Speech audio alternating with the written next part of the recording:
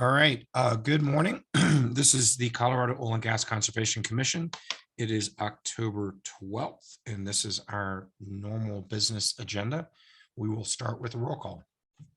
Thank you, Mr. Chair. Commissioner Ackerman. Here. Commissioner Bogue. Here. Commissioner Cross. Present. Commissioner McGowan. Here. Commissioner Mesner. Here. Commissioner Oath.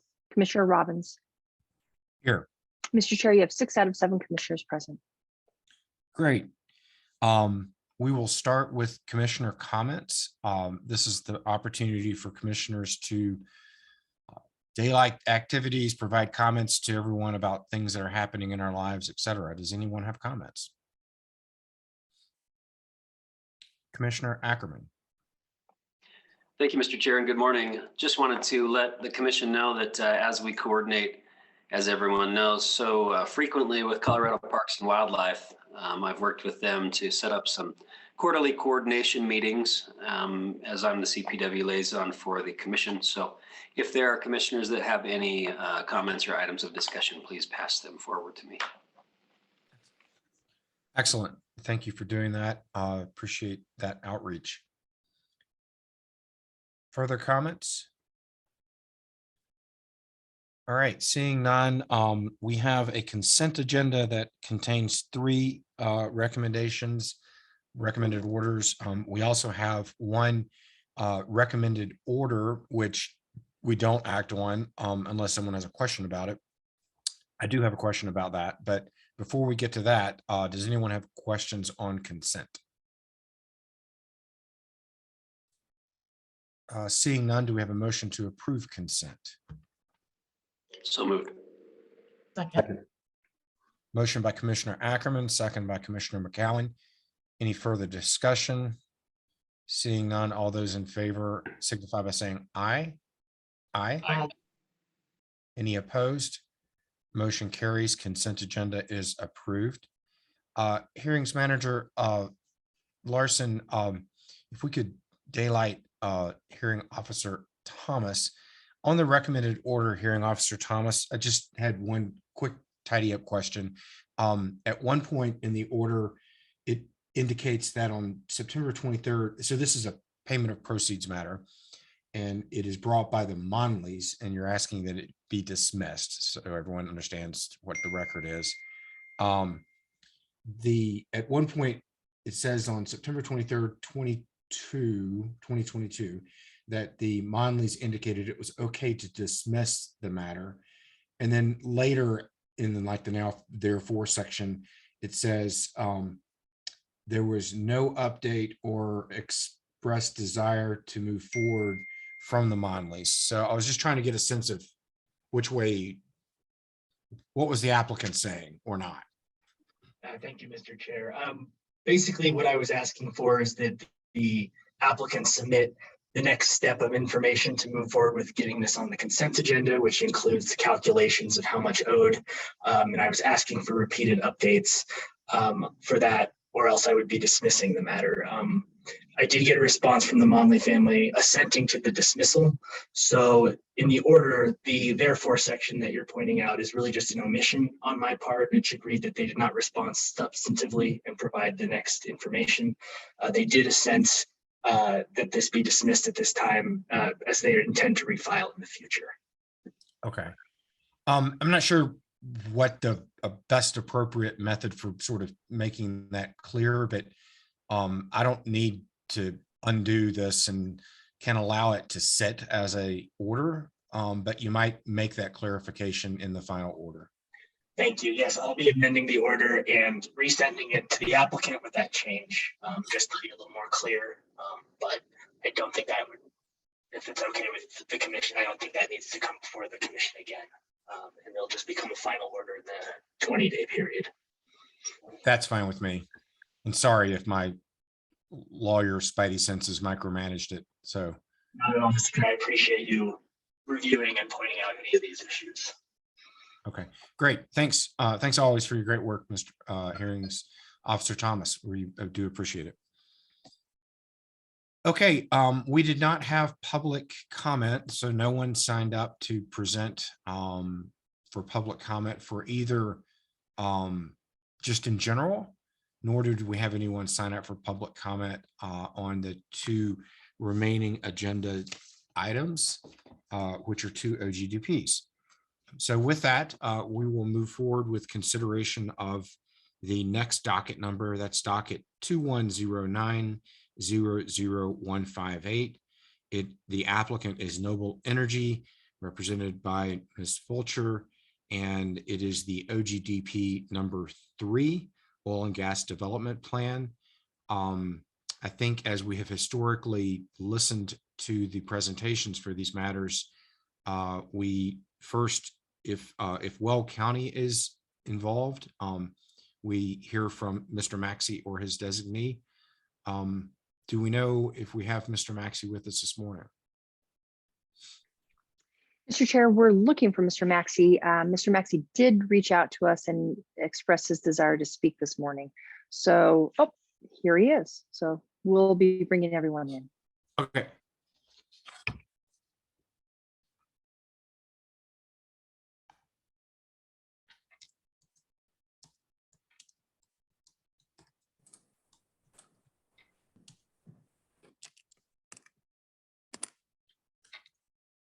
Good morning, commissioners. Good morning, Mr. Maxey. Good to have you with us. Thank you, as always, Chair Robbins. Thank you, Ms. Larson, for looking for me. I figured raising the hand might help a little bit. I'm sure there's a lot of attendees at today's meeting. So as usual, really appreciate the time to be able to come before the commission and the staff and the applicant to just say a few words about the Weld County process. This might be just a little bit repetitive, and if it is, I apologize, but the overarching reason to be here is just to be a resource in case the commissioners have any questions, or to just assist with any type of Weld County process type items that might come up, and to be available if that is the case. But we always appreciate the opportunity to speak for a couple minutes regarding the Weld County process. And this, again, is a kind of a unique permit due to the fact that there are multiple locations within this OGDP submittal. And Weld County at this time has approved the overall CDP, Comprehensive Development Plan is what we call them. And we've approved that at the Weld County level. We provided comments on these individual locations within this OGDP to the COGCC back in April of this year. And so that should be a part of your record. So if there's any questions about those, I'd be happy to answer that. And as you all know, Weld County views whether it's a cap at the COGCC level or our specific comprehensive development plan process, we view that as good overall planning tools. It obviously allows us and you all to look at a larger area instead of getting one or two applications at a time and then kind of piecemealing this whole area together. It's good to see these larger plans that take into account a more comprehensive view, looking at roadways, looking at high priority habitat, looking at pipeline or electric infrastructure. Those are all things that we discuss with the operator during their CDP permit so that we can also evaluate a lot of those larger, high level, comprehensive type items. And then as we get closer to the individual location submittals, which is dictated by the operator and their schedule for drilling or for construction, then we get the more site-specific information on an individual location basis. And so the overall CDP, again, has been approved. That was done in late 2019. And the hearing officer had a full-blown hearing, which we had public in attendance. And if I recall right, I think I mentioned this last time, but COGCC staff was even in attendance at that meeting, which we greatly appreciate that as well. But the individual locations within the CDP will be submitted to Weld County on a site-specific basis. And construction cannot commence until those have been approved at Weld County, in addition to the approval that needs to happen through your process, which you are hearing today. As long as the site-specific information does not introduce any significant changes to a location. And just to reiterate, we view significant changes, meaning moving the location or expanding the surface disturbance of those individual locations that were reviewed under the CDP. As long as those two things don't happen, then we will continue to move forward with an administrative review process and potential approval. And so at the time of the CDP, to be very clear, the hearing officer did consider all locations that are within this plan, that are within the OGDP in front of you. And those locations were approved by the hearing officer. And so as long as there's not that moving of a location or expansion surface area wise of a location, then we will review that administratively. Items to expect within the site-specific location determination would be things like noise plans, lighting plans. We would look more in detail about traffic plans, things like that. And then we would issue a final determination to the operator on those plans. So at this time, we have not received site-specific information for these locations within the OGDP that is in front of you, but we have, again, just done the overall CDP process through Weld County. My comments are going to be very similar to the next docket item, so I just wanted to mention that right now. I will be happy to stay on for that one as well, time determined, obviously. But if there's any questions right now regarding Weld County process for CDPs, I'd be happy to answer them. Mr. Maxey, let me poll my fellow commissioners, but because there is a lot of overlap with regard to OGDP 3 and 4, I would be comfortable going ahead and hearing if you have anything specific on 4 that's different than 3, and I'll be able to sort of keep the matters in different boxes, and that way we can go ahead and get your testimony and then let you go your merry way and do your business. Is that okay, commissioners? Everybody's nodding heads up and down. So why don't you go ahead and give us any further perspective on number 4, and then we'll ask any questions, and then you can be relieved from duty with us this morning. Absolutely. Thank you for that, Chair Robbins. I appreciate that consideration. Overall, no, there's really nothing different between the two. Obviously, the applicant is moving in phases throughout the overall CAP or CDP. And so that's how they're kind of segmenting out these OGDP submittals, and we understand that. Again, we have not received any site-specific information for any of these locations that are within the 2 docket items that are in front of you. So I can't comment specifically on if there's any items of concern or consideration in addition to what I've already said this morning. But I will just make mention that again, for the commission's benefit, that if something happens to where a location is moved or it's expanded, or if there's some sort of major change from what was presented at the original hearing in December of 2019, what Weld County would do is we would basically take that specific location and unplug it from the overall CDP plan. We would unplug it, and we would have the applicant go all the way back through the 1041 process. So that's something important to keep in mind for any of these Wells Ranch OGDP submittals. Oh shoot, I had something else. I apologize, and I lost it. So I think that's it for right now. Thank you, Chair. Sure, and I put you on the spot, so no problem.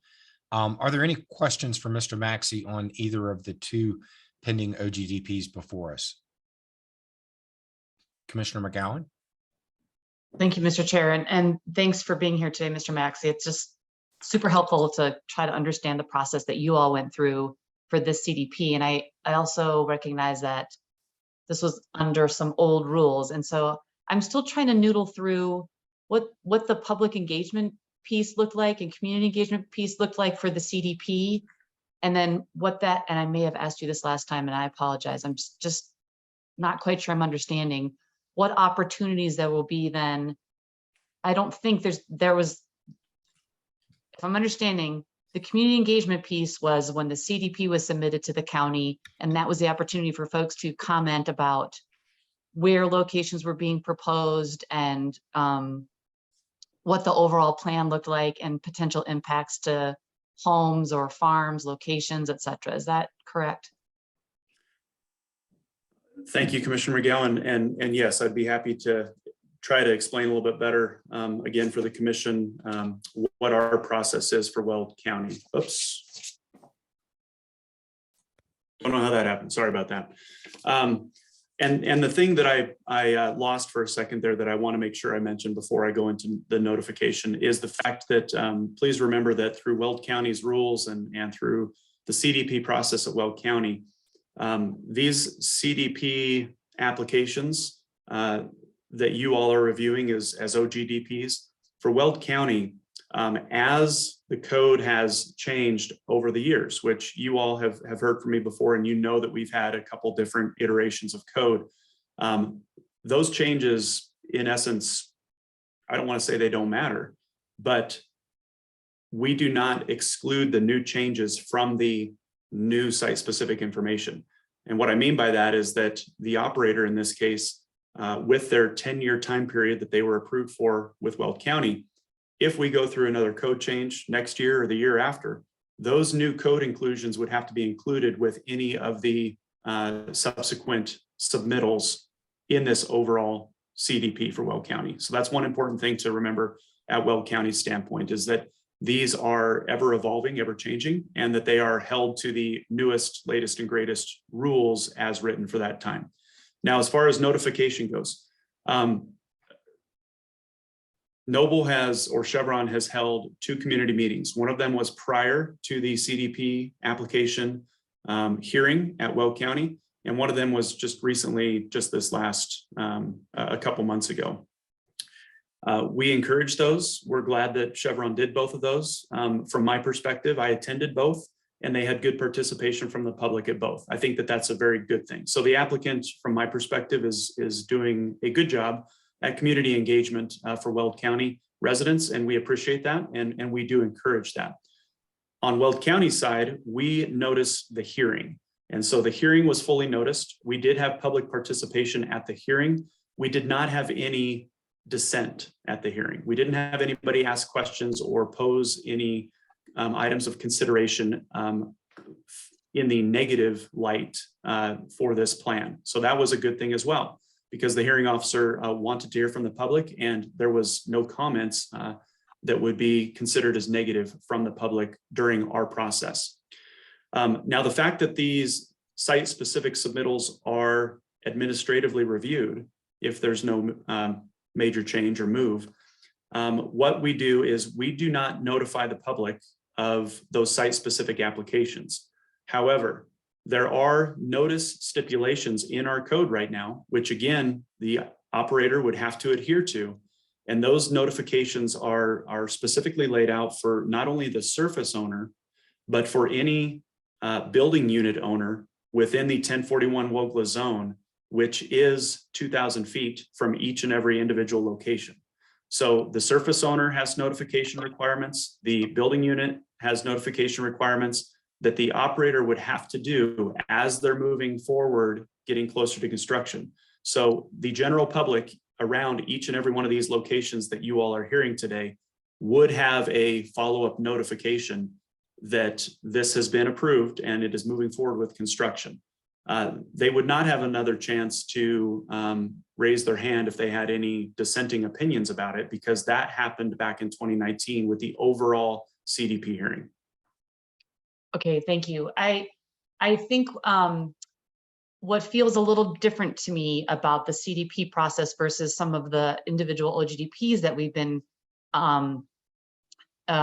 conversing about with Weld County, the OGDP process seems a little more involved to me, a little more hands-on and one-on-one from the county, to a point where, you know, when I read the summary of what Weld County did, I can see specific instances where a neighbor will call you and you will say to the operator, hey, you know, the Smiths have a concern. I need you to go out there and go talk to them and come back to me and tell me how it worked out.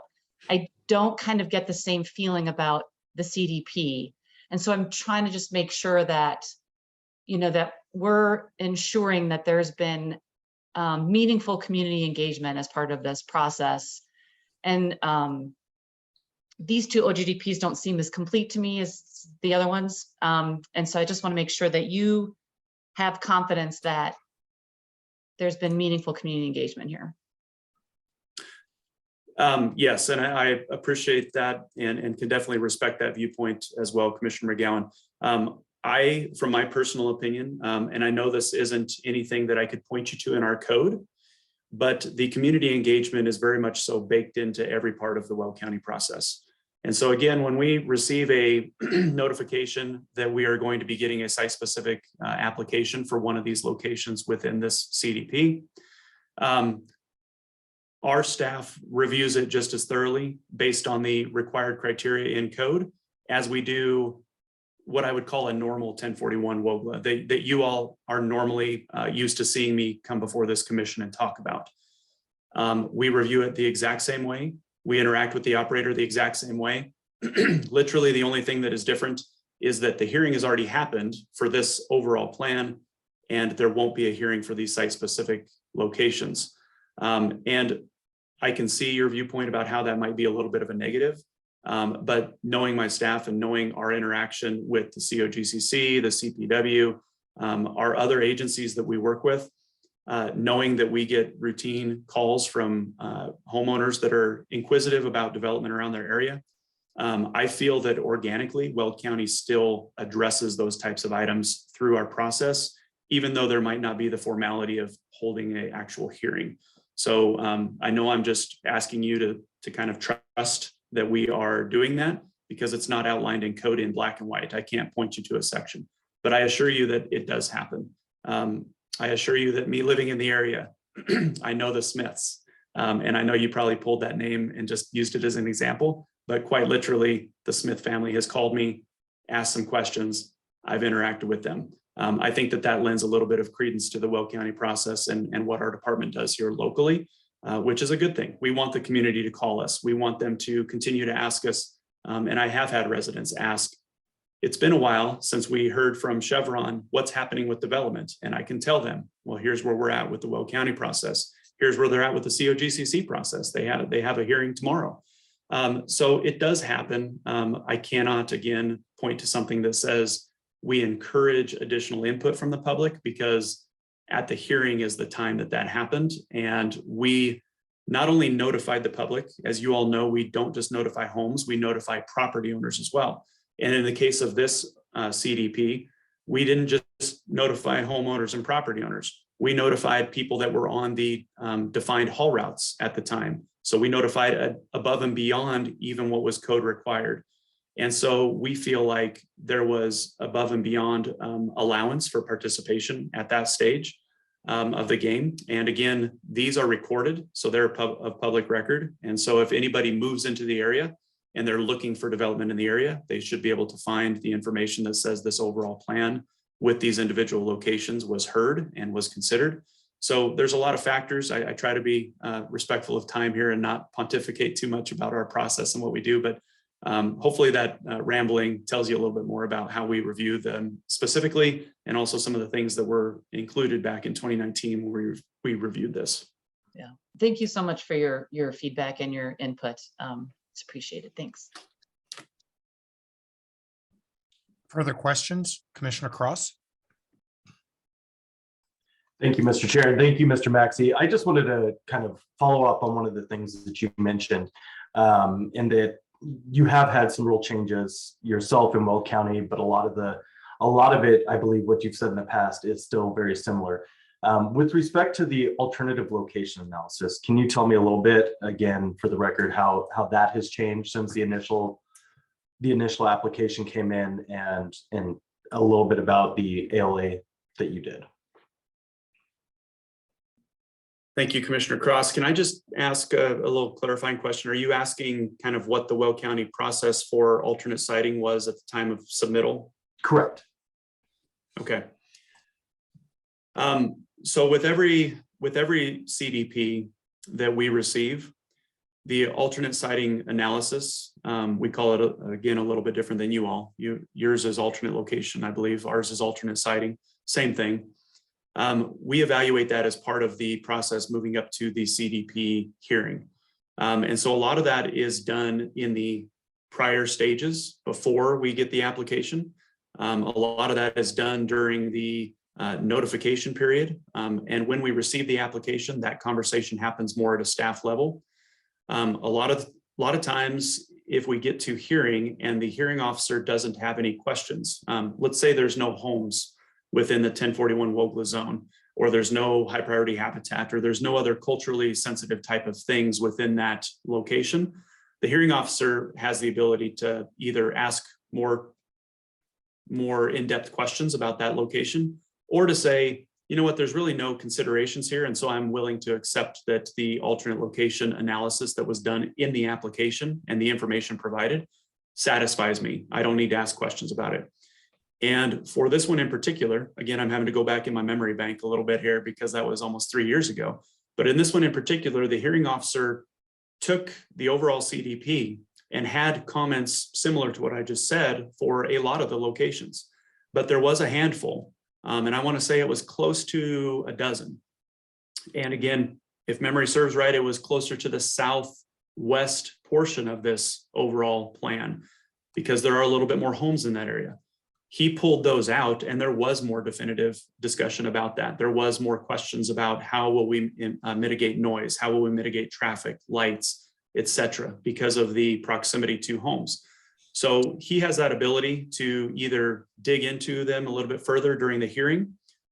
Staff does that leading up to the hearing anyway, to help understand the siting analysis, because we have also historically provided information back to the operator that says, we do not believe this location is compatible with the area. And the operator has the ability to change that leading up to hearing based on the discussion they have from Weld County. There could be other site factors that are surface considerations that might not make a location compatible. So we do a lot of that up front through the application process, and then the hearing officer in this case pulled out about a dozen locations and had specific discussion about them in the hearing. And some of the BMPs were bolstered from the applicant, were brought up a little bit higher level for those locations due to proximity of homes. Hopefully that answers your question. It does. And Mr. Chair, if I could just ask a sort of follow up on that. So as a little bit of a clarification summary, alternative siting analysis, excuse me, was done at the Weld County level.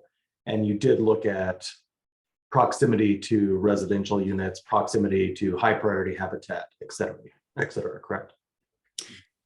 Correct. The CPW has been a part of our referral process and consideration since we started the 1041 process. And again, this application actually did go through the 1041 WOGLA process. So even though it was our first version of rules, that was still a part of it back in 2019. So it was not our prior version of WOGLA before 1041.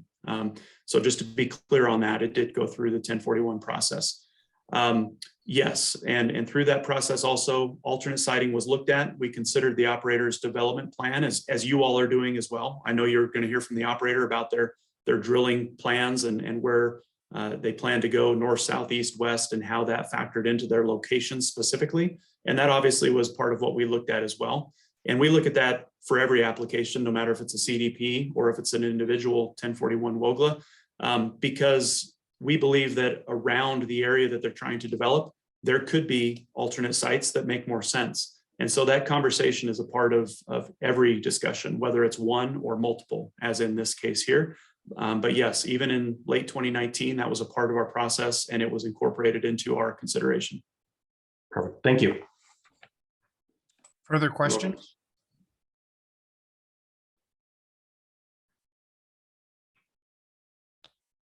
All right, I'm not seeing further questions. Thank you very much, Mr. Maxey, for being with us.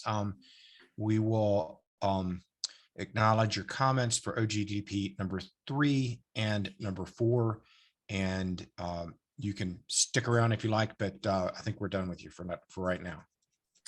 Sounds good. Thank you, as always, Chair Robbins and commissioners. I really appreciate the time and hope you have a good rest of the day. I'll stay on, and if there's any questions, I'll try to be available. Thank you. All right.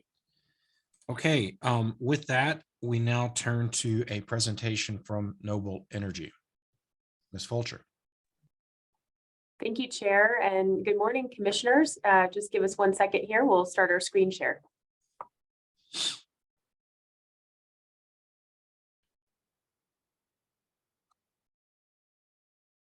All right. You can see it on mine. I trust you all can as well. We can. Excellent. Well, good morning again, commissioners. My name is Jill Fulcher with the law firm of Beatty and Wozniak, here with you again this week on behalf of Noble Energy, today in this hearing in docket 2109-00158, which again is an application for approval of Oil and Gas Development Plan 3 in the Wells Ranch Comprehensive Drilling Plan. Again, we want to state at the outset, thank you so much for your time, but also we really appreciate Mr. Maxey being here today and offering his comments for both OGDPs 3 and 4. I'm joined today again by my colleague, Jim Martin, and then with us, we have Ryan Antonio, Mo Montoya, and Mike Keller, who will be walking us through the presentation today. And then we've got a host of subject matter experts here today to answer questions following the presentation. Let's move to the next slide, please. All right, by now I think you all are very familiar with this map, so I won't go into detail on this map, just the overview again for your pre-reading on the Wells Ranch Comprehensive Drilling Plan area. Let's go to the next more detailed map. Thank you. All right, so this map is an overview of Priority Area 1 of the Wells Ranch Comprehensive Drilling Plan.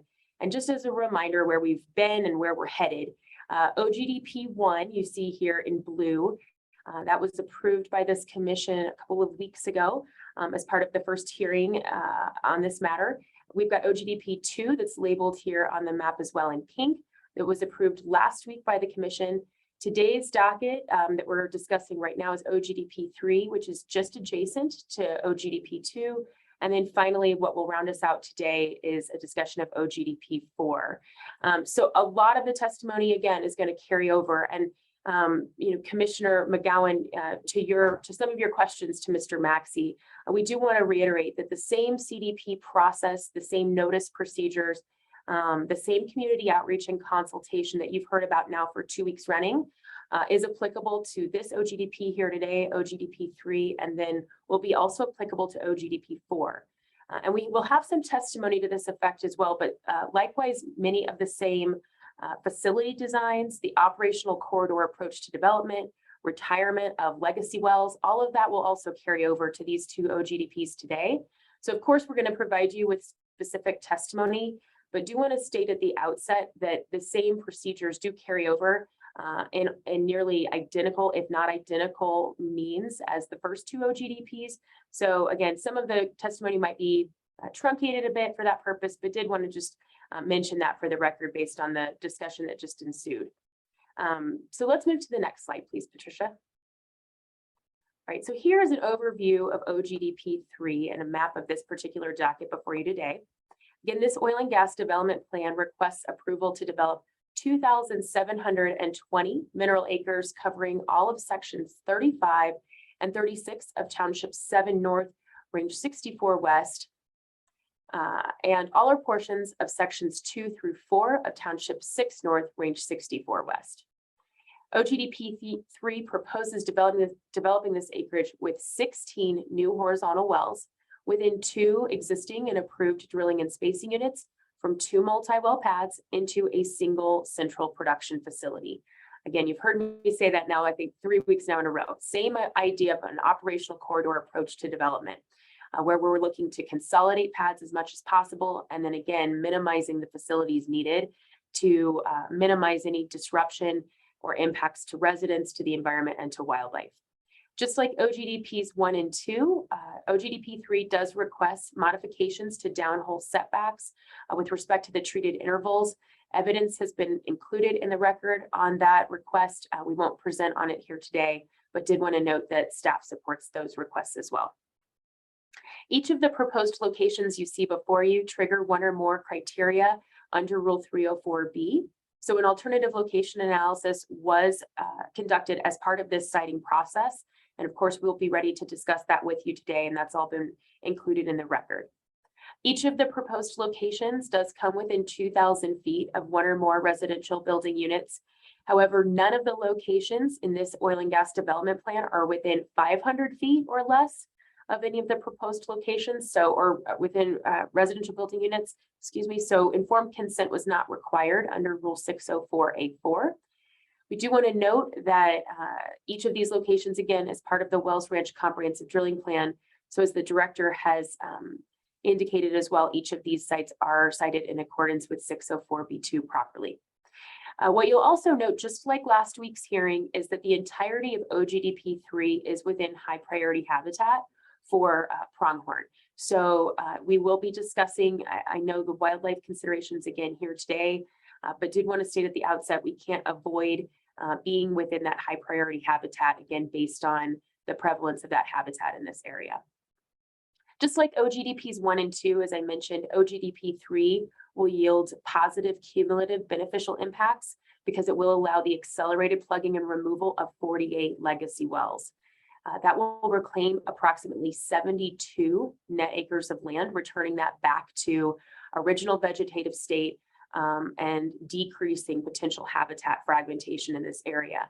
And as you'll see on a map that we've provided again as part of this presentation, each of those legacy wells, many of them are coming within 2,000 feet or less of residential building units. So again, benefits to our residents and the neighbors here that we're able to accelerate the removal of those older wells and facilities. Let's move to the next slide, please.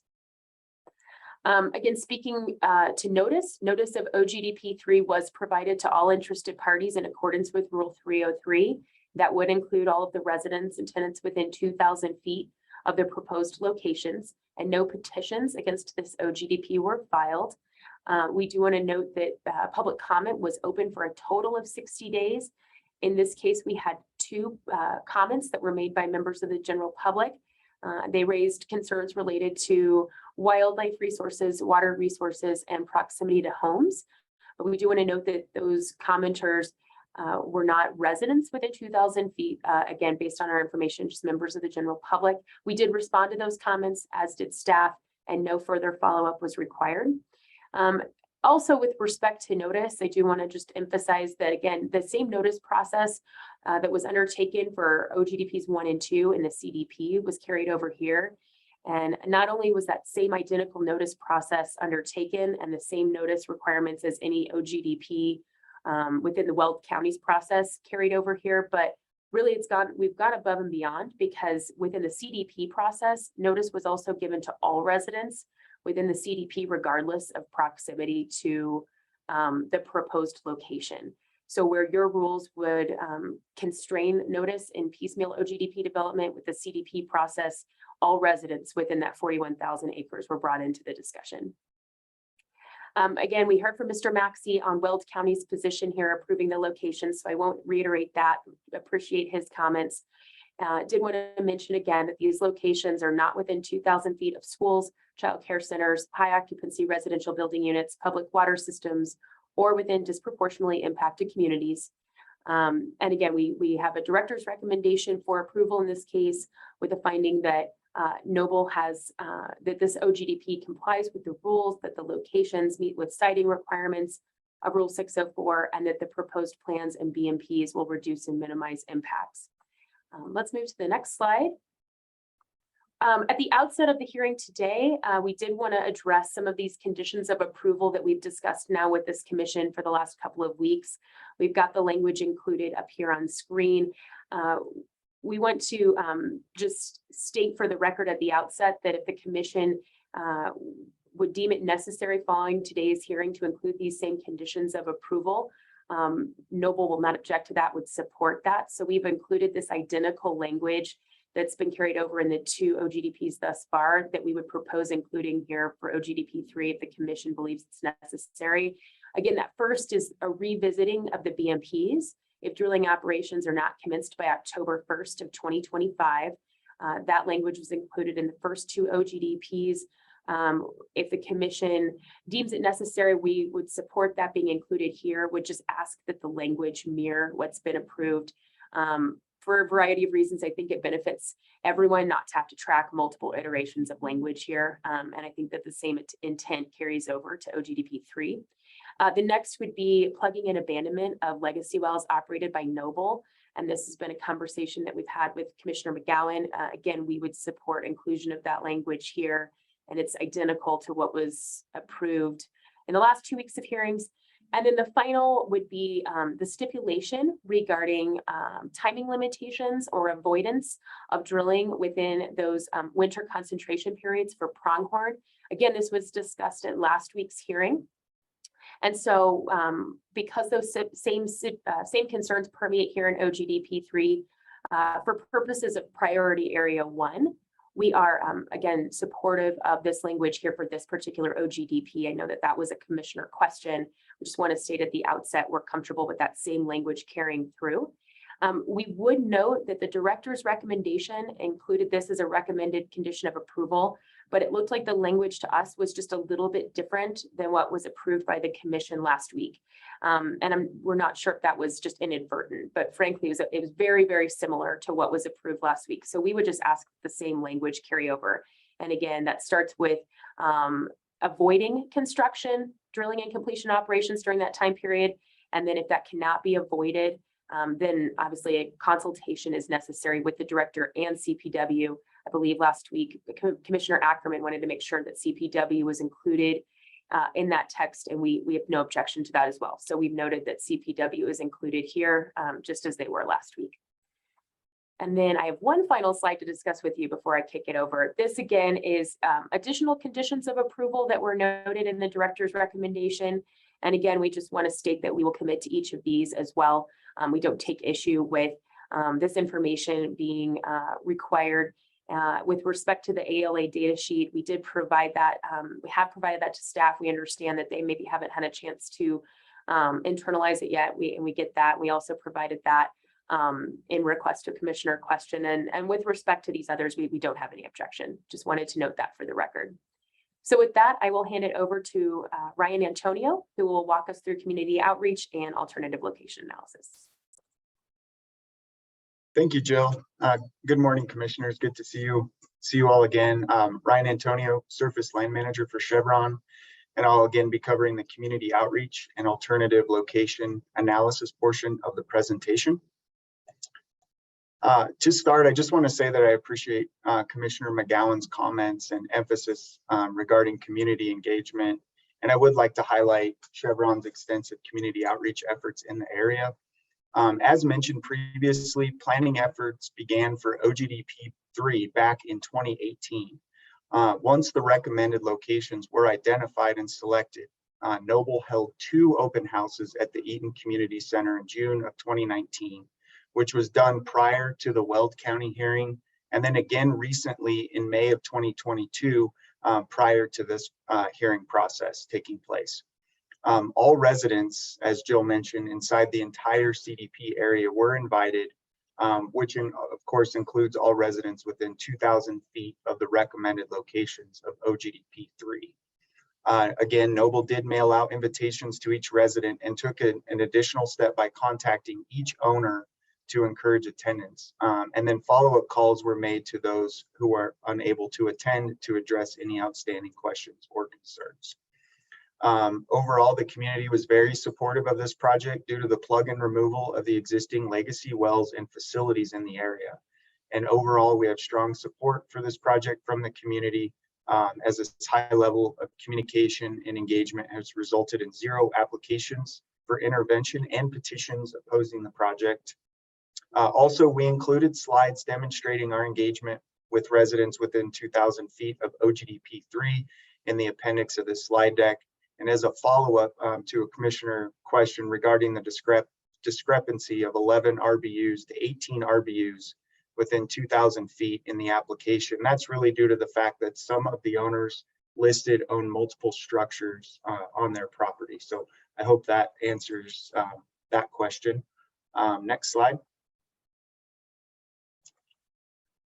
As I mentioned last week, our main concerns by residents were primarily related to traffic, timing, plugging and removal, noise, light, and dust, as well as impacts to agriculture. Due to the operations corridor approach to planning for OGDP 3, which is before you today, we were able to address these concerns by utilizing pipeline infrastructure for takeaway, plugging and removal of old wells and facilities, and BMPs such as sound walls and lighting plans to mitigate these concerns. Also, in response to staff recommendation for approval, our residents are very supportive of this project, but any timing restriction associated with this project could delay operations and will cause concerns among the residents. due to the additional impacts relating to the extension of operations due to the extended timing. Next slide. I would like to reemphasize Noble's planning efforts with Weld County. As mentioned earlier and previously, OGDP 3 has gone through a full 1041 WOGLA hearing. The hearing officer approved the locations on December 12th, 2019, and the final order was filed at public record on December 20th of 2019. Next slide. Again, similar to other projects, our main goal with this project was to produce all 16 wells, which covers 2,720 mineral acres, into a single production facility. Like previous OGDPs, well pads and production facilities have been geographically aligned in proximity to each other as part of an operational corridor. This strategic alignment minimizes surface disturbance to residents and wildlife and maximizes the ability to access pipeline infrastructure. This is a critical component to eliminating emissions associated with product transportation. As you can see, we were successful in achieving these goals as the operational corridor requires pads and facilities to be near each other to be successful. This slide shows you an overview of OGDP3. The target minerals encompass 2 drilling and spacing units, and our recommended well pad locations are located on the west side of DP 141 and the east side of DP 138. The recommended well pad locations are placed so that all wells can be accessed with one single well pad for each DSU, resulting in only 2 well pads for OGDP3. If you notice, the AB 3510 facility is a standalone facility and strategically placed in a central location that is technically feasible for consolidation and minimizes impacts to agricultural operations and nearby RBUs. As stated, all wells from both DSUs will produce into this single facility. Also, specifically the AB 3511 and the AB 3510 facility, the surface owner would not allow the locations to interfere with the pivot sprinklers, as you can see on the aerial, with the agricultural operations, which is why these locations are placed in the corners of these fields. Also, both locations are restricted due to surface property lines adjacent to the pad. Both locations do not interfere with the rotating pivot and also are further away from RBUs in the area. Additionally, the AB 3511 well pad is placed at an existing oil and gas location where there are legacy wells that exist currently and will be plugged prior to operations, as we mentioned previously. As you can see, much of the area to the south is restricted due to existing land use and organic farming operations in the area. Also, the recommended locations before you today do not have any building units within 500 feet of the working pad surface. Next slide. Ultimately, best efforts have been made to minimize disturbance and place the well pads in facilities in a location that would have less impacts to receptors. Also, the consolidation of the 2 recommended well pads were reviewed by Noble, but deemed not technically feasible due to the step out limitations and safety and surface constraints. As you can see, many of the properties owned in the area are owned by organic farming operations and did not want oil and gas operations to take place on their property. However, they are very supportive of the project due to the associated benefits of plugging and removal, reclamation, and elimination of roads and associated traffic. The alternative location analysis before you today represents our evaluation of the area as part of the planning process done back in 2018 and 2019. Next slide. Okay, right. In this slide, I will cover the A0207 well pad. The recommended A0207 well pad to the south contributes to a consolidated surface disturbance footprint, allows for the safe development of the target minerals, and protects and minimizes adverse impacts to people and the environment. AL4, 5, and 8 all have more RBUs than the recommended location. AL1 has 3 RBUs within 500 feet compared to 0 RBUs within 500 feet of the recommended location. AL1, AL7, and AL8 are also within an organically farmed field. AL1, AL3, AL5, AL6, and AL7 would each require another well pad or standalone facility to recover the target minerals, requiring an additional disturbance of 6 to 16 acres. AL1, AL5, AL6, 7, and 8 are all locations where surface owners have other dedicated land uses for their property. AL1, 3, 4, 6, 7, and 8 are all located within high priority habitat for pronghorn winter concentration area. Also, AL1 was reviewed as a potential location to consolidate both well pads, as it's centrally located in both DSUs, but due to technical limitations regarding safety, and the surface owner did not want oil and gas operations on this property, so this location was not selected. As a result, the A0207 site was selected and placed as far from RBUs as possible, and the associated surface use agreement was secured. Next slide. The recommended AB 3510 facility contributes to a consolidated surface disturbance footprint, allows for the safe development of the target minerals, and protects and minimizes adverse impacts to people and the environment. Again, this is a consolidated facility that will serve all wells in Ogdp 3.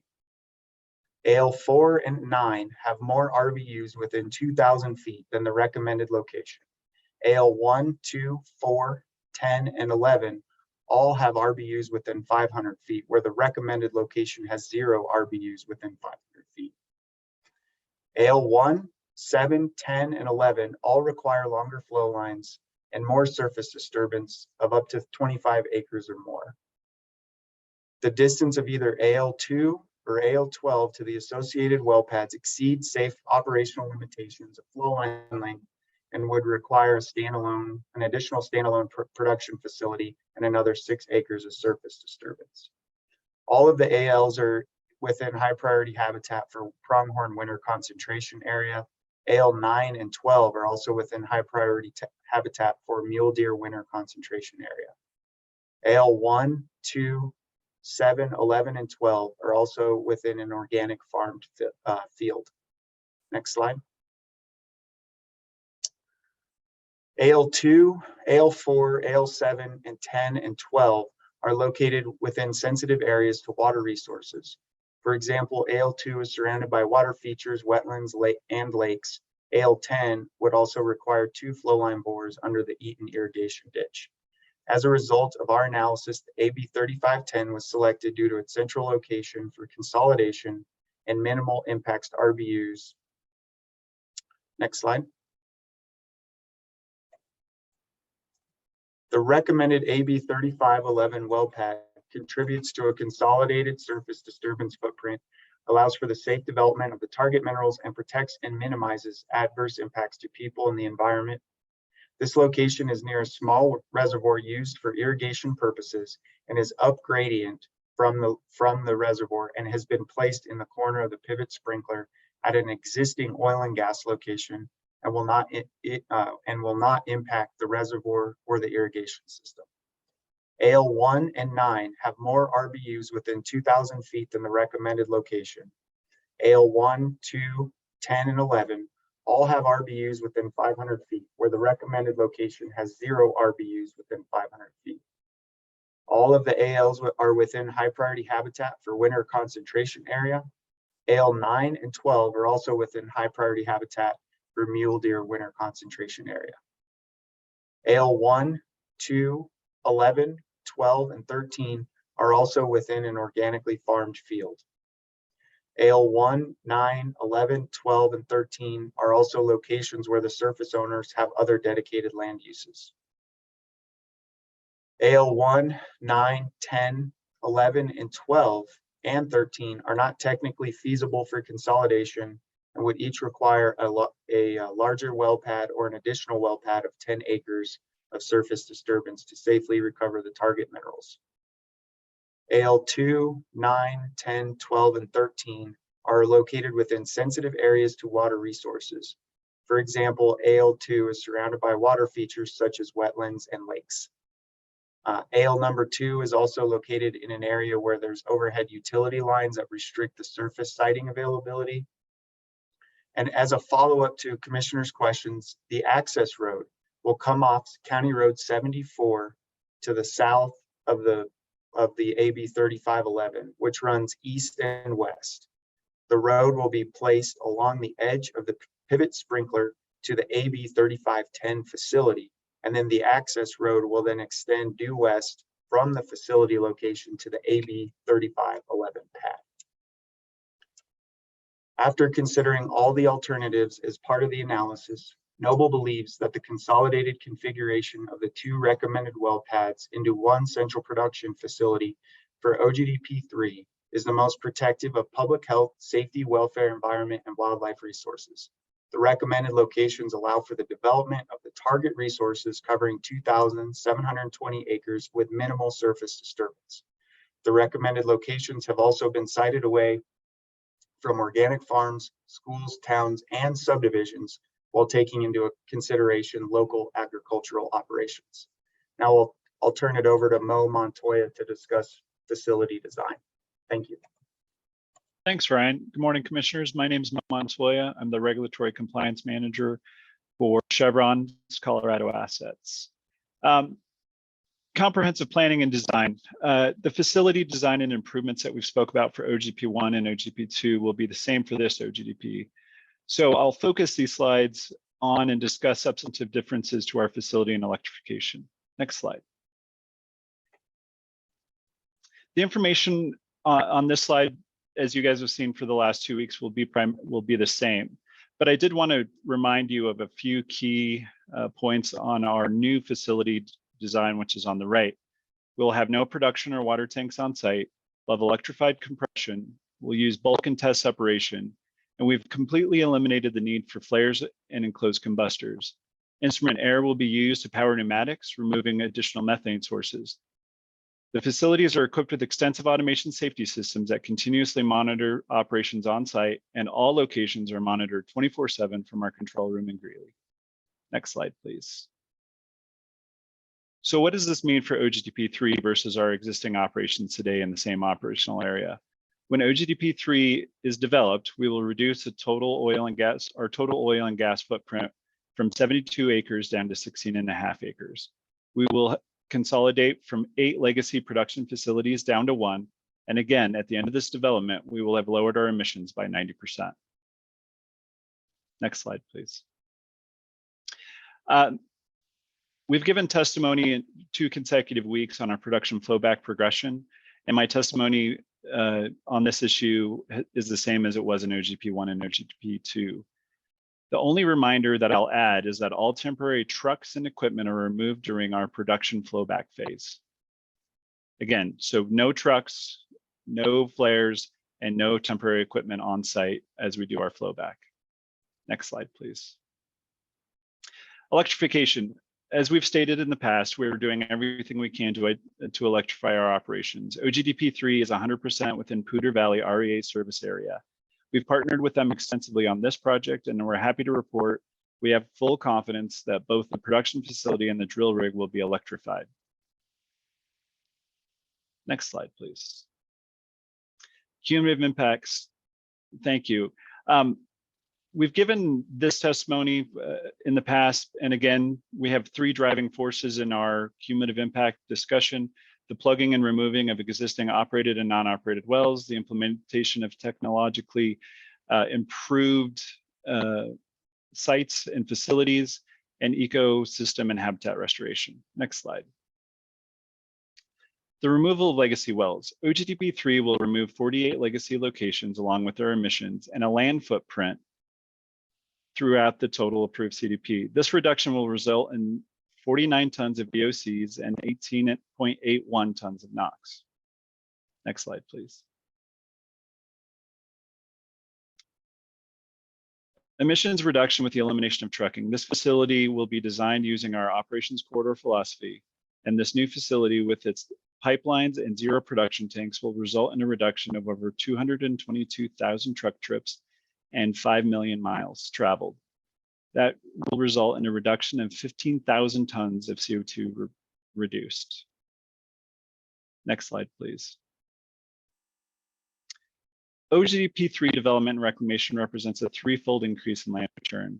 With the removal of 48 wells, this will return 55.5 acres to natural habitat and for landowner use. As I testified to last week, we would be required to reclaim this acreage in the future, but this new development allows us to accelerate the return of this land to productive use outside of oil and gas operations. Ogdp 3 will yield back a large legacy acreage back to productive use that is equivalent of 11 city blocks. Next slide, please. Best management practices. As we've mentioned in the past, Noble has a long operations history in Colorado, and through that time, we've developed what we believe to be some best-in-class BMPs. We have included a few pages of slides that included in your packets, and I'm happy to answer any questions, but I wanted to highlight how we're avoiding, minimizing, and mitigating impacts to receptors within Ogdp 3. I will not read all of these to you, but I did want to highlight a couple categories. Odor. We conduct regular odor surveillance on our operations and provide training to site personnel to raise awareness of odor issues. We are also dedicated to using type 3 drilling fluid to further reduce odor impacts to receptors. We also plan to use our quiet frac fleet with our Tier 4 engines throughout this operation. And as I mentioned before, we'll be utilizing an electric drilling rig, and we will also electrify this facility. Next slide, please. Noise mitigation. As we've mentioned in the past, we're committing to wrapping all of our sites with sound walls and conduct ambient noise surveys prior to commencement of our operations. The diagram that you're looking at shows modeling of a drilling rig that is mitigated and unmitigated. Along the bottom of the slide, IDs the decibel levels and some simple comparisons. As we mentioned in the past, you can see that once we add sound walls, which is depicted on the right, we can significantly reduce decibels outside the sound walls. As shown on the right, we're able to direct sound out and away from RBUs. We are also going to use source mitigation panels to isolate noise on locations to further reduce louder pieces of equipment. Next slide, please. This is a very similar study, but what this shows is our frac crew. Again, the major takeaway from this is that at a distance of 500 feet on a dBA scale, this will have the same noise footprint between somewhere between a living room and the conversation we're having now. Next slide, please.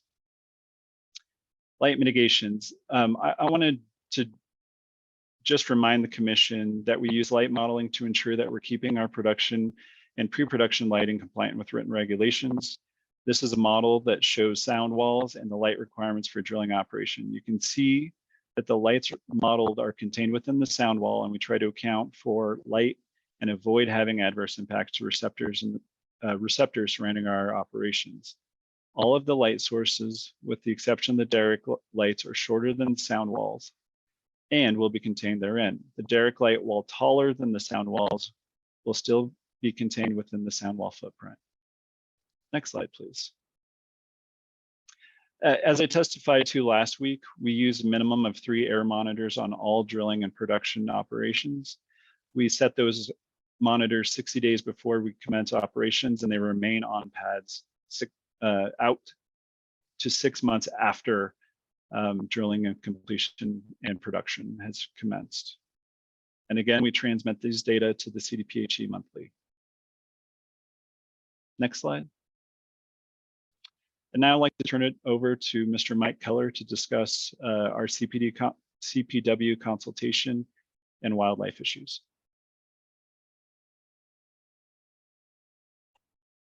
Sorry, my camera is way off.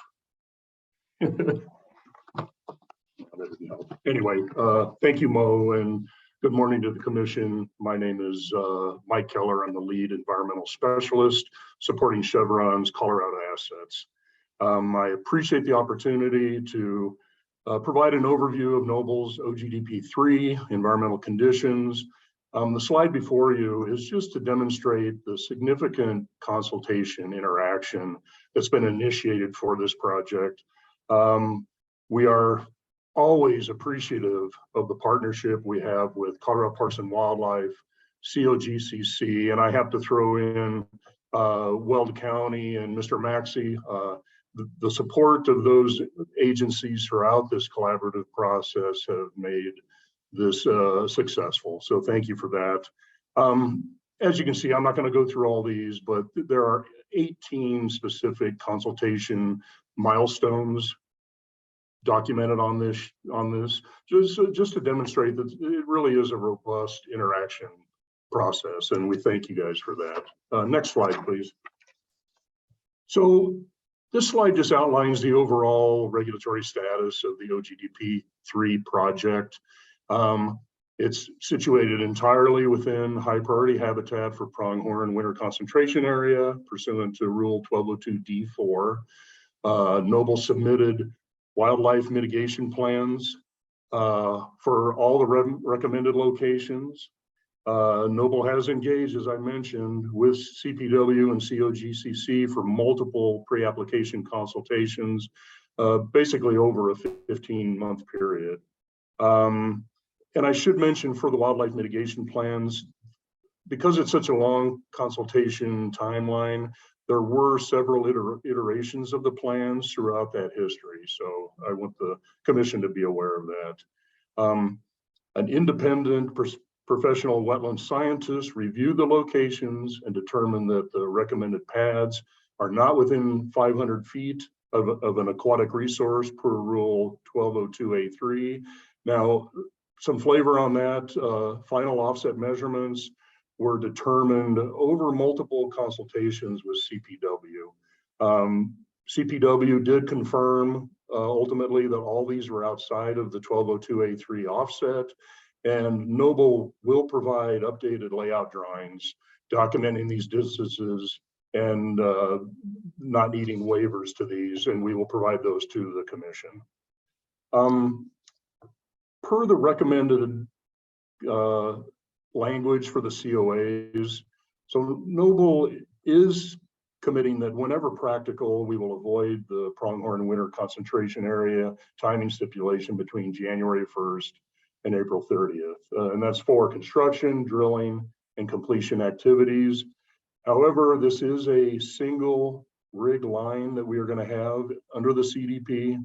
And if these activities cannot be avoided between January 1st and April 30th, we will immediately consult with CPW and the director, and operations would not commence until the director has approved a revised wildlife mitigation plan, which we realize could include supplemented or enhanced BMPs. Noble has committed to direct impacts, compensatory mitigation fees. These were through consultation with CPW. These are documented in each of the wildlife mitigation plans for review. And then CPW confirmed that the OGDP 3 locations are not subject to indirect impacts mitigation with existing oil and gas densities exceeding 5 per square mile. Next slide, please.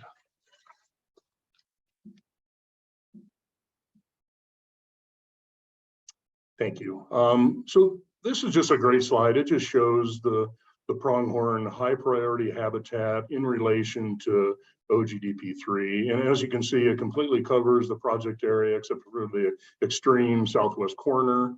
Again, our first priority is to avoid winter concentration area timing limitations. However, it's also important to realize that we need to develop in a conscientious manner, which ultimately minimizes impacts to both area residents and wildlife in the project area. Next slide, please.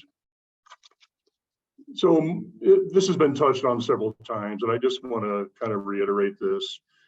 This demonstrates that Noble is committing to plug, abandon, and reclaim 48 legacy wells, including their facilities and access roads, restoring 72 acres of wildlife habitat. In contrast, the OGDP3 development footprint is approximately 16 acres. So as Mr. Montoya suggested, we're bringing 55 acres of return to habitat back to the area.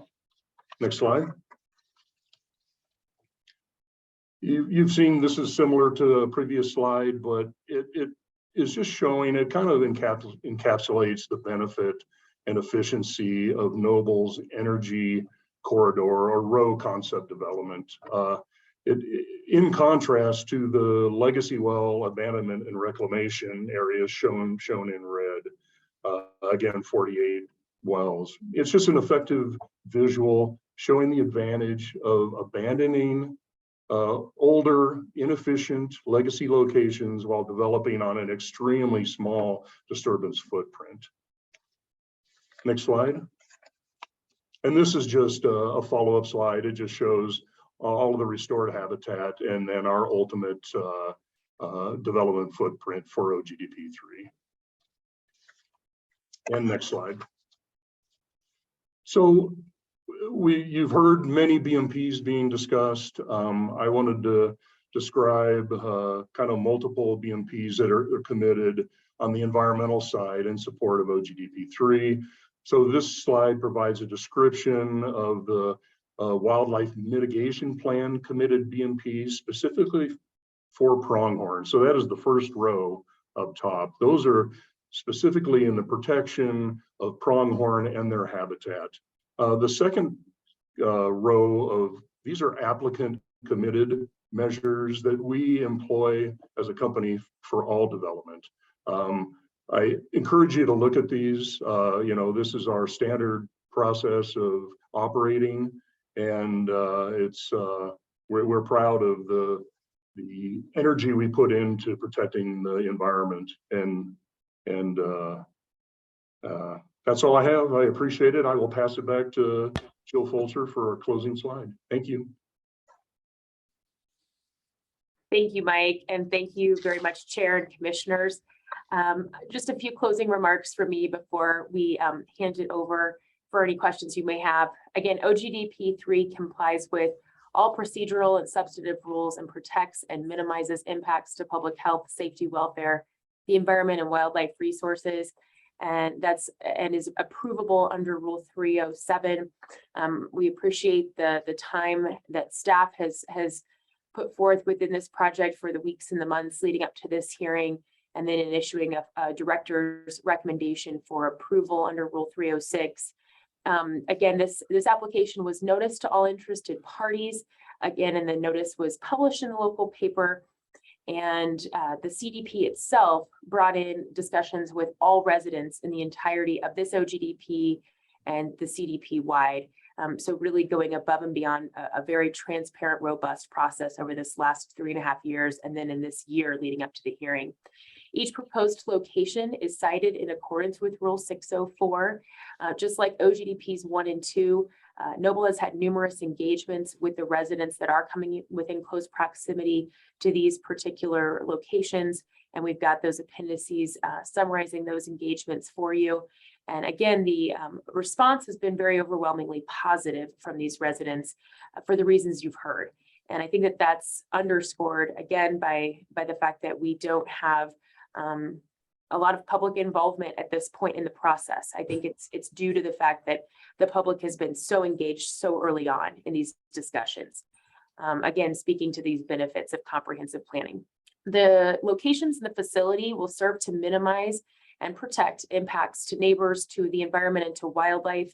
Those same design elements that you've heard about now for 2 weeks running will be deployed here, including the use of the modern flowback technology and tankless production, resulting in zero uncontrolled emissions, bulk and test separation that further minimizes surface footprint and, again, point sources of emissions, the operational corridor approach, again, making the area that is utilized for oil and gas operations in this area much, much smaller than what's being currently experienced. And then again, the facility and the drill rig will be electrified here, as you've heard. And you've also heard a lot about the BMPs today. Again, those BMPs are further working to minimize and mitigate impacts to neighbors, the wildlife, and the environment. Again, all oil and gas and water will be transported via pipeline. So no truck trips associated with this project during the production phase. Quiet frac fleets will be utilized. And again, that type 3 drilling fluid will be utilized as part of this OGDP.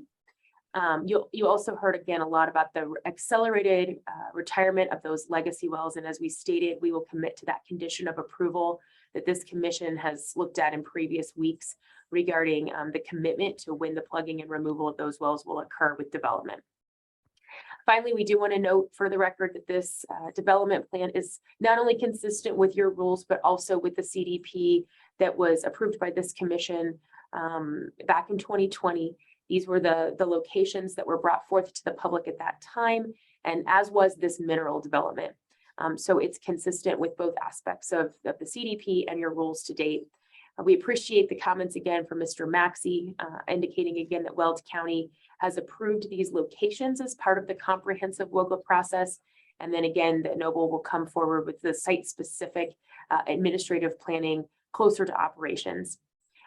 So with that, we are here to answer questions and really appreciate your time. That concludes our presentation. All right, commissioners, the panel is available for questions. Who would like to start with questions? Commissioner McGowan? Thank you, Mr. Chair, and thank you for the presentation. I know some of my questions feel repetitive, but obviously you know which pieces are important to me as we're looking at this CDP. I'm wondering if you actually don't mind showing me the appendix where you've had conversations with RBU owners within 2,000 feet. It was really helpful in your first OGDP presentation, and it would be helpful for you just to run through it if you don't mind. And Commissioner McGowan, thank you for that. And Patricia, I just want to make sure you're utilizing the updated appendix. It looks like she is. One thing we didn't, I will note at the outset, and then I will leave it to Ryan to discuss this further. There's the reason for, I think, the potential discrepancy is twofold. One, and Mr. Antonio will speak to this, a couple of these residential building unit owners own multiple structures. So the total RBU owner resident summary in terms of the names is not going to equal the total number of structures. And you're going to hear more about that. But there was a second, and here it is, a second page that was inadvertently left off of our slide deck that was for the AB 3511 pad. And we apologize for that. That was just an oversight on our part as we were preparing these materials. Quite candidly, we had prepared this as a different slide deck format. And so in breaking this apart, this was just inadvertently omitted as the final slide. So did want to just note that for the record. And with that, I will kick it back to you, Commissioner McGowan, for specific questions. You know, this piece here is really important to me. And I hope that in future applications, maybe it's just something that you could submit as part of your application so that we can see. It's great that you're having community meetings, but because all of this happens at the front end and as part of a CDP, and then I feel like the horse is kind of already out of the barn when we're looking at CDPs and caps as far as where some of these locations have been put. And so it's important for me as a commissioner to know that you've actually taken the effort, and I realize that you don't have to if we're just looking at the letter of our rules, but the intent for meaningful community engagement means that you have reached out, you recognize that you're going to be a neighbor to these people for the next 25 years. And I want to know that they know how to contact you, that you have reached out to them individually. It's very important to me. So I appreciate that you've put this together. I know it's work, but it shows that you did the work ahead of time. I'm totally going down a different path now. Thank you for sharing this. It seemed odd to me that this is a totally different, sorry, I'm all over the place. I, for the first time, have seen that there's an employee's email as the contact for RBU owners instead of us contacting the RBU owners. And I'm really not sure I'm comfortable with that. And so I'm wondering if there's a way that to respect someone's confidentiality and their email address. The rules say that our staff has to reach out at certain points of the process when something has reached completeness, when something during the various stages. So I'm wondering if there's a way that we can honor someone's desire to be I'm anonymous or something, but work with our staff to provide them that information. We're the ones who should be contacting them, not a Noble employee. If that baton gets dropped, then I'm worried that someone's not going to get the information they should have gotten within our rules. I think I had a conversation with our staff. The other reason was because someone doesn't actually use email. And so, we'll have to just use snail mail then, but I think our staff should be the ones contacting folks because that's what's in our rules. So I don't know if you have opinions about that or if we need to discuss it or if we can just fix that. And Commissioner McGowan, thank you for that. Could you clarify what in the materials you saw was it a Noble representative's email that you're referencing? Yes, is in the application instead of the resident themselves. Okay, I would have to look into that. What I can say is generally, when we're going through our, the whole planning and permitting process and even through operations, we want to definitely have a personal contact with these owners. As you mentioned, earlier, we very much view this as a 30-year relationship that we're entering into with the community. So we want the community engaged, through the life of the project. We do like our owners to have our information in our cards. So if they have a question, whether it's around permitting or planning, or even during operations, that they have a direct contact. Every one of these owners has a contact from somebody on my team where if they have questions or concerns, they can ask us directly instead of, a 1-800 number or something that might be a little less, might be longer to get them a response. So I would just say in general, that's our approach to community outreach. There's several touch points even after this process where we'll engage the community prior to operations. We don't want our operations to be a surprise in the area. So we very much want our owners to have our contact information. I guess that's just kind of my, perspective around community engagement. I don't know if that answers your questions, but just thought I'd throw those thoughts out there. So I'm very appreciative of that response. It doesn't answer my question, and maybe we need to have our staffs talk to each other to make sure that we're understanding each other here. But there are certain points. There were COGCC is the responsible entity to notify neighbors that certain points and times in the process have been completed, and to notice them and notify them and let them know what they can or cannot do, how they can participate. And in that instance, you have put down a Noble employee's email address as the contact instead of the residential building, the unit owner. So I just want to fix that, please. Okay, so I'm going to let folks work on that and just let you know that it's a concern of mine. Commissioner McGowan, if I could, yes. That's on page 3 of the director's report. It's a parenthetical. So if folks from staff could kind of hone in on that point, I think that was the point you were making. Yes, thank you. I'm going to express some frustration with OGDPs 3 and 4, the applications. I'm a little frustrated that the conditions of approval that were added are actually requirements to show completeness as part of your submission. And so instead of kind of seeing this gradual improvement in what we're seeing as a submittal, I actually feel like we've backslid a little bit. So, you have to turn in the correct maps and the updated maps that go with your ALA. We shouldn't have to turn in a condition of approval for that. You have to do an ambient noise study as part of your noise. And it's not that I'm even going to be able as commissioner without that expertise to understand what that ambient noise plan or review shows, but our staff will be able to. And then I, as a commissioner, am able to use our staff's expertise to determine if you met the requirements of all of our rules as part of showing a complete application. And these conditions of approval feel like our staff has kind of tried to bend over backwards to get this to a point where we're going to have this conversation about it. So I'm expressing my frustration here, I guess.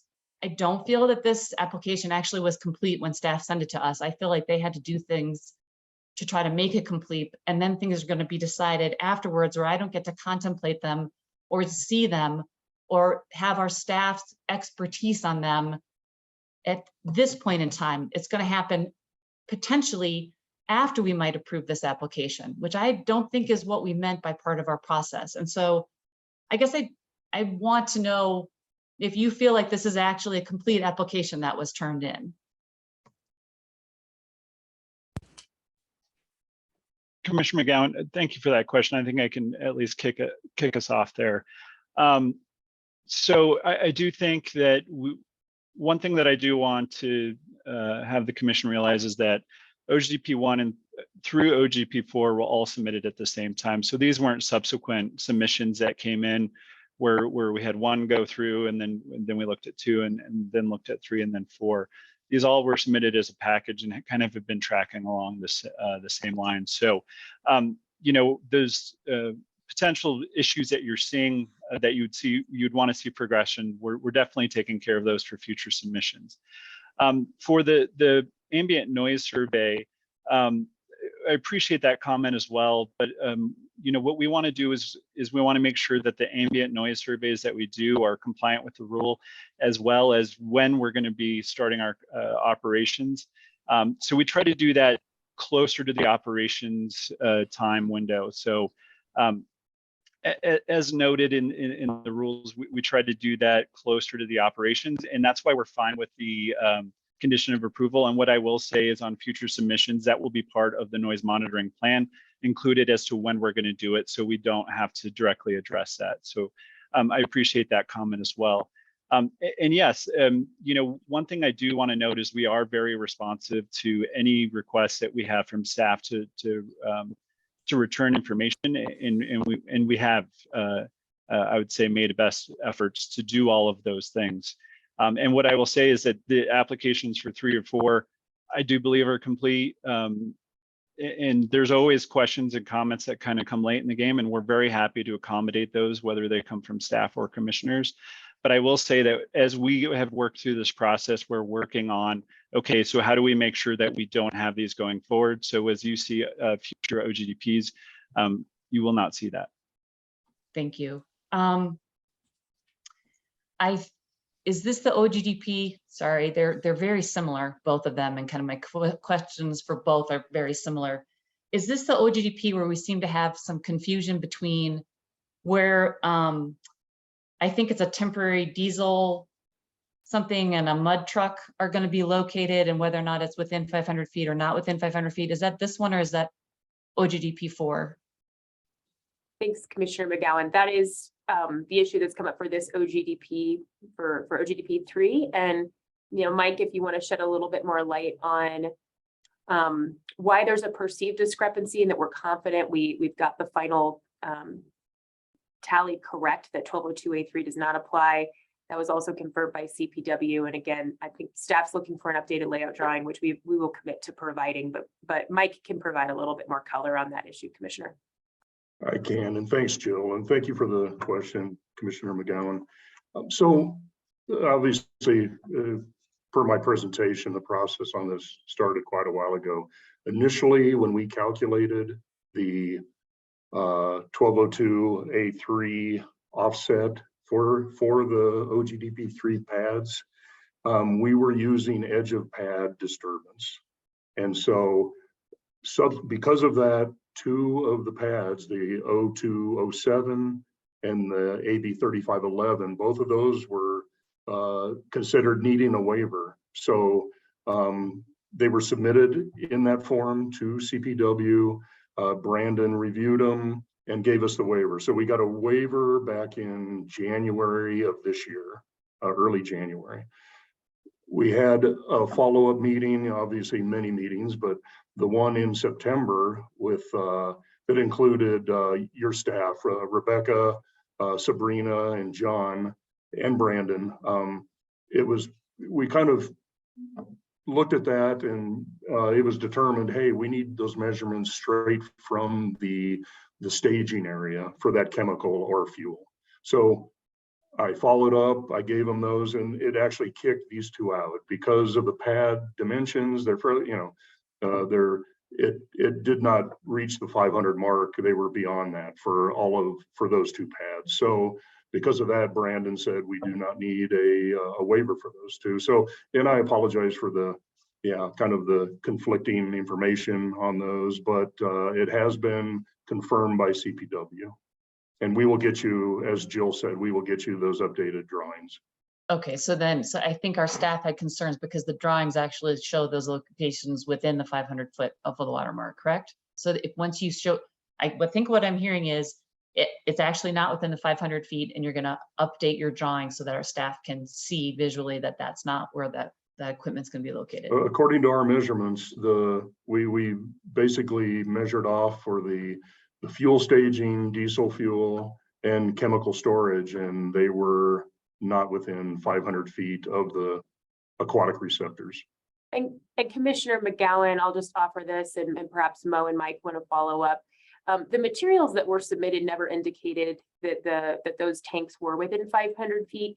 The issue was you had an overall layout drawing, and that was just taking the overall disturbed area from the measurement of the pond, which would have pulled that in at 500 feet, but there was no zoomed in grading measurement taken from the tank to those pond and wetlands. So we included that grading material, which is required by rule, but it just didn't pull in because it was so far of a distance away from those tanks, that water feature. So there's just not, so we just need to update the drawings. The drawings themselves never indicated that those tanks were going to be closer in proximity. They just didn't have the scale big enough to capture those water features to demonstrate that they are beyond 500 feet, if that makes sense. And I'm going to leave it to the subject matter experts if I just muddied the waters further. Okay, so I'm glad to hear that we're going to get it straightened out.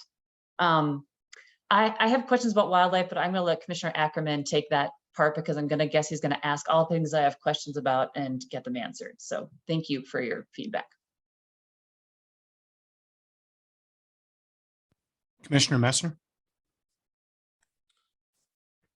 Thank you, Mr. Chair. And thank you for the presentation on this OGDP. I do have a few questions. And like Commissioner McGowan, they may be a little bit all over the place. I'll start with wildlife though, and I'm not going to take anything away from Commissioner Ackerman because he is the professional on that field, but I do want to just confirm a couple of things here. Because again, I was the commissioner that was seated on the commission when the initial CDP was approved, and there was a lot of promises made in that CDP application, some which may or may not be carrying through to these OGDP applications. But I want to just note that on page 18 of the CDP application, it indicates that when planning the CDP, careful attention to wildlife as well as wetlands has been given in scheduling to minimize impacts. Thus, locations were generally chosen to avoid sensitive areas. Again, on page 22, it indicates that Noble will use sensitive habitat analysis and wildlife standard operating procedures. The scale of the CDP enhances Noble's ability to stage development in relation to seasonal restrictions for wildlife. The size and scope of the CDP area will allow Noble to adjust drilling schedules to avoid any timing restrictions that may apply. I just want you to acknowledge that that was part of the original CDP application that was approved.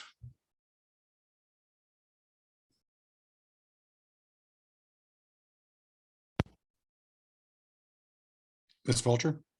Thank you, Chair. And thank you for that, Commissioner Messner. I'm trying to track with you within the CDP application, but I trust that you're citing that properly or correctly. And that is an ultimate goal. I think where we're going to continue to have discussions on this topic as we move further into the CDP is that avoidance becomes difficult where we're dealing with a CDP that's about 80% fully within high priority habitat. So we can't obviously locate outside of an HPH area whenever we've got such prevalence within this area. when it comes to avoidance within those timing windows, again, that's Noble's continued goal. That's why in OGDP 3, we again are supporting the language should the commission adopt it for avoidance conditions of approval during those winter seasons. And then if we cannot avoid for various reasons, then we will have consultations with CPW and the director before additional action is taken. So I think that is I think it's within the CDP. I trust you're quoting that correctly, and I think that is still an ultimate goal of the CDP.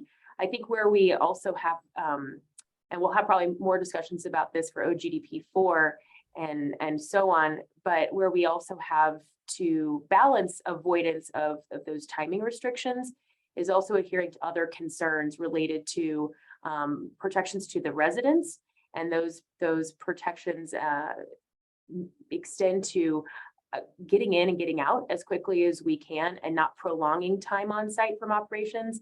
And then also, I think one of the things we are hearing very much from the commission is support for electrification of drilling rigs, and that is made possible when we don't necessarily have timing restrictions, where we're trying to really stay outside of winter season.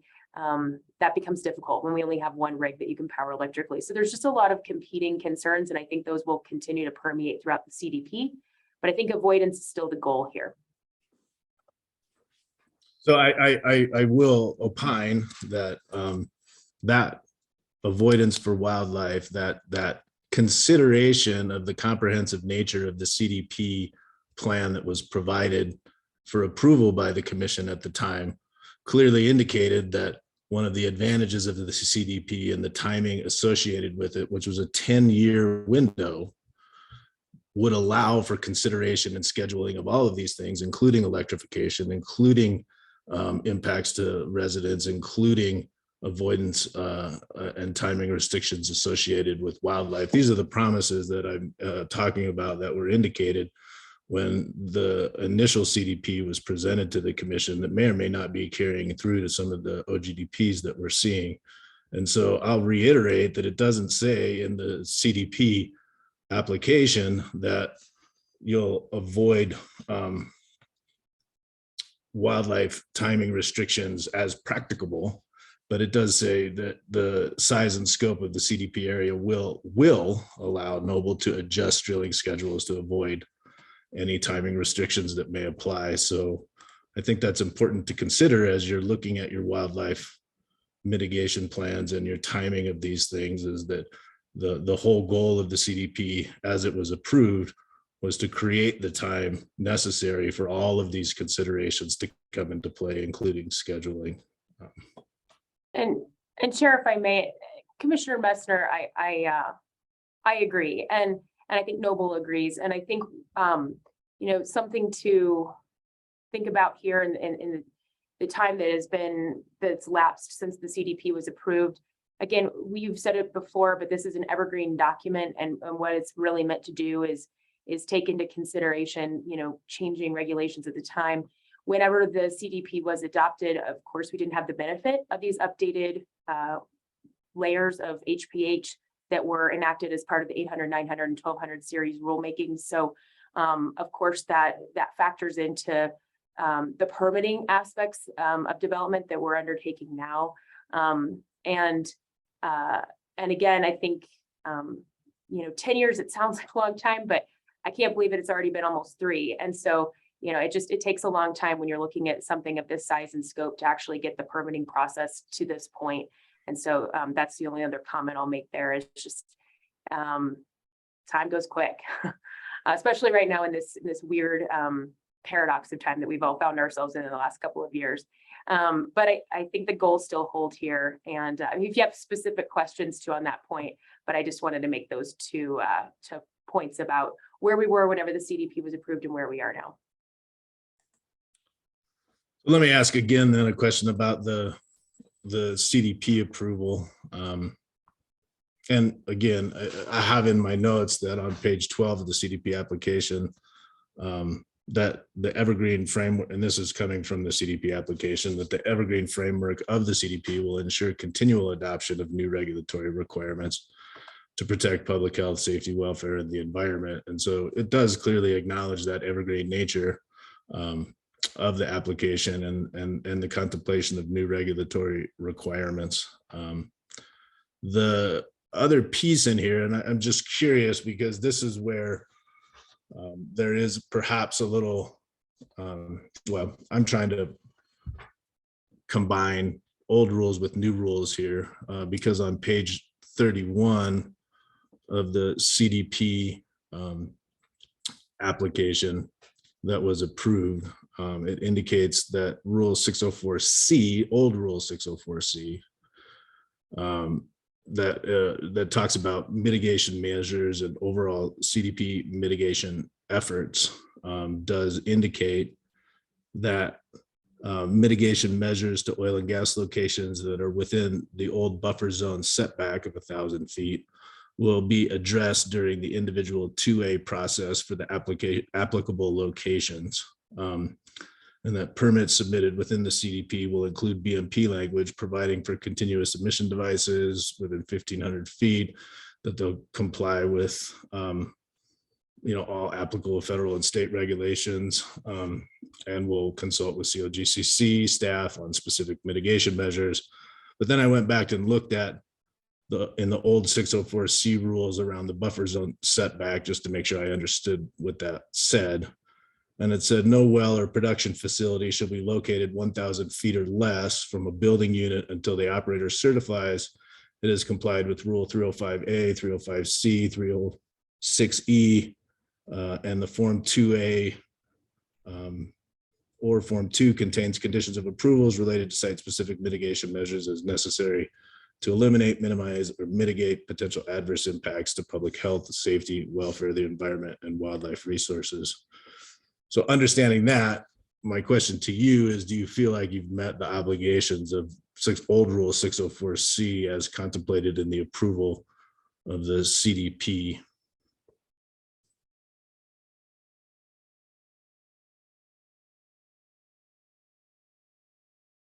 Thanks for the question, Commissioner Messner. I may ask you to maybe go more slowly through some of that. I apologize. I must be looking at times whenever you're quoting the CDP at a different version than you, because I often find that I'm on a different page. So right up front, I will say that I'm usually quickly scrolling to try to find the text that you're referring to, because it never seems to be on the same page as I'm on. If it's helpful, I can tell you what so go ahead. I mean, if it's helpful, I can tell you where I'm at or which what it says at the top of the final application that I have. But this is well, that may or may not be helpful to you, actually. There's no date specific on this. Yeah, it's okay. And I do have it signed on dated on the 13th day of April 2020, if that's helpful.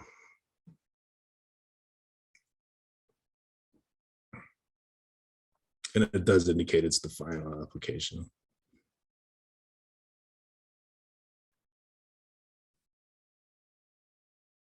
Okay, and I am on this. I'm with you now. 31. So page 31, you had indicated 604C mitigation measures. So sorry, back to your question here. And then you were citing the previous requirements with respect to buffer zone setbacks under 604C. And then I apologize, you had quoted the language as I was scrolling around again. Would you mind going back through that? And then we'll determine if we think we would have complied with that, recognizing it's no longer an applicable rule under this process. And again, to your point, the evergreen nature of this CDP, but go ahead again, if you wouldn't mind indulging me. Sure. So old 604 rules again, the buffer zone setback is a defined term in the 100 series.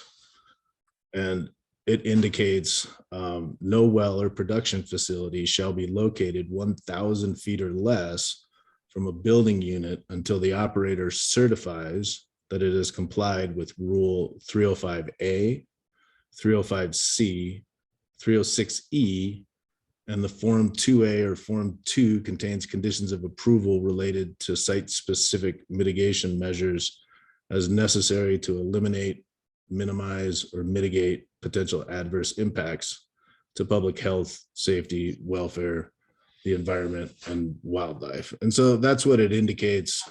I've gone back and I've reviewed the different 300 series rules and the old rules. My question is just because you're utilizing citing, the argument that citing was provided because of the approval of the original CDP. And I'm trying to understand whether that original CDP under the rules where those sites were initially proposed, whether you've actually met that or not. And so. Sure. And so taking this all the way back to that first point regarding the 2A containing appropriate BMPs to further protect and minimize and mitigate impacts to those residents, I think we would absolutely agree that we've complied with that element of the rule as it was previously required under the prior rules for all the reasons that you've already seen in the record and heard today. And again, we can have our subject matter experts walk through those, but we have not just the designs themselves, but the BMPs that will be deployed are all going to work to serve to further protect and minimize impacts to those owners. So I think with respect to BMPs, absolutely, we've complied. 305A and 305C, as I recall them, are again, comment period notifications and completeness determination notifications. And again, each of these residents would have been pulled into the process 3 years ago with respect to the CDP process and the potential, at least preliminary siting, conceptual siting of these locations. So I think that the spirit and intent of 305A and 305C were met as part of that process. And now carrying over into the Ogdp process, again, those residents have been notified both of this application and then of course of completeness determination and invited to comment. So I do think that because it's a little bit different because 604C, the buffer zone rules contemplated that you were submitting a Form 2A at the time, and we weren't submitting a Form 2A at the time. So a lot of those notice and comment provisions weren't really applicable. But what we were submitting to you was a CDP for approval, and that CDP was notified to those residents, and those residents were brought into the conversation. So I do think that the spirit and intent of those rules were met to the extent that they were applicable insofar as they were applicable to the CDP process. And then, like I said, we've complied with those same notice and engagements as part of this process, to answer your question. Okay. Thank you for that. So in the community engagement question, I'm going to go and ask for that table to be put back up, because that is an important table, and I would encourage that to always be included in applications and to be included in your presentation as well, and not just as an appendix. But if you could bring that up, I did have some quick questions about some specific engagements in there that wasn't clear to me why some of the things occurred the way that they did. And some of those are like Mr. Garcia that had 24 plus notices or communications or interactions. You've got Brandon Colson with 19 plus, and then I think on page 2, or sorry, Weldco Farms had 32 plus. So that seems like a lot compared to the other ones. And so it appears to me that there's more information that maybe in those particular interactions to try to understand why so many interactions, and perhaps if they had concerns, what those concerns were and how they were resolved. Yeah, I can take a stab at answering that question. Thank you, Commissioner Mesner. So the ones that you had pointed out with more engagements, for example, Brandon Colson is one of the surface owners on the proposed pad. So of course there's more engagement with the surface owner through the planning and siting process. And then the other ones you mentioned, Weldco Farms, that's the large organic dairy operator in the area. So they're very interested in this, mainly due to, the plugging and removal of the existing wells. So we get a lot of phone calls outside of the engagements listed. We get a lot of informal phone calls, questions for updates, And those generally come from our nearby building unit owners. And I would say most of those questions, again, are just updates, what's going on, where's the project at? And there's less engagements as you get further away from the pads. There's less concern, so there's less engagements generally. I don't know if that helps to answer your question, but I would say a lot of the informal communication is related to updates. And because the CDP has been in the works for, almost, over 3 years, a lot of these calls are, they're asking, okay, when are operations going to start? Where are you at in the permitting process? And stuff like that, in addition to the open houses. So I don't know if that answers your question, but generally the more of the engagements are more, related to surface owners, nearby building units, or a large property owner like Weldco Farms. Okay, that is helpful, because those did stand out to me, and I think that shows the benefit of having that formal community engagement plan, so that stuff's highlighted and indicated in the application, that really answers those questions and helps us better understand what that community engagement is and the disposition of the neighbors and that level of detail. Holistically, Ogdp can be a really helpful thing. Yeah. In addition, just want to add one point. So for the organic dairy operator, which is Weldco Farms, and I believe they have another entity. A lot of those communications are around, the plugging and removal of the associated wells. So we have a lot of wells in their fields. There's access roads to each wells. There's facilities that are associated with those wells. And they're very interested in those going away. We've mentioned the plug and removal benefits and kind of restoring the land. But there's also, once we get down to the final reclamation, there's a lot of pickup truck traffic that has to go to these wells routinely. There's a lot of heavy equipment associated with the facility for oil and produced water haul away that go into these fields. So by removing these wells, not only are we restoring the land, but we're also, there's no need for access or operational conflict. And because Weldco Farms is one of our large landowners in the area, they're very interested in this project and having these wells be plugged and removed and reclaimed. Thanks for that. It makes me think back to a previous application, and I don't think it was yours. I think it was another operator, but within their community engagement plan, they clearly indicated how they were going to communicate with neighbors around the plugging and abandonment of wells, because a lot of neighbors don't understand the difference between decommissioning a well and drilling a well, right? And so they may think that there's actually activity happening to drill a well. And so that community engagement around the decommissioning, plugging and abandoning of wells in a community engagement plan also, I think, is a really good idea. Yeah, absolutely. All right, I'll just keep going down my list here. So there was, Mr. Antonio, you did provide some verbal information around some clarity for the access road on, and I can't remember which well pad it was, but there was one that had some discrepancies. I guess my question is to Ms. Trask, since she's on the screen, does that make sense to you? And is that where you thought it was going to be? Thank you, Commissioner Messner. I have to apologize. I was multitasking and trying to answer a different question offline when that information was provided. So if Noble could repeat what the information that they gave, I'd be happy to try to respond. Okay. Mr. Antonio, can you provide that again, please?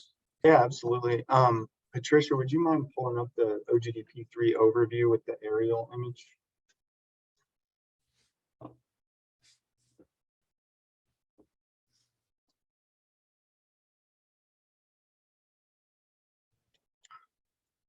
All right, can you see the image on your end, Commissioner Messner? Yes. Yes. Okay. Perfect. So you see the AB, the question was around the AB 3511 pad that's up there to the northwest, and north is obviously facing up. So there's County Road 74 that's shown to the south. And so the access route will come in off of County Road 74, kind of along the edge of that pivot field there. And then it'll run up into the AB 3510 facility location. And then access from that location to the 3511 will just go straight to the west, kind of along that. There's a property line right there, and it'll run along that property line, and that's how we'll access that that location. And that's also as part of the Weld County engagement that we've done around traffic and haul routes. That's also consistent with the route we've agreed to with Weld County as well. Yes, thank you for that, Mr. Antonio. That is consistent with the access road drawing that is attached to the Form 2A, and staff appreciates that clarification. Good for that.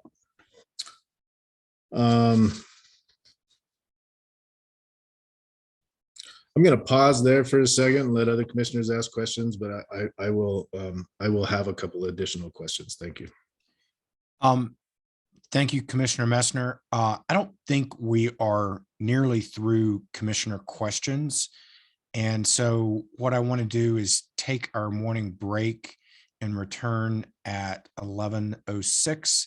And at that time, I would like to call upon Permits and Hearings Manager Trask, because she daylighted herself, and that normally means she might have something to tell us. So let's take a 10-minute break, and then we will hear from Ms. Trask. Thank you.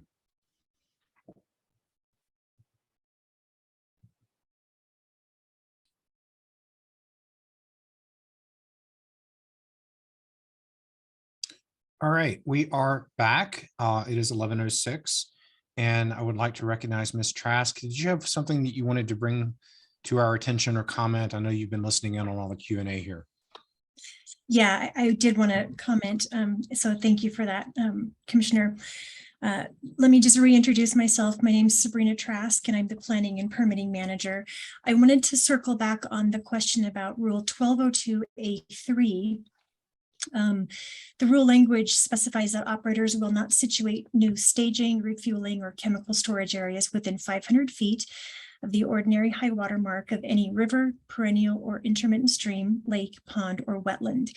I want to just clarify that the rule doesn't specify that this only relates to wetlands or water bodies that are down gradient. So staff interprets this rule as surface waters in any direction, whether it's up gradient, cross gradient, or down gradient. So if I may just share my screen, make sure I have the right screen here. Oops.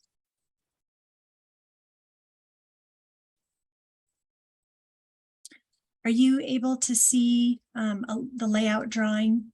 Yes. Okay, I've got it zoomed out initially. This is for the AB 3511 well pad.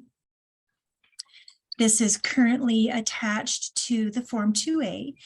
And now I'm just going to zoom in a little bit more. Some of the text here is a little bit small. So this particular layout drawing does indicate there will be a chemical injection skid that's indicated by a very small square on the pad. There's also a two-ended arrow indicating that this proposed chemical injection skid will be 49 feet from what I believe is the edge of the working pad surface. So this arrow, the length of that arrow indicates 49 feet. If you were to sort of extrapolate the distance then from the chemical injection skid to, zoom back out again, to this blue sort of cross-hatched area on the left side of the page, this is the existing private pond. And so staff, in our review of this particular drawing, it appears to us that there will be a chemical injection skid roughly 150 or so feet away from a pond. We do acknowledge that there is a berm, so the area between the blue line here, which I believe is the working pad surface, and then this thicker black line, which I believe is the disturbed area. We do acknowledge that Noble plans to have a significant ditch and berm system for stormwater protection. for reduction of the potential for stormwater issues. So we acknowledge that if there were to be a spill or release on the pad, that fluid, that liquid would have to go up and over the berm before it would enter this pond to the west. However, the question that remains, and I think it's what we've tried to illustrate in the director's recommendation, is that this, just solely based on this particular diagram, it does appear that there will be chemical storage within 500 feet of an ordinary high water mark. Again, we recognize this pond is probably up gradient from the chemical injection skid, but per the language of Rule 1202A3, either a CPW waiver would be required for this location, or the chemical injection skid would need to be moved to the other side of the pad, outside of 500 foot of the ordinary high water mark for this particular location. So hopefully that clarifies things a little bit. Staff, I think, is depending on what how Noble would like to demonstrate compliance with Rule 1202A3, I think there's a couple of different options as discussed in the director recommendation, either a waiver from CPW, and I think that staff would probably support that because we do acknowledge that there are stormwater BMPs planned for this location that I think would adequately protect the pond. Or, as Noble has indicated, they would provide a revised layout drawing. Staff would be amenable to accepting a revised layout drawing if Noble was preparing to move that chemical injection skid outside that 500-foot buffer. We leave that option entirely up to Noble to consider what is the most appropriate route here to take forward.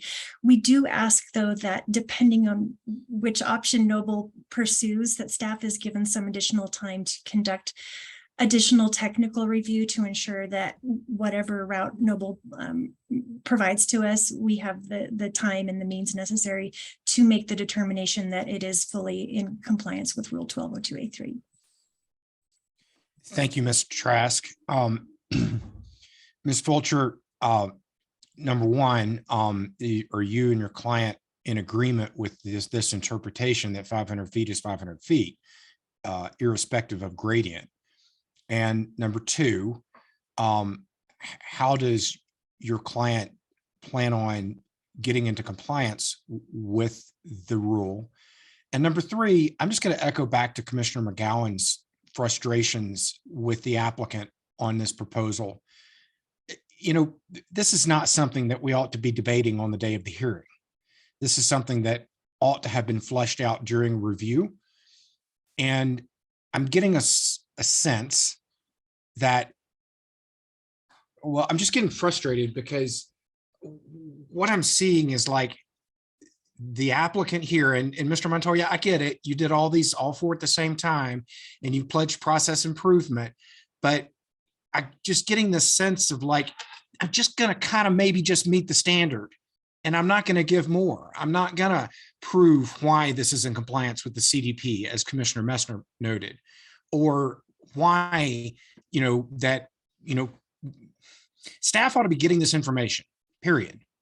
And I'm getting this theme from Noble that it's only once it gets fleshed out in these transparent hearings that final additions are being met. And so that's frustrating. And that's not how this process ought to be set up. So sorry for venting. I'll let you guys answer the appropriate question from Ms. Trask. Thank you, Chair. I will start us out and then I imagine maybe some follow-up too from Noble. But I think your first question is, do we agree with Ms. Trask's summation of Rule 1202A3 with respect to there not being any sort of delineation between up gradient and down gradient? And I think we would concur with that. So we don't take issue with that. And I really appreciate Ms. Trask coming on and providing that additional feedback. That's really that's very, very helpful. I think in the director's recommendation, there was a recommended condition of approval that Noble would take one of those two options that were outlined by Ms. Trask again here today with respect to updating the record on this issue, and that whether it's an updated layout drawing that would indicate that this area is moved further away, or whether it's additional waivers from CPW on this with respect to this particular water feature, that be provided prior to commencement of operations. And as I stated at the outset, but I'll state here again, Noble is supportive of that condition of approval and is fine with that being part of your order. And what I'm hearing from Ms. Trask is just making sure that we get that well in advance to commencement of operations, which I don't see an issue with, and I'll look to Mo for when we could potentially get that information. But so we don't take exception with that condition of approval. And I'll just say we understand the frustration. This is certainly not the intent to be having this fleshed out as part of this process with respect to how Noble has strategized in this hearing. I think that there's probably a lot of reasons it's occurring, but you can't see us, I think, taking diligent notes on everything we are not going to do for the next tranche of applications, or everything we want to include that has been discussed today and in the last couple of weeks of hearings. I mean, I think as every operator undergoes this process, and this is a very unique process because it is part of the comprehensive plan, and we're certainly not trying to rest on that as saying we don't need to comply with the rules. We've been really working as best we can to comply with those wherever we can, and responding to staff's feedback when we get it. But we've heard a lot from the commissioners as part of this ongoing weekly process here over the last month of things you'd like to see as part of additional filings, and we're going to make every effort to make sure that those are included in the future filings for this matter. So we are sensitive to the frustrations. We feel it too, because we don't want to be having this discussion as part of the public process either. Whenever we've worked so hard on this project year to date and really have a lot of support from stakeholders on it, so we're going to be making every effort so that we're not having this type of conversation again come OGDP 5 and 6 and so on. So if Mo wants to add anything else, I will extend the floor to him, but I do want to just confirm your questions, Chair Robbins. We agree with the rule interpretation from Ms. Trask. We'll commit to that condition of approval. Anything further, Mr. Montoya?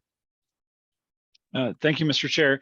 I just want to say that yes, we 100% agree that 500 feet is 500 feet, and we're diligently looking in the background because I know that we have updated grading plans and stormwater plans where we've actually moved those, and we'll make those available to the commission and to staff if we haven't to date. Ms. Trask? Thank you. If I may, I believe that the 0207 well pad also has the same requested COA and a very similar situation with the rule 1202A3. So I just wanted to flag that. I think there are two locations that have this same instance.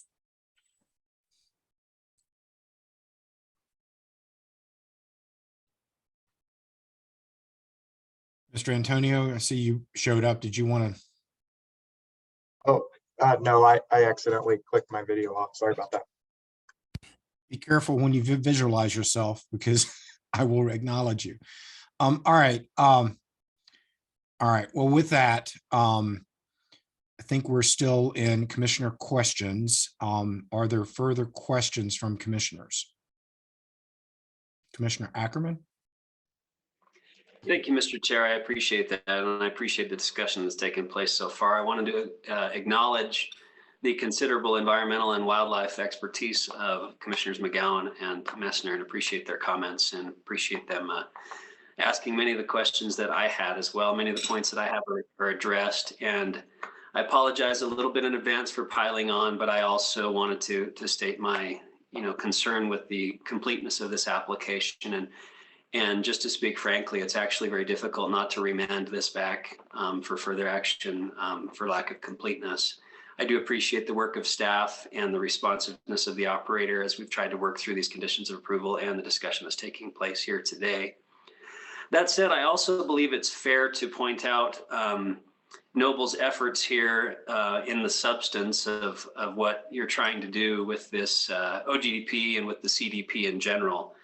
I wanted to acknowledge the comprehensive planning process in the CDP and the good faith efforts to move forward to avoid and minimize and mitigate many of the issues that have come up and been discussed here. To backtrack a little bit, I have probably 30 checkpoints on my notes here of questions that I had after I read the application and the materials that have been discussed here. And so that, I mean, that just kind of speaks to many things that need to be addressed before it gets to this point. But I did also want to acknowledge that Noble, as has been stated a number of times, is plugging 48 legacy wells here, and the surrounding impacts that will be mitigated in an advanced fashion. I think that's very commendable. The 55 acres will be restored as well. I also wanted to recognize Noble's consolidation of their facilities here. And I think the consolidation of facilities is something that we've talked about throughout Senate Bill 181 and the opportunities that we have to minimize the overall cumulative impacts of developments. I think consolidation of facilities is a big way to do that. Another big way to do that is the use of pipelines, and Noble has done an admirable job of working with pipelines to move stuff to production facilities and offsite. And together with that does not have liquid storage on any of these sites, again, facilitating the movement of these materials off sites. These are all great advancements and great comprehensive planning that reduce the overall cumulative impacts of oil and gas development in this area. I also wanted to recognize that Noble and other operators are balancing many, many competing issues. And this is a complex application as it is a CDP, and wanted to acknowledge the considerable work that's gone in by the operator and by staff to do that. So I think it's fair that we acknowledge that. I do appreciate that. I think this is working in the overall direction, at least substantively, procedure aside, of working towards improving our changed mission in regulating oil and gas in a way that minimizes the impacts on public health, safety, welfare, and the environment and wildlife resources. That said, I also wanted to key in on a couple of the wildlife concerns, and I think we've worked out the 1202A3 concern, but I wanted to start by reiterating my comments from OGDP 1, that I believe that approval of ultimate locations and the BMPs associated with those locations within a CDP or CAP in the future really does significantly rely on significant work being done on the front end, on the CDP and the CAP end, of evaluating and planning around known issues. And so in this case, I acknowledge that much of this OGDP is in, almost all of it is in HPH for Pronghorn. I also acknowledge and researched, as did Commissioner Messner, the CDP's commitments to work around those timing limitations. And if we're going to move forward in Colorado with truly avoiding and minimizing and mitigating impacts on wildlife, avoidance during very sensitive time periods is a very key part of that strategy.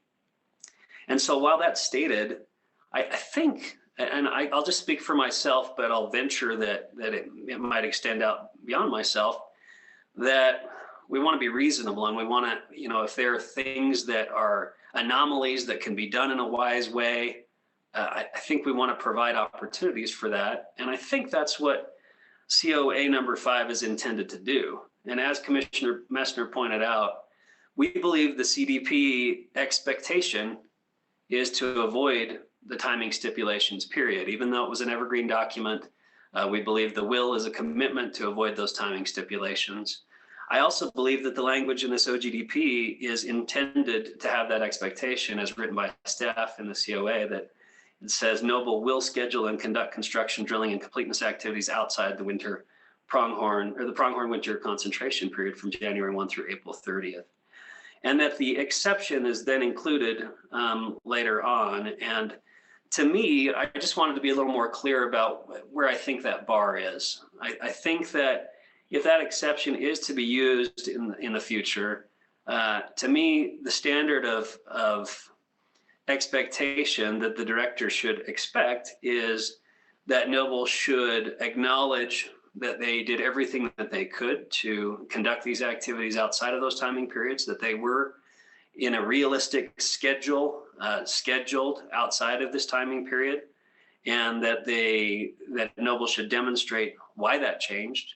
Noble should also demonstrate why, when it changed, those activities couldn't be rescheduled again outside of the winter timing stipulation period. And it should go beyond simply convenience of movements of drilling rigs.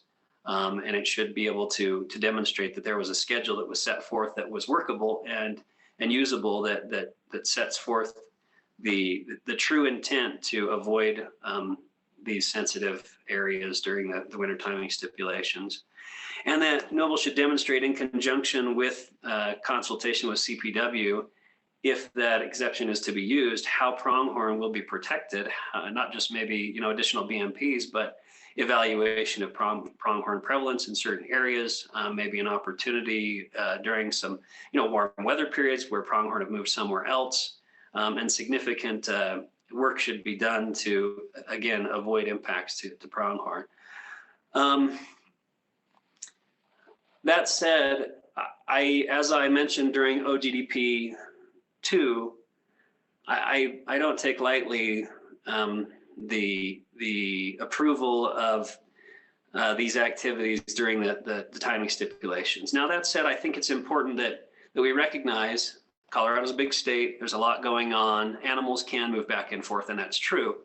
But in the end, if we don't adhere to these timing stipulations on a case-by-case basis, then we're not doing so in the larger vision either. And so it's important that on a case-by-case basis, we do adhere to the best management practices associated with wildlife management in Colorado, if we are indeed to comply with our revised mission of regulating in a way that best protects wildlife resources. That said, I'd pause there, Ms. Fulcher, and put you on the spot once again in this hearing and ask you, you mentioned the exact language of Noble's proposed BMP on this OGDP. You'd want to match exactly the language that was included in the last OGDP, which I agree with and appreciate your thoughtfulness on that matter.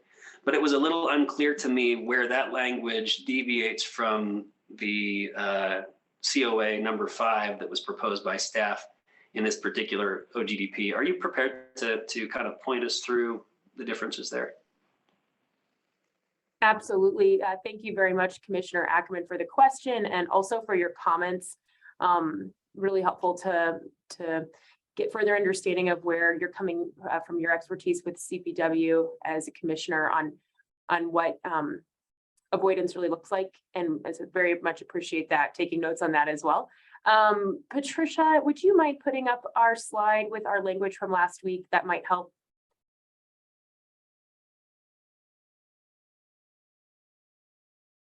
And obviously, Patricia is just phenomenally great at this exercise. If it were me, we'd be here even longer and no one would be happy. Thank you, Patricia. Okay, so if everyone can see here, wildlife timing. Again, this is the language that was adopted last week by the Commission for OGDP 2.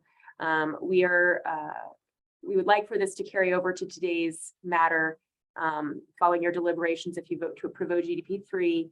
The difference that we saw in staff's and the director's recommendation in this matter was very, very minor. The sentence starts in condition of approval 5 that's been proposed by staff with Noble will schedule and conduct construction. And then the rest pretty much tracks the identical language from last week with the commission. And that was the only thing we noted.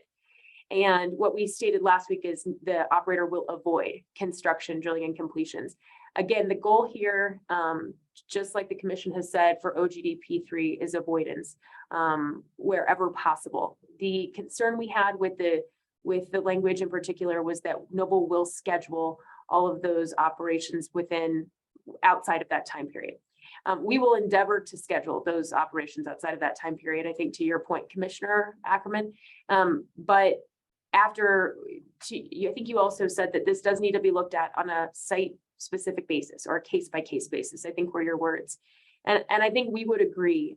We want to make sure that we are not committing to something that we would then be running afoul if after additional consultation with CPW and the director, we determined that it was indeed necessary to potentially schedule some of those activities during that time frame. So it's just that clarification.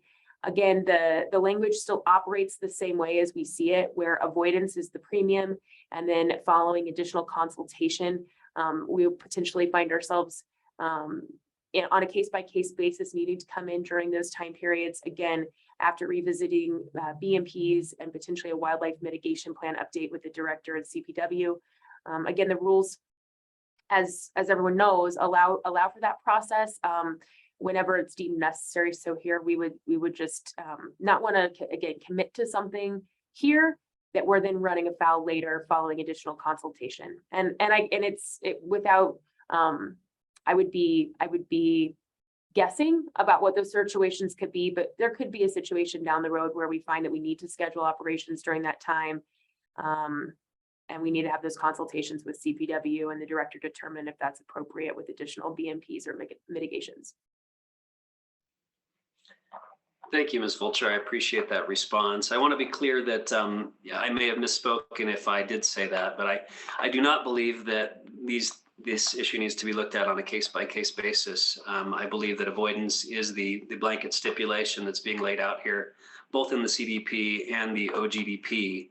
And I do believe, as I stated before, that the COA should include scheduling outside of that time frame, not just a general practice of avoiding. I think that the operator should demonstrate, in order to be in compliance with the CDP, I think the operator should demonstrate scheduling outside of these winter timing stipulations as well.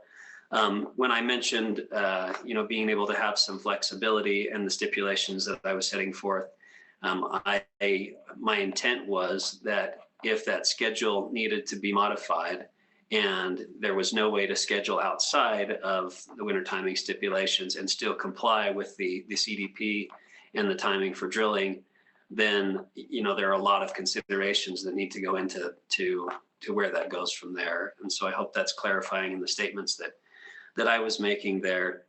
I do believe that and again, I appreciate the effort to keep the language similar. I do think that this has a higher concentration of HPH than the previous OGDP. I do think the terminology of the operator will schedule outside of that period is appropriate for this COA as well. So I would differ from the language that's proposed on this slide and defer back to the staff language in the director's recommendation.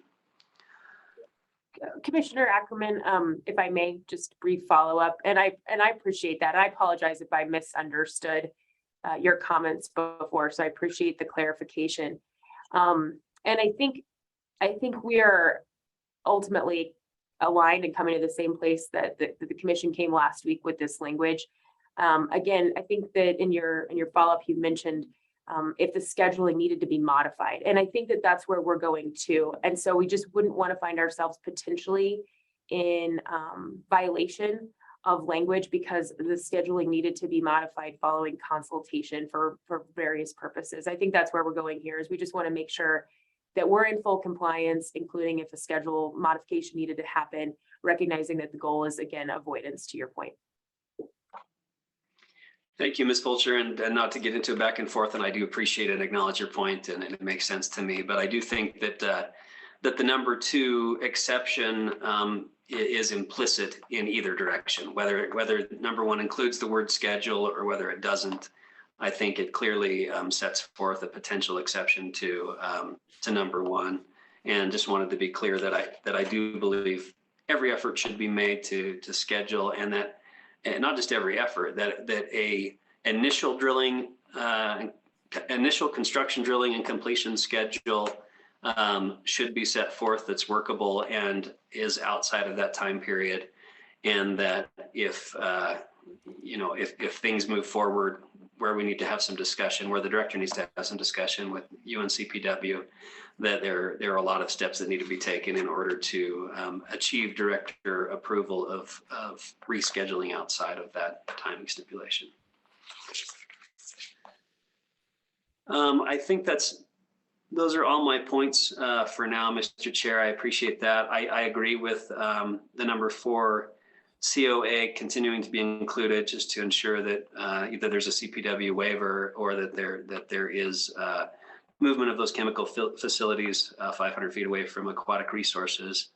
And also wanted to acknowledge Commissioner McGowan's earlier comment on the contact for notification.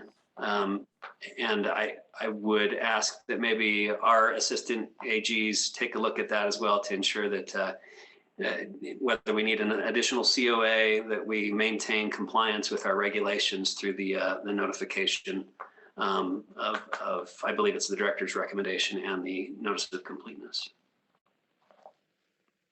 Thank you, Commissioner Ackerman. Still looking around at fellow commissioners if there are further questions. Commissioner Messner.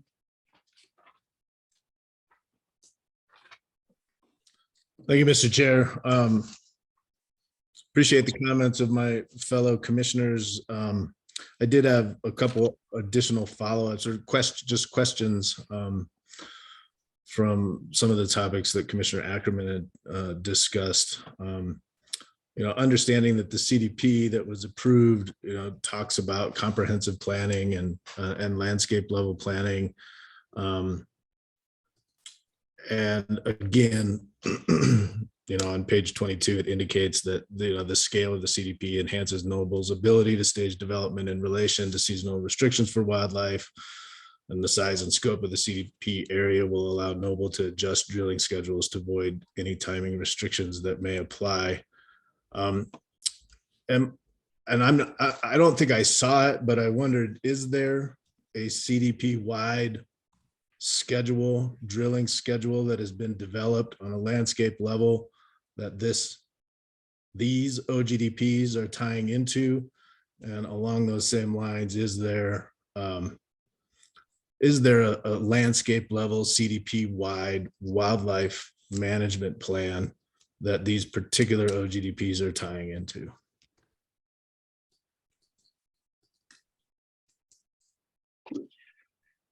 Yeah, I guess, sorry. Thank you, Commissioner Mester, for that question. We do have a long-term drilling schedule that does include portions of the CDP in there. That schedule becomes much more concrete the closer we come to operations timelines, call it, 2 years. But again, those things are based on many factors, one of which is the ability to have electric drilling. And then another factor is, the amount of approved permits we have and our certainty in there. So I think we have what I would say a planning schedule where we look at that, but it's not necessarily 100% written in stone, as there's a lot of uncertainties as we plan our capital business throughout the years. As far as a wildlife mitigation plan, that's comprehensive to the entire program. At this time, no, we don't have one, but what we are doing is we are looking at additional measures and talking with our contacts at CPW on what are some other additional mitigations that we could do to include mitigation banks, much like the federal government uses. And we're developing those for the larger portion of that, but as you would know, that wasn't included in the CDP submittal, and we don't have anything concrete on the record yet, but I can say it's in process. Thanks for that. I do think that there was a lot of inference to landscape level planning and comprehensive planning within the CDP, both from a scheduling standpoint, a wildlife I'll call it management / mitigation plans, and other big plans that would only be, these words jump out from the CDP all the time, that would only be possible with the timing allowed by a CDP and the landscape level planning. And so to me, these become really important as we start to look at individual OGDPs, is how do they tie into that promised landscape level comprehensive planning that was going to be only available if we were to approve a CDP of this size and scale with this timing associated with it. And so I'll leave it at that for now. There was also a COA that was associated with updates to the ALA or additional information to the ALA that needed to be provided in order to be able to ensure that it was compliant with the rules. And I didn't see anything provided today that updated that. And so I wonder if someone could speak to that. And Ms. Trask, if you want to be more specific on that, certainly feel free to jump in. I'm pulling that out of the director's recommendation. Thank you, Commissioner. I'm fine if Noble would like to address it first, and then I can provide staff's comments after. Thank you, Ms. Trask, and thank you, Commissioner Messner. I will take an initial stab and then I'll let Noble back clean up here. But I believe what we're referring to is the information that would have been needing to be populated on the Form 2A is updated by the supplemental ALA. My understanding, not being the expert in web forms, is that that information has to be then submitted by spreadsheet, because I'm not sure that we can actually go back into the 2A and update it once those forms are in upload status. We did provide that information on all 4 OGDPs to staff back on October 4th. We also recognize that we were all in the midst of this process, including staff, and so that staff didn't have the time at that point to review and update that information. But that information has been provided as requested to staff. We did not include that as part of the presentation today. You're correct. If you have any specific questions on that information, or if you want us to pull up that submittal that we provided to staff, we can. But I just wanted to explain that unfortunately, that's not information we can update within the Form 2A, I believe, once it's uploaded in that status. And I will let Ms. Trask and Mo correct everything I just misstated, but that's my understanding of web forms.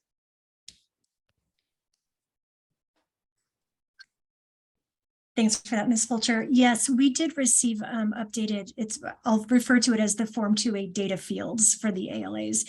We did receive that updated information in a spreadsheet. We received it via email within the last 2 weeks. It's been a bit of a blur.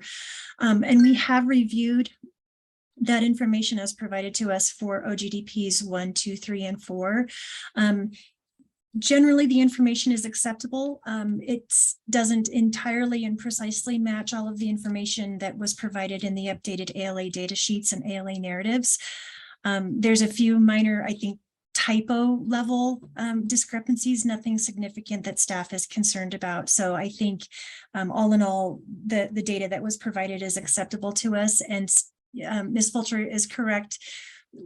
Staff is not able to return the Form 2As to draft once they've passed completeness. So staff will undertake manually inputting all of that data into all of the Form 2As for OGDPs 1, 2, 3, and 4.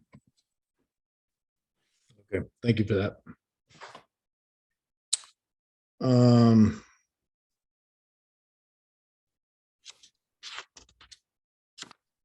That's it for me, Mr. Chair. Thank you, Commissioner Messner. Commissioner Cross. Thank you, Mr. Chair, and thank you again for the presentation today. Kind of following up on what Commissioner Messner was just talking about with respect to the scheduling and the changes made for it.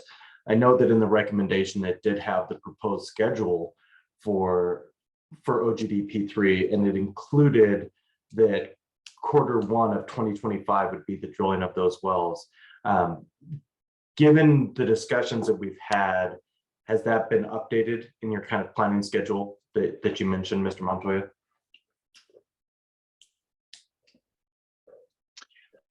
I'm going to start the answer, and then I'm probably going to defer to Mr. Jim Rouse, who's part of our planning team. As you can imagine, in a dynamic environment such as oil and gas development, that those schedules get updated quite often.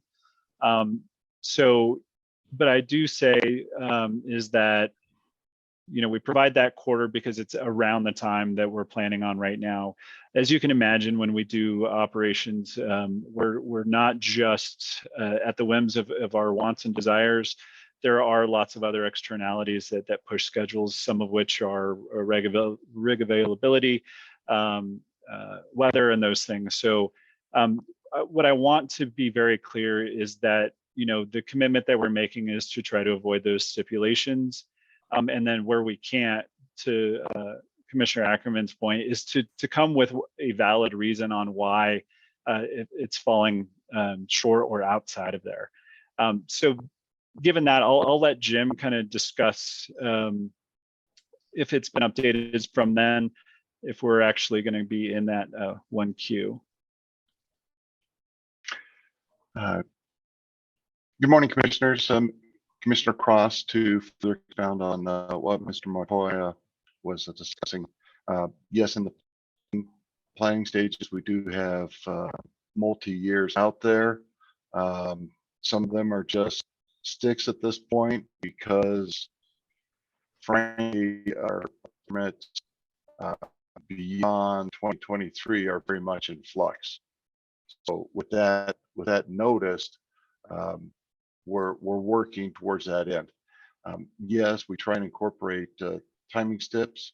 I say we try. We do incorporate timing steps, absolutely when feasible, and I'll use that term because there are sometimes when it's just for other, I'll just say third-party reasons, it may be unfeasible to completely avoid, just due to by the time you construct, you drill, and you complete wells, it's a very long process, and we may not be able, just with other windows involved, we may not be able to get it all done, and we have a certain and out time frame. That's probably more information than you're looking for. Just long term, I guess the short answer is yes, long term, we are doing scheduling to try and avoid all timing steps. Okay, and thank you. And as we've discussed in some of the comments already, I know that feasibility is obviously part of it. Just more than anything, pointing out that as we've had these discussion on steps, it does stick out a little bit that one of the drilling phases, or sorry, the construction, the drilling phases is right in the middle of the timing step for the habitat. So just, it's one of those things that kind of sticks out as we're reviewing it. Another smaller question before I get into some of my more detailed issues is, and I asked staff about this, but I know that in Ogdp 3, there's also some state minerals.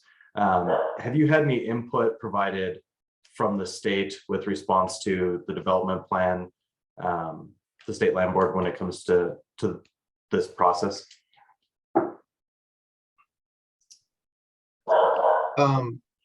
Commissioner Cross, are you referring to the state land board that owns surface or minerals? The minerals, because it said that state minerals will be included in this. Yeah, I can. So from a surface owner, kind of resident community outreach perspective, we have not communicated with them, but I can check and verify and see if we've communicated them. If they are a mineral interest owner, they would have received notice as part of the process, but I can check and see if we've had any surface related discussions or minerals related discussions with the state land board. But no conversations or concerns from the state come up? No, not that I'm aware of, no. Commissioner Cross, if you'll allow me a brief follow-up. Mr. Antonio is correct, because state land board owns minerals, they're obligated to be noticed. And we've not heard any feedback or concerns from state land board with respect to this application. I would also note that where we typically see state land board come forward with applications is when we're also spacing lands, because they are often concerned with having communitization language included in those spacing orders. And I would just note, and just as a reminder, that these lands are already spaced and we're not looking to do that. So it doesn't really surprise me we haven't heard from state land board, since that order language is already finalized, including any concerns related to communitization. And I assume that they wouldn't have any concerns given the spacing, but I just wanted to make sure that nothing has been vocalized at this point in time. And it probably makes sense if maybe Mr. Antonio, as you've discussed some of the alternative location, if we could go to some of the slides on the alternative location analysis. And specifically, the first thing I'm going to look at is several of them. You mentioned that an additional well pad would need to be drilled. I think we were looking at alternative locations 1, 5, and 6. You had mentioned that an additional pad would need to be done. I know for 3511, alternative location 9 said it would also require additional. So yeah, so it says that the alternative location requires an additional well pad and a disturbance of 10 acres. Can you go into a little detail as to why an additional well pad would be needed if location 1 had been chosen? Yeah, absolutely. Thank you for the question, Commissioner Cross. So you can see here, and I'll just use a couple of examples. You can see the spacing unit that the AB 3511 serves is that boundary there at 2 sections that kind of goes to the east. So we had looked at alternatives 1 and 10, and if we would place a pad there at those locations, there's other reasons why we didn't place a pad there, but technical feasibility and cement and integrity in the step out and the reaches, we weren't able to access the target minerals with 1 pad from kind of the corners. So we had to be, in order to access all the minerals from 1 pad, we had to have the pad be in the middle, kind of in the middle of the sections there to capture all the target minerals from 1. So in the additional acreage of 10, that's the additional acreage of, roughly the estimated pad acreage that would be required for another pad. Does that help? And that same thing for the AC, or I'm sorry, the A207 is we're, kind of in the middle of that section so that we can access the minerals from that 1 pad going to the west. Okay, so and I guess specifically in terms of that, this goes back to what we discussed a little bit during Ogdp 1, correct?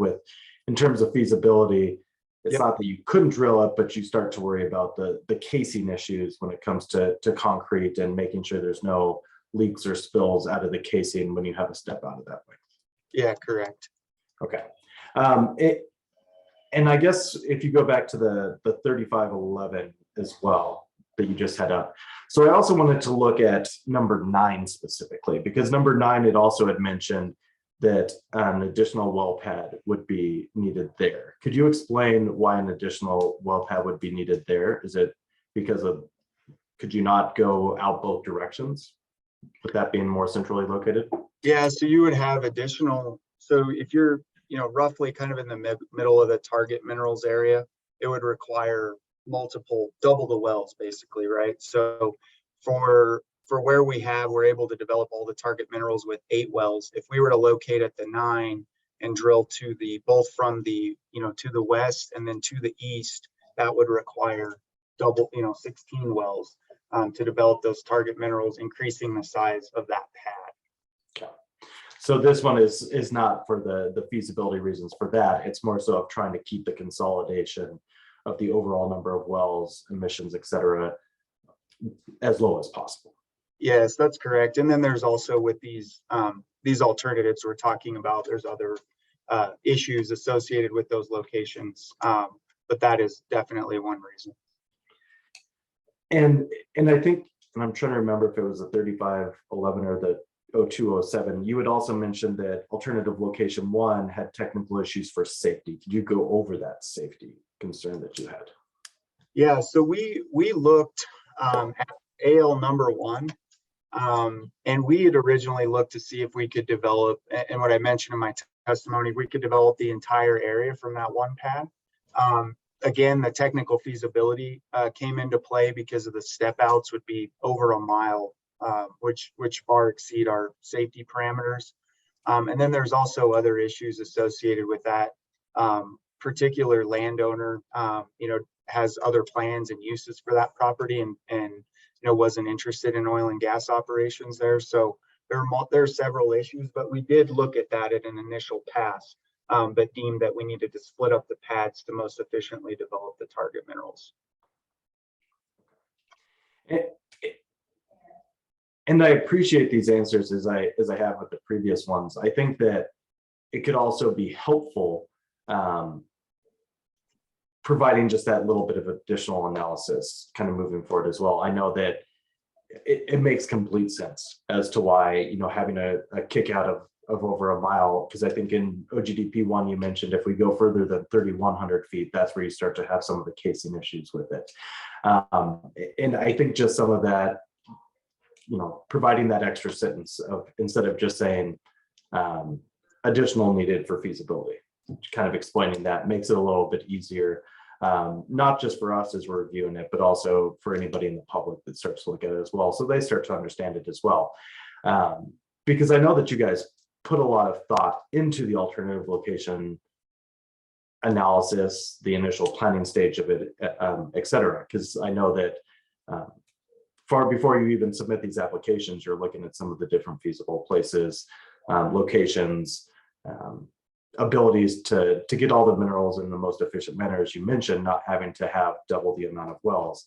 And I think it's helpful to provide a little bit more color on that, and really show the work that you guys have done to provide that analysis for it. Absolutely. Thank you for that feedback. And I'll be honest, I think that for this one, I think most of my questions have been addressed at this point in time. I agree with Commissioner Ackerman's comments. I think that, you know, it is helpful to remember that overall the steps that you're taking are important. The consolidation, trying to make sure that it was 89 plugged and abandoned wells, and is that the correct number for this one?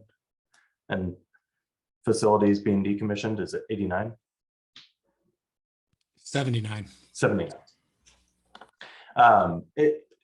And I think that is important work, and you know, I think trying to make sure that we do promote comprehensive planning is important. I think that, as you mentioned, trying to make sure we use 8 wells instead of 16 wells. I think those kind of details are important from it. And so I know that there's been a lot of questioning when it comes to these hearings. And I think it's to make sure that everyone's aware of kind of the level of detail that goes into this, because I know that planning for the comprehensive development plans and now the caps is a lot of work in it, and it's appreciated when that level of planning and consideration is taken into it. So I think that's the one thing that I just kind of wanted to say as well, as we kind of look forward on this, is commend you on using comprehensive planning. I think it's important to make sure that we have the information that goes into it. So not just the commission, but the staff and the stakeholders as well are kind of aware of what's going into it. Let me thank you, Commissioner Cross. Let me correct the record, because I went back and looked at all of the OGDPs that we've been considering. And for this one, there's 16 new wells and there's 48 wells that are going to be plugged and abandoned. And I also went and I had staff, and thank you staff for doing this. You know, if you look at the totality of OGDP 1 through 4, knowing that we haven't gotten to 4 yet, that's 89 new wells and 221 plugged and abandoned wells on an expedited basis, if my math is correct, or staff's math is correct. And, you know, I appreciate that, you know, because that's new wells, but these are new wells in 2024 and 2025 using the best practices. And it's the plugging and abandoning of vertical wells that were drilled some time ago. And it's removing those wells away from people, et cetera. And so net all in, that is a productive and a 181 approach to permitting that I think is appropriate. At the end of the day, this location in my mind is approvable. I just think that it didn't need, you know, and we may not be done with deliberations, or a question and answer, but I'm going to deliberate just a little bit. So I think, you know, yeah, this is approvable. I just didn't think it needed to be this painful in terms of how we got here. And I think that the operator could have done a much better job of ensuring that all of the information plus some is in the packet, you know, in the application early on. And again, Mr. Montoya, I will grant you that these were all filed together, but when we get to looking at 5, 6, 7, and 8, or whatever they may be, we want the bar raised. And so, just, and I appreciate you nodding your head up in the up and down fashion. So, all right, sorry to deliberate just a bit. Do other commissioners have questions? Oh, Commissioner Trask. My apologies, I'm not a commissioner. I did want to just take a moment to clarify, and Chair Robbins, thank you for clarifying that the information that we received from Noble indicates that for OGDP number 3, they're planning to plug and abandon, I believe, 48 wells associated with this OGDP. We did ask Noble recently for, I guess, confirmation. This is information that is provided on the Form 2B, which is the Cumulative Impacts Data Identification Form. On the Beneficial Impacts tab, there are data fields that ask for the number of wells that will be PA'd for the entire OGDP, the number of locations that will be closed and reclaimed, the number of oil tanks that will be decommissioned, condensate tanks and water tanks decommissioned, how many surface acres will be reclaimed. We did receive updated information from Noble on October 2nd for OGDPs 2, 3, and 4. So I might, if possible, ask Noble to also confirm that the information on their Form 2B for OGDP 1 either is accurate, or if you wish to make an update to that, staff would appreciate getting that information and we can make those revisions in the form on your behalf. I just would note that the information provided originally in the Form 2B for OGDPs 2, 3, and 4 was fairly significantly different than what the information was updated to. So I will go out on a limb and say that there might be updates necessary on the Form 2B for OGDP 1. So we would like to offer Noble the opportunity to make those updates, as we have not yet approved that Form 2B. So we do have it still open and available to make some additional revisions should Noble wish to do that, and should the commission agree to accepting that revised new data on an OGDP that's already been heard.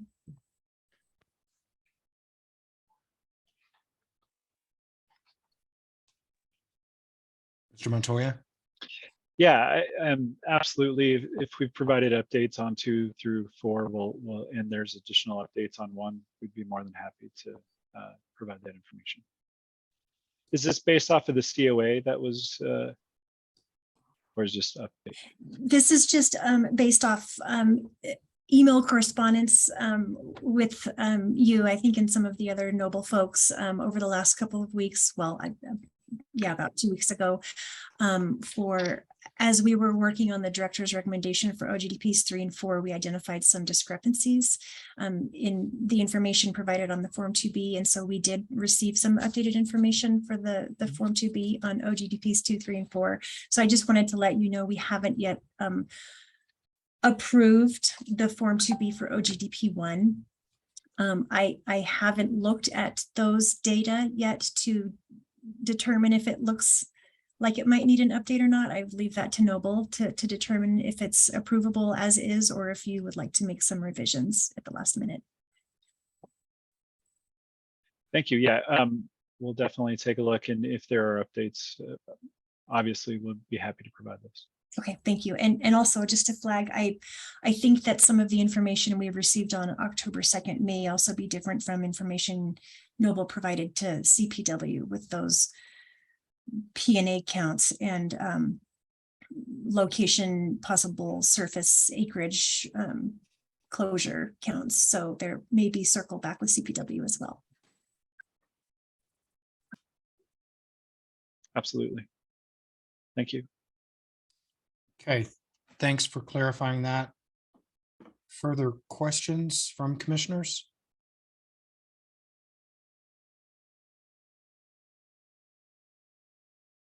All right, seeing no further questions, we now will move into deliberations. Does any commissioner desire to provide some thoughts about this?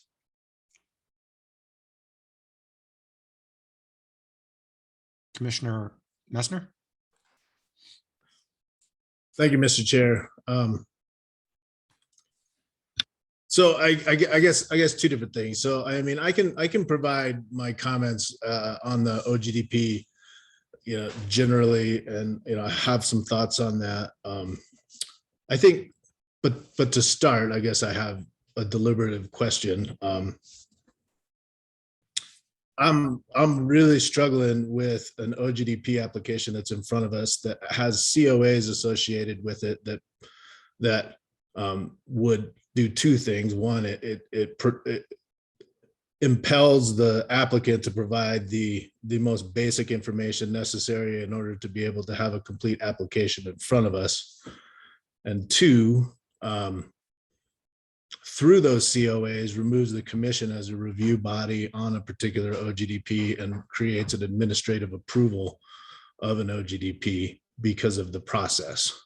And I do think that the applicant has the ability to meet the requirements associated with the COAs. I was hoping to see that all happen at hearing today, so that I had the necessary information I had to be able to review the application in its completeness. I'm not sure it meets our rule requirements to have COAs tied to it that defers our review to staff on particular whether or not certain rules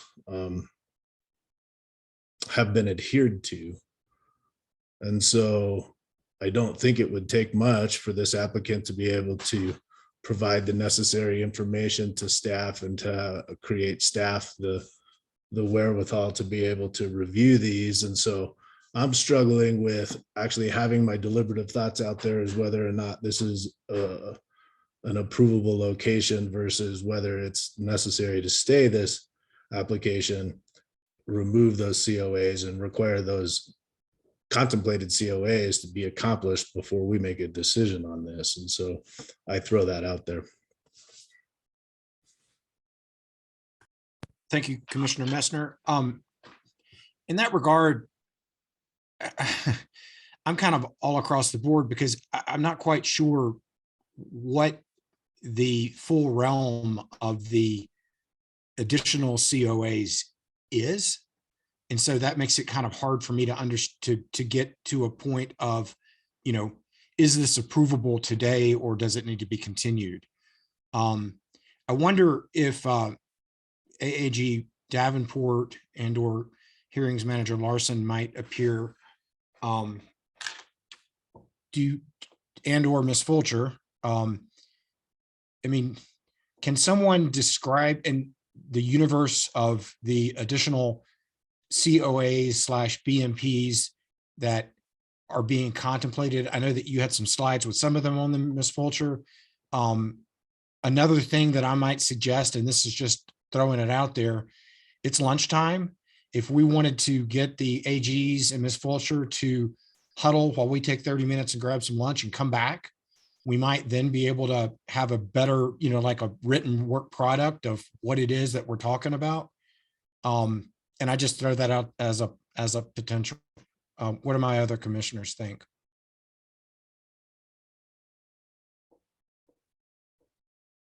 Commissioner Ackerman?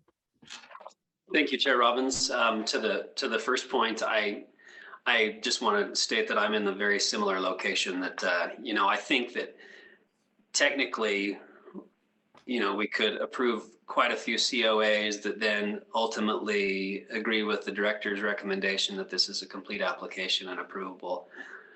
In best management practice, it's hard for me to get there.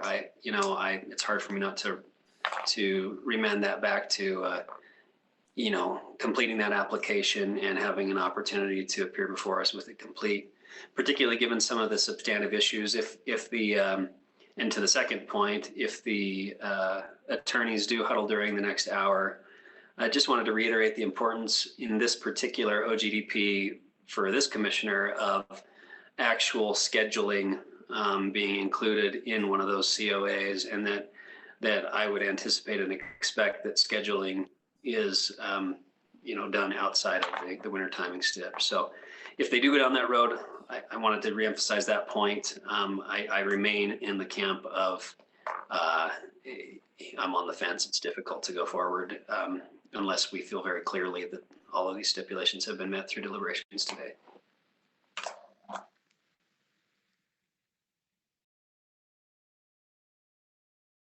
AAG Davenport and and Hearings Manager Larson sort of threw you under the bus. Did you have thoughts about my thoughts?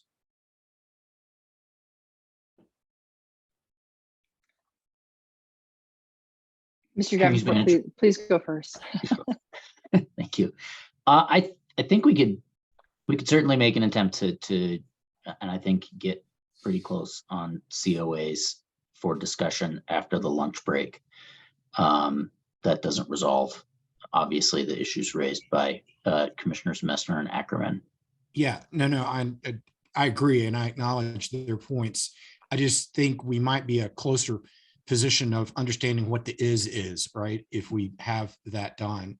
Unless some commissioner, severely objects, why don't we do that and take say, is 30 minutes okay? I've got a hard stop today at 3:30. So if we come back at 12:40, and that'll give you guys some time to do that. And then again, it may be that once we see the list, we're in the position that we think that this needs to be continued or stayed or whatever it is, or not, but we'll be in a better place to make that decision in 30 minutes. All right, 12:40.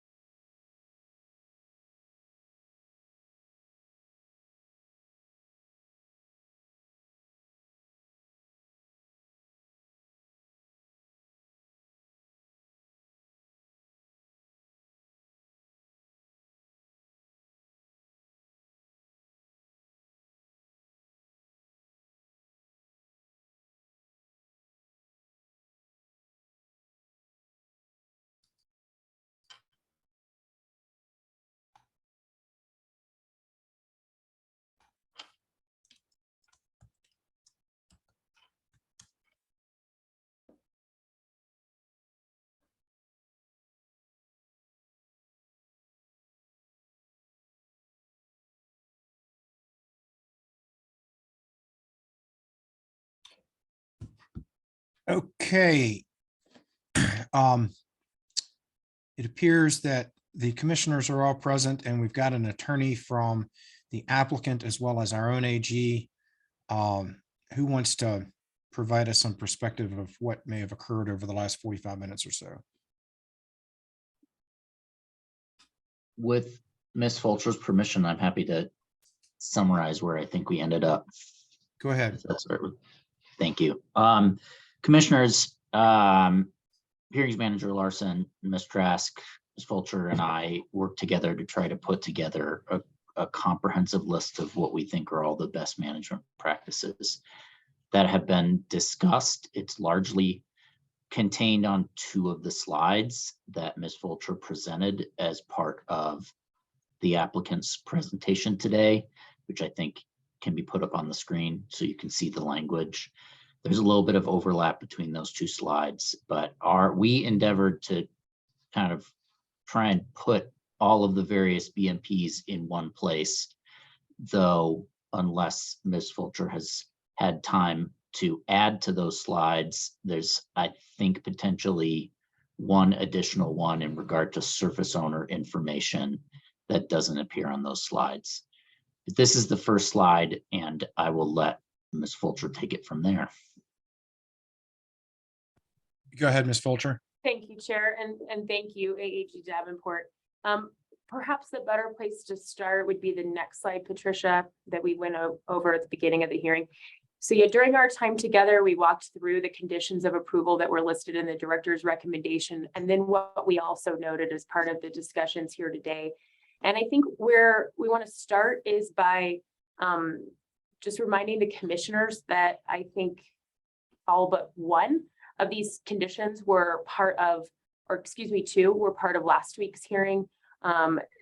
These are very consistent with, I think, the typical conditions that you see as part of the Ogdp process with respect to additional noise surveys, certainly plugging existing wells on pad when you're utilizing an existing 2A, that's the plugging of the Cecil wells, the vegetation and nest removal. So again, these would have been largely, I think, seen as carryovers from last week's hearing, and we're going to commit to all of those. With respect to the 1202A3 compliance, we discussed as a group, again, this condition that's been recommended by the director. And looking back at the rules, I think we're all in alignment that this commission has the ability to move forward today in approving this Ogdp with this condition that a Form 4 would be submitted updating this language that can be approved by the director. We went back and looked at 1202A1 in that regard. And this form is approvable by the director. And I think that that's a recommendation that is consistent with your rules. And so in speaking with Noble during that time period, the goal here will be to go ahead and just move forward with that CPW waiver. In talking with Ms. Trask and others, it seems like that is something that the staff will support and that Mr. Moret will continue to entertain. As you know, we already had gone through that process a bit with him early on. And we can just do that here again and update the record and submit that Form 4. There's 2 other issues we haven't discussed yet, and I'll address hopefully briefly. The first would be with respect to, and it's not listed in either of these slides, but AAG Davenport alluded to it, and it would be providing, to Commissioner McGowan's earlier comments, some sort of attestation, if you will, that the operator provided notice of completeness to the surface owner. There again, you know, we understand that this rule, it's new, working with it is a little bit unique, but it is on the director to provide that electronic notification. Where we have concerns is providing email information and private contact information on a Form 2A that our surface owners in many cases probably don't want to be made public. So going forward, I think we'll work with staff to make sure that that's provided to staff, but is kept confidential for the privacy concerns of our surface owners.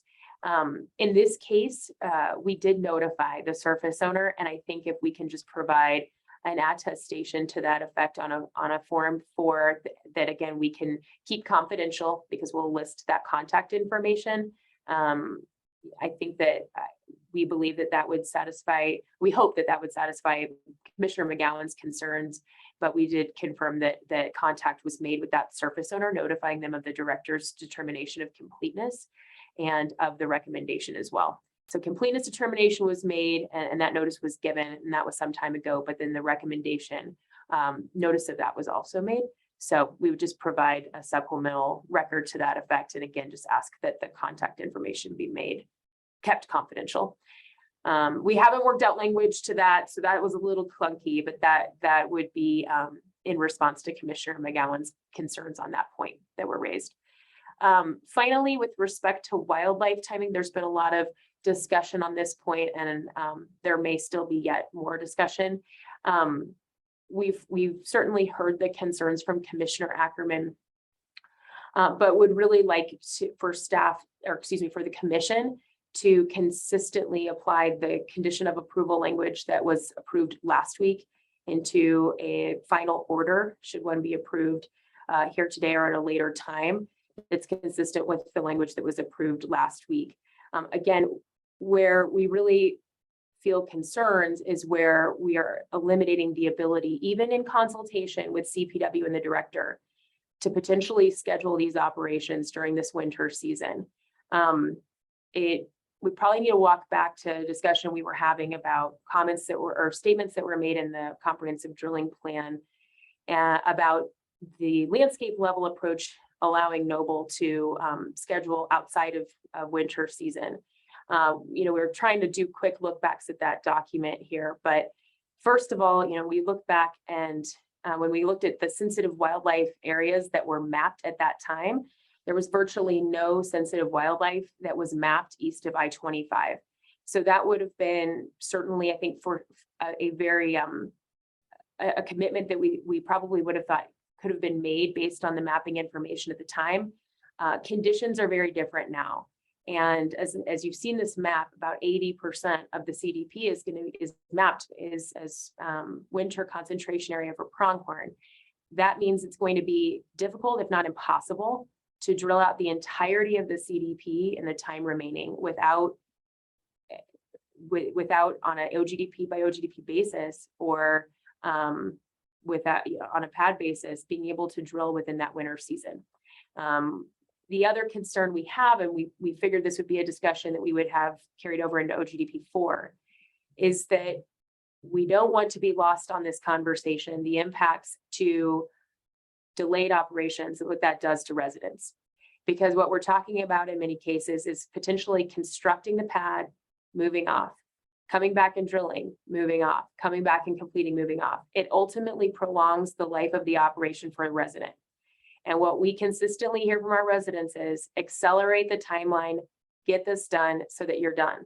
And we've talked about it internally. It's sort of similar to when someone's building a house in your neighborhood. You don't want them to dig the basement and then walk away for a year, and then come back and build floor 1 and then walk away. You want it just over and done with. And that's what we hear from our residents. And that will be impossible if we can never schedule during that winter season. I think the rules allow for that scheduling during winter season. That's why we have the mitigation plan options.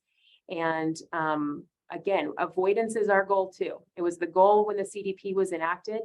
A very, very different set of conditions at that time than what's present here today, but it remains the goal.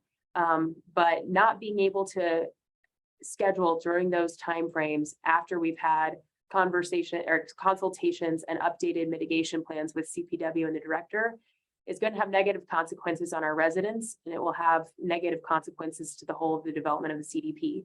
So again, just to be consistent, we're asking for the same language to be carried over from last week's hearing into a potential final order here. I think that we've captured all the conditions of approval. So a lot's been discussed. I see AAG Davenport maybe correcting me. But that's where we landed following our time together. Let's potentially take it up one step at a time. Mr. Chair. Yeah, go ahead, AG Davenport. Thank you, and apologies, Mitch Fulcher. I want to add a reminder. I think this is something I mentioned when we spoke during the break. There was a best management practice in OGDP 1 that I think was carried over to 2 in regard to Noble working with staff to provide updated emissions reduction data for the COGCC cumulative impact report. That has not really been discussed yet, but given that it does appear at least potentially implied that the commission was interested in that applying kind of across the board, I wanted to raise it. Thank you for that. Commissioner McGowan, do you want to comment on that issue as to the relevance here? And then since you'll have the stage, do you want to provide any perspective to the approach they're taking with regard to notification? Those were your two issues. Thank you, Mr. Chair. So I think what we're saying is the horse is already out of the barn for notification for these two OGDPs. But moving forward, we're going to figure out a way if folks want their electronic email addresses or how to contact them confidential. You will work with staff to give that information ahead of time so that we can meet our regulatory obligation under the rule for notification. Is that what we're saying? And is that a condition of approval? Is that just an acknowledgement? Like, how are we going to resolve this? Thank you very much, Commissioner McGowan. So I think with respect to the latter, yes, going forward, I think we will work with staff, provide that information in a confidential manner to respect the privacy of the surface owners. For this particular docket, you're correct. It was Noble took it upon itself, sort of like we do with notices of hearing, where that comes from the applicant's counsel, even though it comes in the name of the state. We did take it upon ourselves to notify the surface owner here, but for this particular matter, we did confirm that we notified the surface owner, so we can provide documentation and an attestation to that effect, and we can have that signed and verified and submitted to and put into the record, so that all are satisfied that the surface owner was aware that the recommendation for approval was made, consistent with 306C. The difference, of course, being that it came from Noble on behalf of the staff and not from staff directly or from the director directly, but we can provide that attestation within the record, is what I'm suggesting for this docket. Okay, and I'm okay with that if Ms. Trask is okay with that. Yes, thank you. I'm in agreement with that. And to further clarify, we do have some potential room for improvement on the Form 2A to make that data field confidential in the future. We can do it sort of manually confidential for the time being, but staff will look into the potential for working with our IT developers to set certain business rules within that data field on the Form 2A to ensure that if that data field is populated, it will remain confidential. I'm not sure how that works, but we'll seek that coordination with our IT developers. And then in regards to the cumulative impact piece, I think it's just, for me, it's been important as we review these OGDPs that we're not just submitting landscape. Here's the impacts, positive and negative or whatever. And so Ms. Trask, is the way that the 2B was filled out this time, does that provide the information that we need, or do we need something different? I would like Noble to confirm whether or not they'd like to update the Form 2B information on OGDP number 1.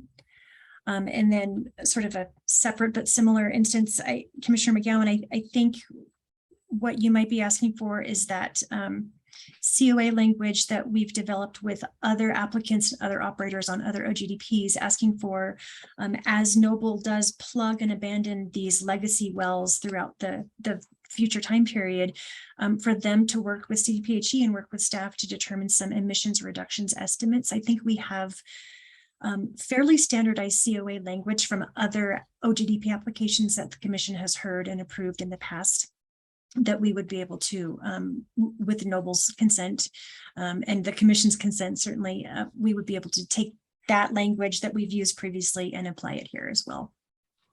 Okay, and then Ms. Trask, I think we've had some other operators say we have the emissions estimates, we don't need CDPHE's assistance.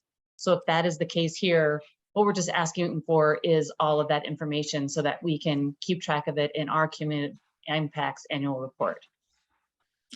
Agreed. And I can't speak for any operator or applicant about how they acquire or make those determinations, acquire that information or determine that information. My very general understanding is that it has to do with their APEN information submitted to CDPHE and annual reporting through CDPHE. I think that's where the information is being collected from or assessed from. So if that's correct, then we probably don't need to include the portion of the COA that says the applicant will work with CDPHE. I think that's something that that's information that the applicant should already have in their own information in their own database. So here, I guess I need to ask Noble if you want to work with CDP, HE on those estimates, or you feel like you have it, and that's, I assume you do because it's part of your presentation. Ms. Fulcher? Thank you, Mr. Chair, and thank you for the discussion. I'm going to be looking to Noble to confirm this particular request regarding this information, looking to one of the subject matter experts to confirm and to weigh in on that particular ask. And thank you also to AAG Davenport, because I did forget this particular issue. So bringing it up here. So if you just give us 1 minute here.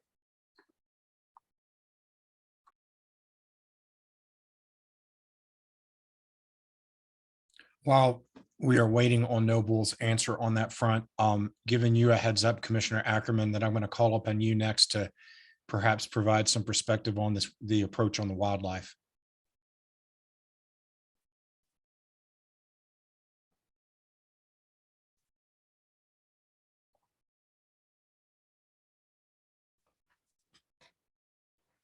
I think, apologies, Mr. Chair, if we could elevate Mr. Montoya back to panelist, I think that's our issue here.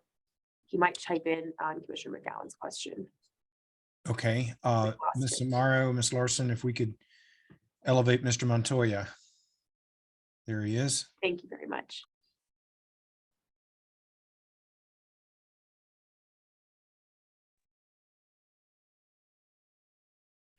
Yeah, sorry for the delay there. Thank you, Chair Robbins. Yes, as we've agreed to for HDP 1 and 2, we'll provide that information. We do have those estimates in hand, so I think we can provide those on our own. Commissioner McGowan, follow up. Yeah, just a question from AAG Davenport. Is that a BMP we're going to try to add then? Yes, I believe so. Okay, so next question is for Commissioner, or next opportunity for comment is, if he desires, is for Commissioner Ackerman to provide his fellow commissioners with some perspective on the approach that Noble is suggesting with regard to the wildlife. Thank you, Mr. Chair. I appreciate that opportunity and do wish to make a comment. I think, as I stated before the break, I think scheduling is warranted in this type of type of language, because scheduling does denote an actual good faith effort to schedule outside of the timing stipulations. In this case, it was particularly difficult because in the application, it simply scheduled drilling right in the middle of, well, not right in the middle, but at the beginning and arguably one of the more important parts of the timing stipulations, without any explanation as to, why that was scheduled at that time frame. From my perspective, looking at that doesn't demonstrate a good faith avoidance compliance effort as stipulated in the CDP. It also helps me kind of solidify my ongoing concern about operators not grasping or acknowledging the importance of winter timing stipulation avoidance provisions as very integral to the well-being of wildlife going forward as we continue to develop oil and gas in Colorado. Now, that said, Ms. Fulcher raised a very valid point in her explanation that didn't occur to me until she raised it. But not only were the rules different at the time the CDP was approved, but the habitat maps were significantly different at the time the CDP was approved. I think that's a very valid point. We've had some discussions in other hearings related to this point and other points about operators trying to grasp the new rules and wanting to ensure that the bar is not constantly being moved around under and around them. I think, this is one of those situations that this is a bit of and we've acknowledged it a couple of times during these OGDP hearings, it's a bit of a unicorn in that we have a CDP, which we no longer have, that was approved during the old rules, in good faith during those old rules, using good faith maps during that time period. Hence, I think my point on this specific OGDP and probably OGDP4 is going to be different than it might be in the future, which is I can acknowledge and live with Ms. Fulcher's concession that the COA mirrors that of the previous OGDP. I think it's the right thing to do going forward in the spirit of cooperation. And just again, wanted to overstate my point of view that I'll be keeping an eye in the future with CAPs and OGDPs. And if I see things blatantly scheduled during the winter timing stipulation periods with no explanation of that scheduling, I'll take that as a poor faith effort to compliance of avoidance. In this case, while I started this diatribe that way, I do not believe this is a poor faith effort. I think that this is consistent with what Noble was trying to do in the CDP. And this is one of those hard decisions that I believe we have to make as commissioners, where we have to balance the well-being of wildlife with the people, with the opportunities for operators to continue to work in a predictable fashion. And I will break a little bit from my statement before lunch that I can live with the word schedule not being incorporated into that COA, Mr. Chair. Great, thank you for those comments. Okay, so now I will raise it up to the entire commission in terms of, we now saw a little bit ago what the COAs would be with the addition of the emissions one. Are folks in a spot where you feel comfortable that we can move forward?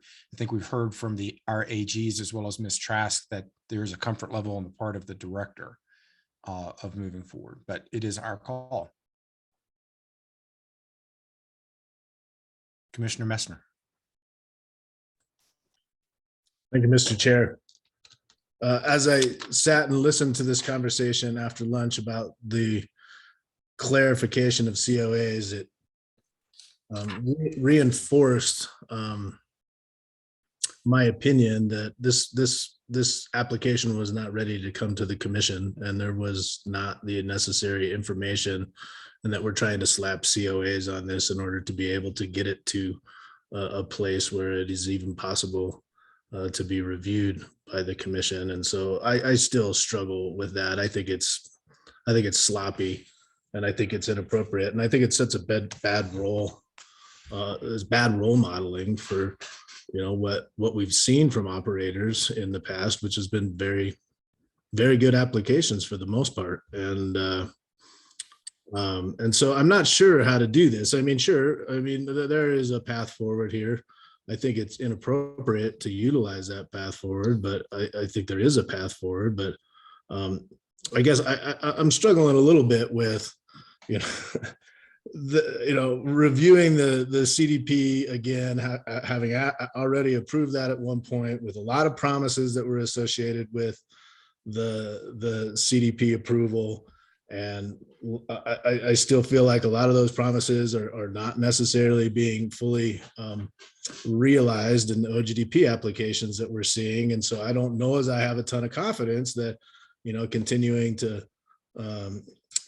give the applicant the additional line to be able to become bare bones compliant with our rules is the right path forward. I think they can become compliant, but I think they actually have to provide the necessary information at the application stage for this commission to make a determination without utilizing COAs in order to be able to get to a place where we can actually make a decision. So that's my thoughts. I mean, I can go either way on this one, and I'm not going to follow my sword on it, but this is just frustrating. Thank you, Commissioner Messner, for those comments. I'm largely in agreement in that I think, but having said that, I think we have created a fairly clear record that this is not how we want to see applications. It's not how we want to see the process. And, we might have to choke down OGDP number 4 too, because it's part of that same application process. But moving forward, I think we got a pretty strong record from I mean, so far, the only person I've not really heard from is Commissioner Cross, but I think we're all kind of in agreement that this is not how we want to move forward with noble OGDPs under the Wells Ranch CDP. So I'm comfortable moving forward with it today. I'm very thankful to our staff and to our AGs for spending time over lunch to come up with COAs that I think are workable. And so I would be comfortable moving with a approval today. I don't know what more would happen if we were to continue it for a week or 2 weeks or 3 weeks. You wanted to respond, Commissioner Messmer, please. No, I appreciate that. I want to just emphasize that what I'm talking about is moving forward with deliberations on whether or not to approve the application. So I wasn't suggesting that I was going to approve or not going to approve the application. I need to hear from other commissioners in order to determine where I sit on approval That's or fine. not approval of it. Okay. I think Commissioner McGowan and then Commissioner Cross. Thank you, Mr. Chair. And so again, I also feel like maybe I could go either way, but I don't think it's a good precedent for us to set. I mean, so I realize that in these first two, we also have had some conditions of approval, but certainly not to this extent. So I think are we up to 9 conditions of approval, which to me are related to the rule, our rules and those that should be applied as part of the application process versus BMPs, which are the things that we would like to see an operator do to improve upon an application, if I'm understanding our own kind of way that we're using COAs and BMPs. And so I mean, I don't want to have to spend this amount of time every time we get an OGDP talking about whether or not the operator has met the minimum requirements to meet our rules to show a determination of completeness, I guess is my frustration. And I know we've all said it, and so it's being said again. And I think that this is an operator that has a lot of resources and should know how to submit these applications. Hopefully they've been watching other operators successfully submit applications with us. And so it just is a little befuddling that there's struggle to sit here and try to figure out what documentation to submit to our staff ahead of time so they don't have to apply all these COAs. And it's frustrating, I think, on everyone's part. I'm guessing on staff and the operator's part as well. That being said, I know that what we've done here is going to address those deficiencies, but I will iterate again. Part of the reason we want to see it all up front is so that we as commissioners have the benefit of understanding to the extent possible what this is all going to look like as it plays out, and have the benefit of our staff's review and their recommendations, their concerns, their support, their changes, instead of it happening after we've made a recommendation or voted on it. I mean, so then I don't get the benefit then of the staff being able to say, yeah, we reviewed this is good to go. Instead, there's a condition of approval. It's missing this, it's missing that. This map is wrong. This looks like it's within 500 feet. And these are kind of some basic things that we shouldn't be having to deliberate in our hearings here. So I'm also going to say what Commissioner Ackerman did, which is there are a lot of good things about this application too, and the landscape view of development and the benefit of having these legacy wells and all the emissions and truck traffic associated with them being minimized, even though we're replacing them with new wells. It's far fewer, and I think the impact is positive from that aspect. And so I'm very appreciative that we're seeing this kind of application and this the ability to look at this in a landscape way, and the ability to see this for this group of folks who live in this neighborhood, a positive impact related to emissions and land use and wildlife habitat, et cetera. So I'm going to stop there, but I'm not sure that provided guidance for anybody, but that's kind of what I'm struggling with. Commissioner Cross. Thank you, Mr. Chair. And excuse me, I don't want to beat a dead horse. I'll say that I agree that we should not be talking about these kind of issues at the hearing. And that's also why I mentioned during some of my questions that it'd be helpful to have things like feasibility not be a reasoning in ALA discussions, and provide some detail as to what feasibility means. But I think with respect to moving forward, which was your initial question here, I'm comfortable moving forward. I don't think COA should be something discussed at a hearing to be able to move forward. A condition of approval should be something of, this is something you're going to have to do as part of the project, as part of the approval. But at the same, and I'd much rather see that in BMPs, as Commissioner McGowan said as well. But I think we are in a position, especially having, as you noted, Mr. Chair, kind of papering up the record with what we have, what we expect in the future. I think we are in a position that we can move forward, especially given the sign off that we've received from AAG Davenport and staff. Further thoughts? Commissioner Messner? So, I mean, I'm okay moving forward. I mean, I'm gonna then deliberate here a little bit on the actual merits of the application, seeing how it sounds like we've determined that it is possible to move forward with at least consideration of that, which I appreciate, and I'm not gonna lose sleep over that. But I do think that there's some considerations within the merits of the application that need to be thought about here a little bit.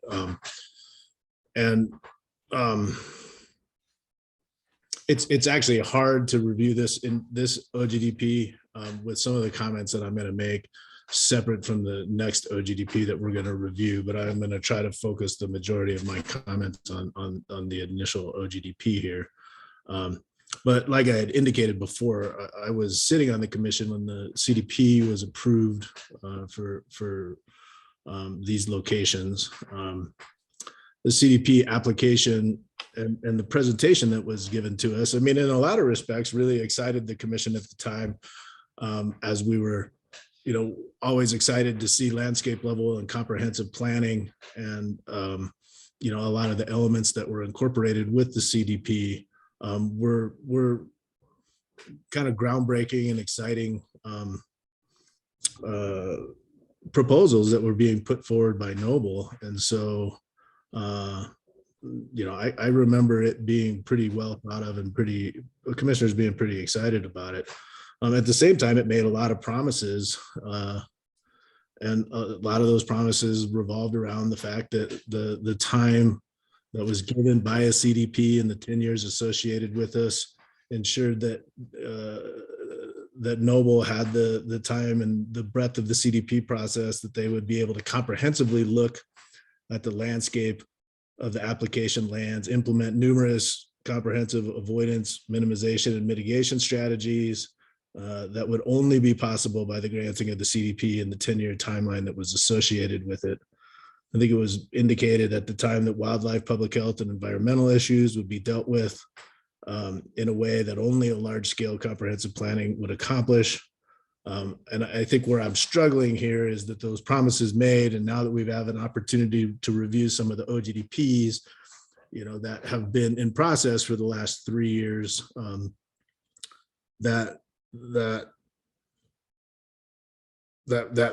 were ultimately a result of the time and ownership and landscape level planning that the CDP should have allowed.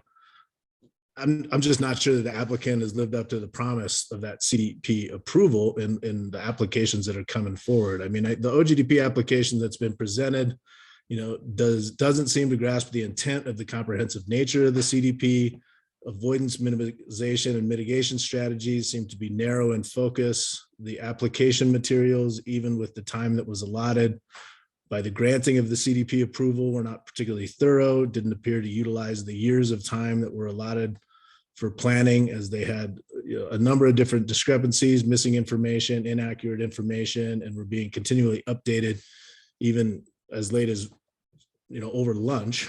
I think we were missing some of the basic information to the point that staff had to add all of these COAs for basic submittal requirements to even show that the application had the ability to meet the most basic rule requirements.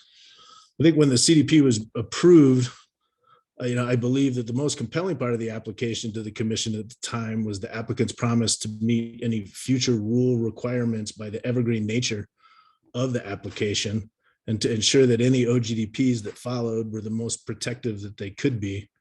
For me as a commissioner at the time, that was very compelling, and I really appreciated that being included in that CDP application. I think that the applicant implored us to trust them in the process, that given the large nature of the CDP, that they would be able to both meet the regulatory requirements, but would exceed them and become a role model on how oil and gas development could occur within the state of Colorado. And I think from this commissioner's perspective, the applicant hasn't followed through on that promise. It could be that this application meets the very basic requirements for passage. And I think it does this by utilizing primarily Rule 604B2 for the determination of how it will be protective of public health.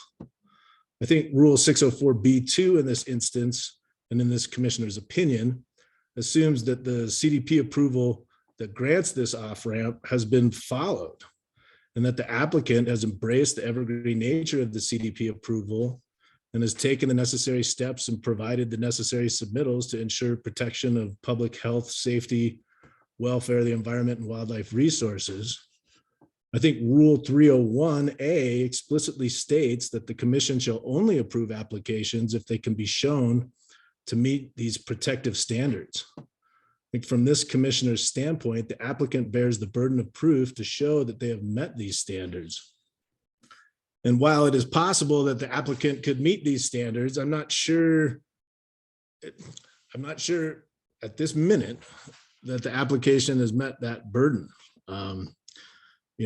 For public health, while the applicant in a very narrow reading of the rules is utilizing Rule 604B2 to determine that citing of locations within 2,000 feet of RBUs is appropriate, and they have not chosen to embrace the evergreen promise of the CDP approval to show substantial equivalent protections.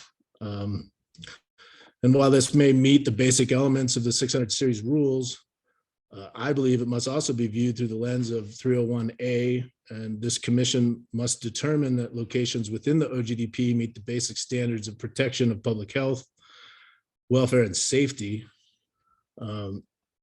I was hoping to hear a clear and defined argument of how, not just what, but how these locations are protective, as it is sometimes hard for me to determine that the necessary steps have been taken to ensure that those residents have been informed that the sites are chosen that are the most protective, and that the BMPs that are proposed have shown how they've avoided, minimized, and mitigated to the greatest extent possible the public health, welfare, and safety impacts. I do think it's possible that in implementation that they intend to take the necessary steps, but in relying on Rule 604B2 for the review before this commission, I think they chose not to take that next step to really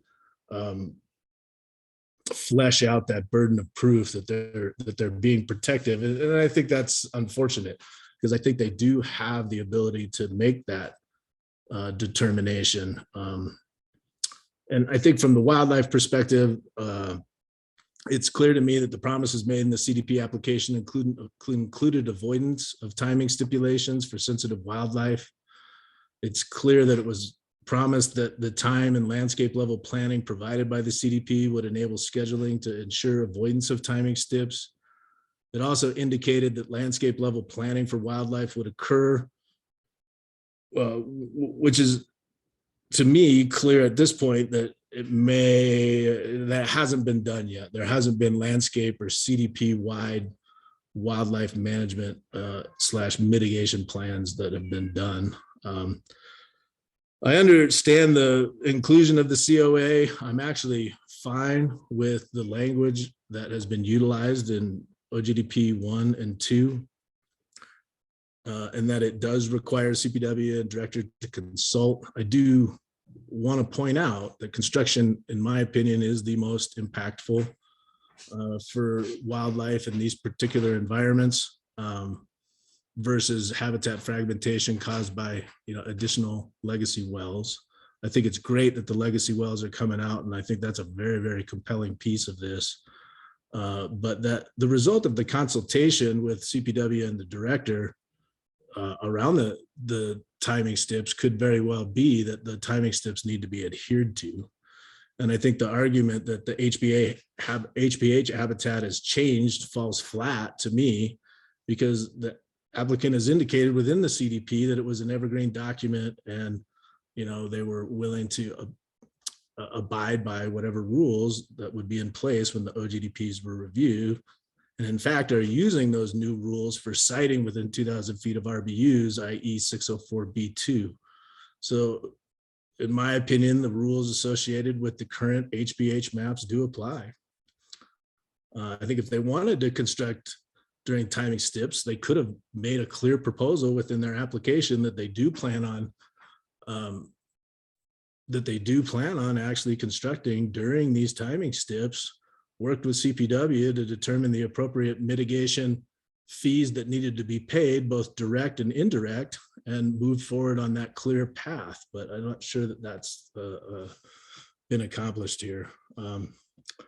So anyway, that's a long-winded answer, but these are the things that I've really been noodling on. This was a hard application for me, not because the application should have been hard, but because I think just the lack of information provided by this application made it really, really difficult. And so that's why I'm struggling where I'm at. And so I can't tell you right now whether I think it's appropriate to approve or not approve, but it is possible that this application has just met the very basic obligations of our rules, but certainly not the spirit and intent of them. All right, thank you for that. I'm going to provide some perspective, but first, in a better late than never category, I'm reading into the record the same disclaimer that I did for the first OGDPs. I was the director when the commission considered the CDP, and I issued the director's finding of suitability. The CDP order specifically states that there is no guarantee of the commission approving a permit, and I have not prejudged these applications in any way. I will and can consider the OGDPs impartially and in an unbiased manner. If any person has any concern with my continuing to participate as chair, I encourage you to raise your concerns now. So that's looked at to my fellow commissioners. And again, apologies. I'm supposed to do this at the beginning, not at the end. Okay, I'm not seeing any concerns. So I appreciate some of the points you made, Commissioner Messner, but I disagree with some of the points, and that's perfectly fine. That's what a board or commission is supposed to do, is to bring various perspectives. I think that this application was sloppy. I think these are the first applications under a CDP. I think it is unfortunate, but not unrealistic to anticipate that the first applications under CDP or CAP or whatever acronym you want to use are going to be more difficult to process from both an operator and a staff perspective, and for us to consider at commission hearing. I do wholeheartedly believe in the comprehensive area plan process, and the concern I've got, or just the point I would make, is that someone could have listened to your points, Commissioner Messner, and come away with the perspective that perhaps you don't agree that comprehensive area plans are a good approach to permitting. And so I just want to clear the record from my perspective. That rule was created because it's a really good idea. I think we're put into kind of a strange spot with this pre-existing comprehensive drilling plan, which is different.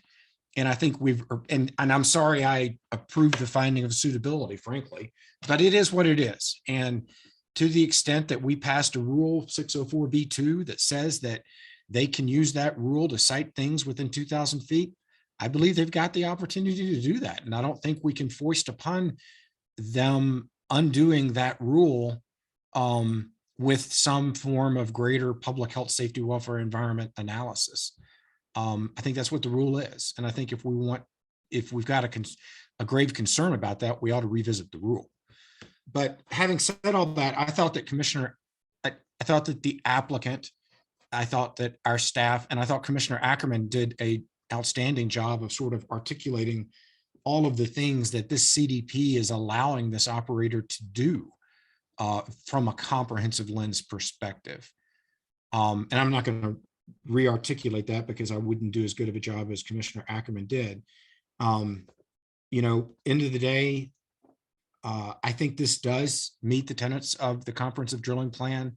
I think it is allowing one of our operators that does a good job in the state of Colorado to comprehensively plan for development. We're not seeing folks objecting to it. I appreciate the locations that ultimately got to. So I'm comfortable moving forward with it today. I will be a vote in favor with the 9 conditions or whatever number it was that we came up with. So those are my comments. We don't often disagree, so I have the utmost respect for your opinion, Commissioner Messner. And but I did want to sort of lay out, you know, where I'm standing. Others with comments, Commissioner Cross. Thank you, Mr. Chair. And I'll start off saying that setting aside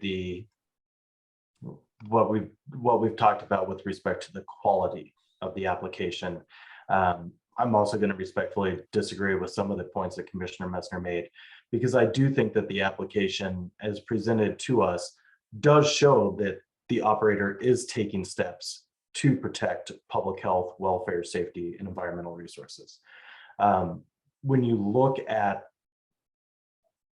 a lot of the different benefits that are shown, the reduction of existing wells and facilities and equipment, when you look at the minimized surface disturbance with the comprehensive planning, and I think that may be the biggest place where I disagree with you, Commissioner Messner, is that when you look at the overall plan here, I completely understand and appreciate where you're coming from with respect to they probably should have put more into the application given the amount of time that they had. But you can still see a lot of the comprehensive planning that was done. There's going to be numerous more Ogdps after today for a larger area, and they've taken steps to identify different places to potentially locate facilities. They've talked to surface owners, organic farmers saying, no, don't go here. And the first one we looked at, staying away from FAA areas and things like that. So they've taken the steps, albeit as I did in questioning, would have appreciated more explanation with some of the feasibility issues discussed, but they have taken the steps to identify places that are safe to operate, that are further away from additional receptors, and that you can use the most consolidated drilling plan possible. And by doing that, I think that goes through a lot of the ways in which you can look at the protecting public health, welfare, and environmental resources. I do have some concerns with respect to wildlife. And that's why I appreciate Commissioner Ackerman's comments as well, because I think it is important to, under our rules, that it requires first avoiding, then minimizing and mitigating. And to the extent that there was not, that they, at least initially, their plan is talking about, we're going to schedule during Q1. And I appreciate the operator's explanation that those are not firm deadlines of when they plan to do it. But I do agree that it is a little problematic that it seems to be looking past avoiding in that sense. And Commissioner Messner, as you mentioned, I think if they were planning on truly constructing or drilling during the timing stipulations, they should have come forward with that. Should have tried to, at the time, say, hey, let's look at what kind of compensatory mitigation needs to be done under our rules in consultation with CPW, instead of saying, well, we're going to try and we'll come back to it later. But I think at the same time, having those COAs, as discussed by Commissioner Ackerman, allows us to at least look into the impacts on wildlife resources. But when you look at the appendices that they showed today with the number of conversations they had with people in the area, when you look at the different locations that they considered. When you look at the fact that they talked to Weld County and they went through a citing process with Weld County as well to try and make sure that they were looking at these different areas, I do think that they have taken steps to ensure that they are working to protect those exact resources and receptors that we're obligated to consider in looking at approving a potential OGDP. And as we've discussed several times, I think that we hope to see far more complete and detailed applications in the future from Noble. But with it meeting the requirements, when you put in those COAs, I don't think we can merely hold them to an approval standard because they didn't go above and beyond what's required. We still have to look at, did they meet what's required? And so while I agree that the application was, as Commissioner Robbins expressed, sloppy, I think that it does meet the standards, and I think it does work to protect public health, welfare, and environmental resources. And therefore, I'm in favor of the application. Other commissioners with thoughts? Commissioner Ackerman. Thank you, Mr. Chair. I appreciate that. And I want to say how much I appreciate Commissioner Messner beginning these deliberations. And he stated a lot of the things that were on my mind as well. And I lean more towards agreement than disagreement with the things that Commissioner Messner said. With regard to the Pronghorn winter timing stipulation, which has been such a big part of this discussion, as I talked about a little earlier, the reasons that Ms. Fulcher brought up did meet the bar for me to have a bit of a lesser standard on the COA. But I agree wholeheartedly with Commissioner Messner that it's very clear in the CDP that the intent was to, on an ongoing basis, to work to avoid timing stipulation periods. And I focus mostly on that with regard to where I have concerns about moving forward with this application. That said, I feel like a good faith effort has been made, if not a good product. And when I say good faith effort, I mean an overall intent to move forward in a way that's protective. I believe that's been made. I believe Noble is an operator with good standing in the state of Colorado. I am very, very on the fence about this OGDP. I lean more towards approval simply because this is part of a CDP, because conditions have changed so drastically between the approval by the original commission of this CDP and our regulations. Currently, I believe some degree of leniency is warranted in this particular case. If it were not for that particular point, I would likely lean towards opposition of this OGDP. But as it stands, this is a difficult place to be in.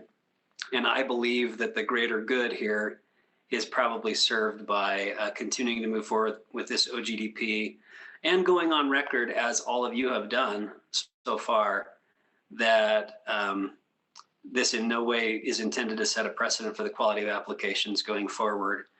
I think, we've had some learning process and maybe even some miscommunications associated with the regulations that were intended to provide an expedited process for 2As that are part of a CDP or a CAP, and maybe are less than clear, and hopefully becoming more clear on the degree of rigor that's intended at the planning process in order to expedite those future OGDPs. I would agree with Commissioner Messner that I think a key component of a CDP or a CAP is a CAP-wide wildlife mitigation plan rather than a OGDP-specific mitigation plan that's not intertwined with a larger plan. I would hope in the future that we see those going forward. I am going to take, I think it was Mr. Montoya at face value, that we will see significantly improved production in OGDPs 5 going forward. I'll be watching for that and see if I made a mistake leaning towards approval on this one, Mr. Chair. Thanks. Thank you, Commissioner Ackerman. Others with thoughts? Commissioner Messner? I'll defer to Commissioner McGowan if she wants to speak first, but I appreciate everyone's comments. I do want to, I guess, affirm or confirm that I actually think caps are an incredibly important tool, and I'm in full support of the cap process. I think CDPs were the first iteration of a cap, and I think they were certainly a good attempt to get a lot of the elements of the cap into our rules. I appreciate that Noble is utilizing the CDP process, but I do think our cap process has evolved as we look at some of the caps that are coming up and some of the requirements that are associated with the cap, and the requirements that are being required of this CDP are different than the requirements that are associated with the cap. And it was possible for an applicant to be able to just embrace the requirements associated with the cap and do a cap-like application in this particular instance, and they wouldn't have had to. And I agree with Commissioner Cross that you can't, you can't make a determination on an application based on what you want. It's what they have met as far as the obligations of the rules. But I think it's a missed opportunity. And so I think caps are a great thing. I think, like I said, the CDP as it was developed here, I thought was a great thing. I'm just not sure that these Ogdp applications that we continue to see have met what I was hoping to be able to see when the initial CDP was approved, which is very different than the cap applications that I think we'll be continuing to see forward. And I think that they will, I think we're going to see some great cap applications moving forward. But I just wanted to clarify that. I do also want to note that, I have evaluated this both as to whether or not this application meets the rules. And, I bring up a lot of those points that I mentioned previously for deliberative purposes. And like Commissioner Ackerman, I would lean towards actually approval on this one, only because I think that this is a one-off unique situation where a CDP is being Ogdp is associated with a CDP that was previously approved are being reviewed. Ogdps of this quality under a cap would be a very different situation. I will indicate though that the cap application process will more likely entail more expectations associated with the sites that are included within that cap based on preliminary siting approval incorporated with the rules around our caps, which did not apply to this particular CDP. So that's where I think a big difference there is.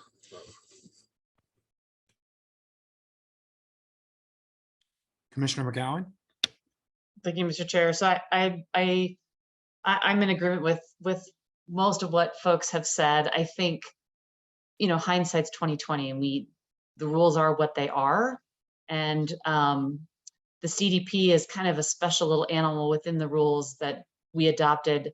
And I'm not sure, as a commissioner, having just started my position, that I really understood what we were giving up when we said if you have a cap, you get these special things because you're looking at it from a landscape perspective.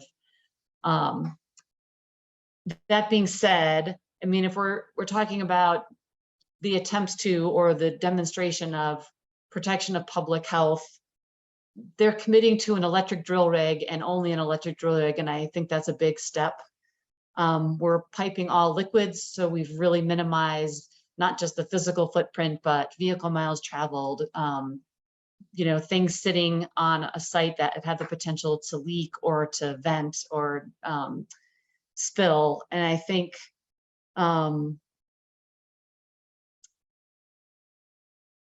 the fact that there have been no protests by those most impacted, that are going to be the most impacted by this development, means that community engagement was probably pretty robust. And And I think we need to look to the community itself and the response that they're giving us as part of our review of an OGDP. So as frustrated as I am by, I guess I'll repeat, the sloppiness of this proposal and what's going to happen with the next proposal, the COAs hopefully are going to cover the deficiencies that we see, and staff is going to help take care of those. And I think they've met probably with the conditions of approval, the minimum requirements. Further deliberative thoughts from commissioners?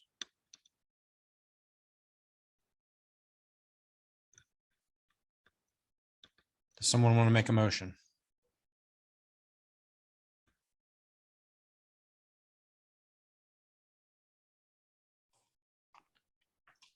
Mr. Chair, I'd move for approval of OGDP, excuse me, of OGDP number 3 with the, I think it was 9. I think Commissioner McCallum was right on that. I think with the 9 conditions of approval discussed. I think we had that one BMP also. The BMP on emissions, right? Yes. Okay. AG Davenport, did you count them up? Is 9 the right number? I did not count them up. Ms. Fulcher, will you confirm that 9 is the right number? Thank you, Chair. Confirming now. I am seeing 1, 2.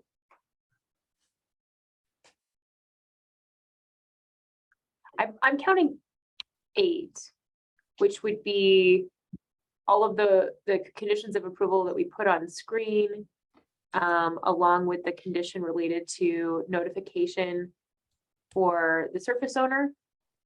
And then we have the BMP on emissions. Oh, excuse me. Is the 9th AAG Davenport the condition to update information, or is that okay? Then we're at 9, I believe. Apologies. Okay, so 9 plus the BMP on emissions. That is the motion. Did I hear a second? I'm not sure.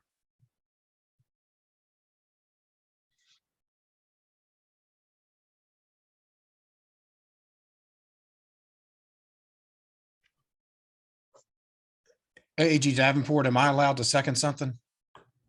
Of course. Second. We have a motion and a second. Is there further discussion? All right.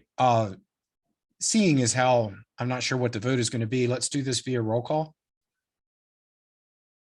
Hearings Manager Larson or Ms. Amaro? Give me a moment, Mr. Chair. Thank you. I wasn't sure if I would reappear. Commissioner Ackerman. Yes. And by voting yes, I'm voting for approval of the motion. Is that correct? Yes. A yes Yes. vote is approve the motion. Commissioner Cross. Yes. Commissioner McGowan. Aye. Commissioner Mesner. Aye. Commissioner Robbins. Aye. Mr. Chair, you have a unanimous approval of your motion. Very good. Okay. We have yet another application before us this afternoon. It is docket 2109-00159. This is OGDP number 4. We've already heard from Mr. Maxey on this OGDP.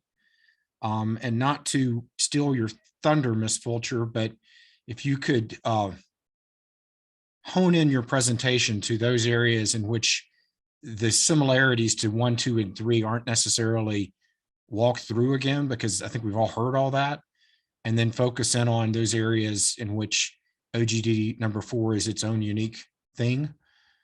I at least would appreciate that. Thank you very much, Mr. Chair, and thank you, commissioners. We will do just that. And I understand we might have a hard stop at 3:30.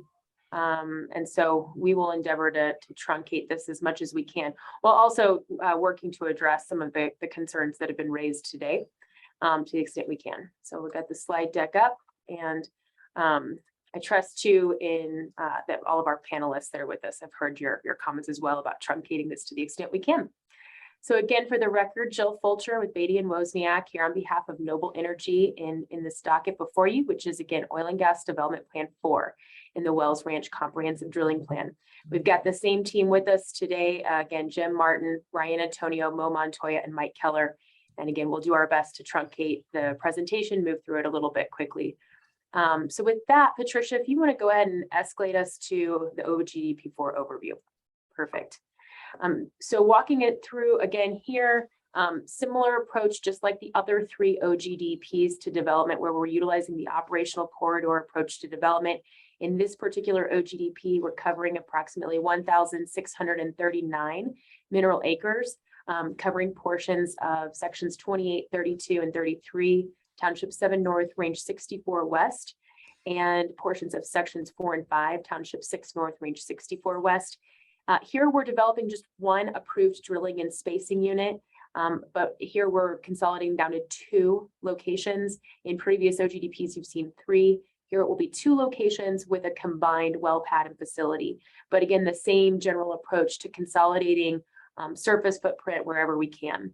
Same treated interval requests are being made. Won't go over those, but you've heard those several times over within our presentations. Each of these locations does trigger Rule 304B criteria. So an alternative location analysis was provided. We will walk through that as quickly as we can, but that was part of the citing process in evaluating other locations to determine what was most protective of public health, safety, welfare, and the environment. We will note in this particular docket, there are 2 residential building units that are coming within 500 feet of the pads, just as we saw in OGDP 1. And in those cases, Noble did get informed consent and a waiver authorizing those sites in accordance with Rule 604A4. You're also going to see, though, that we've got the same issue with all these legacy wells out in this area. So we've got a map that we will highlight at a quick level that will demonstrate that we've got legacy wells that are coming within 2,000 feet, in some cases far closer to some of these residents, and those will be accelerated for removal as part of our overall benefits to cumulative impacts. With those legacy wells, I believe here we're looking at 35. Let me check my notes. Yes, 35 legacy wells that will be removed as part of this project. That's the smallest number you've seen to date, but again, part of the overall total of 277 wells that will be plugged and abandoned as part of this first tranche of the development process. And again, I would note that this is also just a smaller area of land, which accounts for the smaller number of legacy wells. Let's go to the next slide. I won't spend a lot of time on this slide, except to say that, again, notice was provided in accordance with your rules under Rule 303 to all interested parties. And as was noted in the previous docket, we have no petitions objecting to this matter here today. We did have public comment from 4 members of the general public raising concerns, and those concerns were responded to by both Noble and staff. Again, we think that really the overall support we're seeing or the lack of involvement, from our neighbors really speaks to the ongoing efforts here, and I'll speak to that more at the end. I'm going to skip ahead to the next slide. So conditions of approval. And again, I think these are really the conditions that the commission has determined are necessary in keeping with Rule 307A as part of your process to add further protections. And I think that that's really consistent with your rules. And what we want to state here is that we're comfortable in supporting these conditions that have been determined through each of these hearings as necessary carrying over here. So we just like the application, or excuse me, the order to reflect that identical language. We've got it here. So that's what we're proposing so that we don't have to discuss that further. Unless of course it pleases the commission and we need to discuss it further, but we wanted to commit to that. Next slide. So there were some recommended conditions of approval made by the director. Some of these are site specific, and so we certainly understand and we've heard very clearly the commission's frustration today with these applications, this first tranche that have come through, and what you're going to be looking to see in the future. So we don't want to rehash that. Certainly available to answer questions, but we absolutely hear you on that point. Do want to note that many of these are site specific. For example, the plugging of the Westerman wells. And or the revegetation and removal. Those are site-specific conditions of approval that were made by the director as part of the normal course of review. And we just want to say at the outset, we will support those conditions of approval and commit to those. There were a couple of other conditions that were included that we want to address here specifically. And they really focus in again on a condition related to timing limitations for operations in unmapped mule deer areas. And so I want to spend just a minute on this particular condition of approval. And what you'll see in our materials is that Noble is going to ask the commission to decline adoption of that particular condition in this circumstance. There was an indication within the director's recommendation that CPW was making that recommendation after finding that the habitat and the areas in this area could be consistent with mule deer severe winter range, and as part of a future rulemaking, this area might be mapped in accordance with mule deer severe winter range. And so CPW recommended this condition of approval. Again, where we struggle is that this has not been supported by rule yet, and there's no basis in the record that this additional operational timing limitation is necessary or reasonable to protect wildlife. I'm going to walk through that really quickly if you'll indulge me. First, there's been no formalized finding through the rulemaking process that this area is actually going to be included as mule deer severe winter range. And what we want to do is not presuppose that that is what's going to happen following the rulemaking process. The habitat and the conditions could be consistent with that finding, but there are other factors that will bear out as part of that rulemaking process that could affect that ultimate determination, such as the current land use designations in this area, the existing habitat fragmentation that's already present, and whether the areas are already primarily or completely developed for agricultural or residential purposes that would be incompatible for wildlife and extending that mapping. Again, those are all issues. We don't know how those are going to come down. And so that's why we really think that's more appropriate for discussion as part of the rulemaking processes. We want those analyses to be conducted as part of that potential future rulemaking and not done prematurely here and presupposing that what the outcome of that rulemaking could be. But what we also want to underscore here is that there's been no demonstration in the record or through the consultation process that's been ongoing that this particular condition is necessary or reasonable to protect wildlife. And I'm going to address some of the comments, but here we want to really focus in on what you're going to see in terms of the benefits of OGDP 4 and how it's already working to protect wildlife. And so this additional condition isn't necessary. What you're going to see is, and what you've heard already from me as part of this opening, is that this OGDP proposes the siting of 2 locations with a combined well pad and facility, resulting in a total disturbance area of about 10 acres after interim reclamation. You contrast that with the 52 acres that are already impacted with oil and gas operations through these legacy wells. And that's contributing to existing habitat fragmentation on site. So by removing those legacy wells and expediting the reclamation of that area, we're returning 42 net acres back to use for the surface owner, but for wildlife as well. So we think that's a really positive impact here that is negating the need for this additional condition. What we also want to underscore and what you'll hear is that the proposed oil and gas operations here are utilizing technology and BMPs that will further protect wildlife resources, just like the other OGDPs. We're committing to use of a quiet frac fleet, utilization of pipelines for transportation of all product, remote operations, 0 production tanks, and 0 uncontrolled emissions, and also a 32-foot high engineered sound walls. And that obviously has great benefits to our residents, but it also benefits wildlife. All of that is working to reduce noise impacts to wildlife, eliminating truck traffic, which we know can impact wildlife, and then contributing to overall reductions in air emissions. So when we look at the rules and we look at 309 that would potentially authorize these additional conditions, we just don't think that here the record bears out that it's needed. And then finally, and I made this point in the discussions before, and this is where it comes into play again. We do have residents within 2,000 feet of these locations, and we do have a couple of residents that are in close proximity.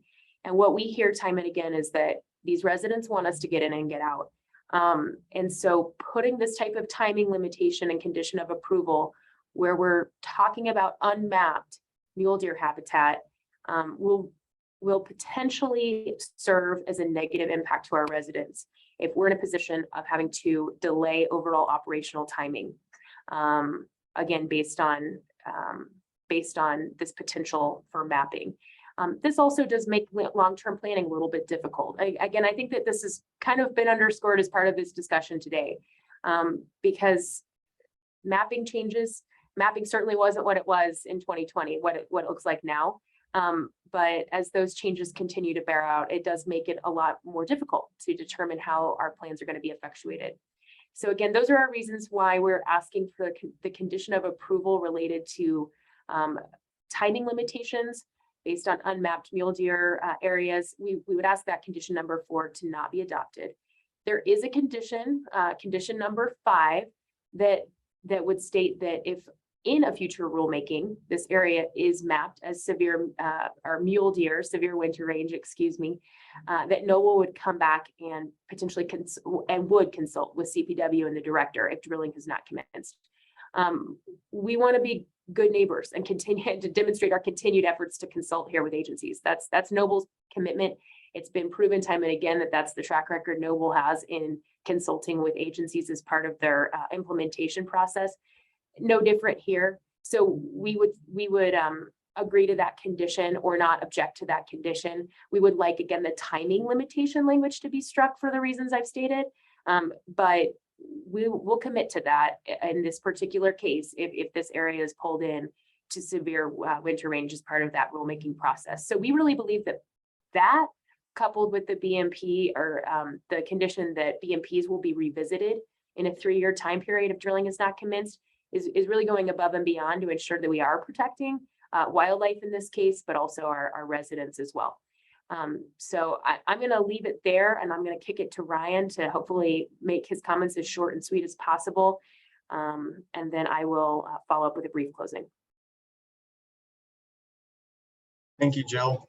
Good afternoon, commissioners. Ryan Antonio, Surface Land Manager for Chevron. I'll walk through the kind of reference my previous testimony as far as community outreach. OGDP 4 has had the same high level of community engagement and strong support from the community and residents in this area, similar to the other OGDPs before you. So I just wanted to kind of reference my previous testimony for the sake of time on that. As far as community concerns, a lot of the same concerns were, from residents were very similar, related to traffic timing, plugging removal, noise, light, and dust, as well as impacts to agriculture. Again, with this OGDP and due to the operations corridor approach, we were able to address a lot of these concerns by utilizing pipeline infrastructure for takeaway and plugging and removal of old wells and facilities. Were viewed as a huge benefit. I would also like to reiterate a little bit what Jill said and some additional thoughts based on our discussion in the last hearing. In our communication with the residents in this area, it is important to them that we complete and execute the development plan in this area as quickly as possible upon commencement of operations. With any timing restrictions, I'm concerned that we'll be doing the residents in the area a disservice, resulting in operational fatigue and frustration with the additional time that's needed to conduct operations. There are also unforeseen concerns with the associated plug and removal program and our ability to schedule those operations to avoid impacts to land uses and other agricultural impacts. Again, as mentioned, there's a strong desire from the community to plug, remove, and reclaim the well sites and the additional and the associated facilities as quickly as possible. Next slide. I know we've talked through this slide a few times. This, again, just kind of for the record, this project has gone through a full 1041 WOGLA hearing. The hearing officer approved the locations back on December 12, 2019, and the final order was filed with public record on December 20th. Next slide. Our main goal with this project is to produce all 8 wells covering 1,638 mineral acres into a single production facility. As part of the strategic planning process of the Wells Ranch CDP and associated OGDPs, the locations of the well pads and production facilities have been geographically aligned in proximity to each other as part of the operational corridor. As you can see, we were successful in achieving these goals as the benefits of the operational corridor require well pads and facilities to be near each other to be successful.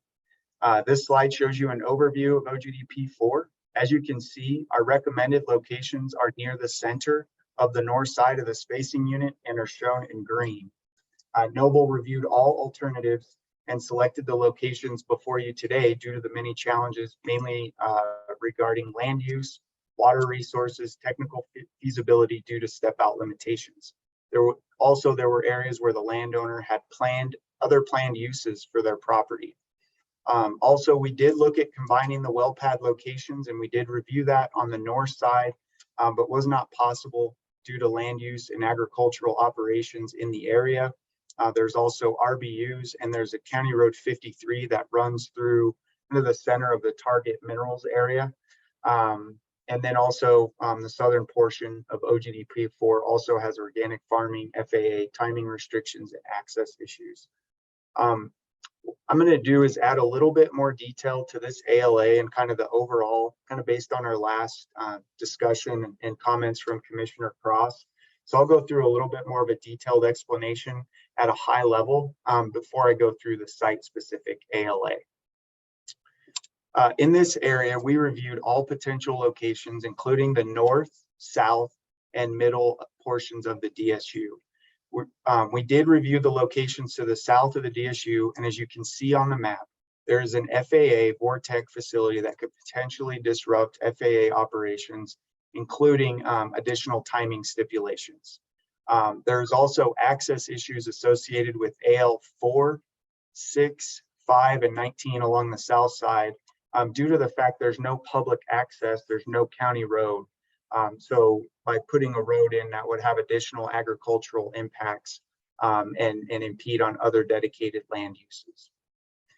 In the middle of the DSU, we reviewed AL 7 and AL 10, as we discussed in the previous hearing. Locating our pads in the middle portion of the DSU requires that we would need to double the number of wells to develop the target minerals, which would also increase the surface disturbance of that pad.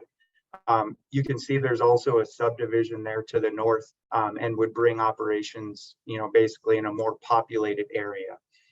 On the north side, where the recommended locations are, we looked at ALs 2, 3, 8, 1, and 9.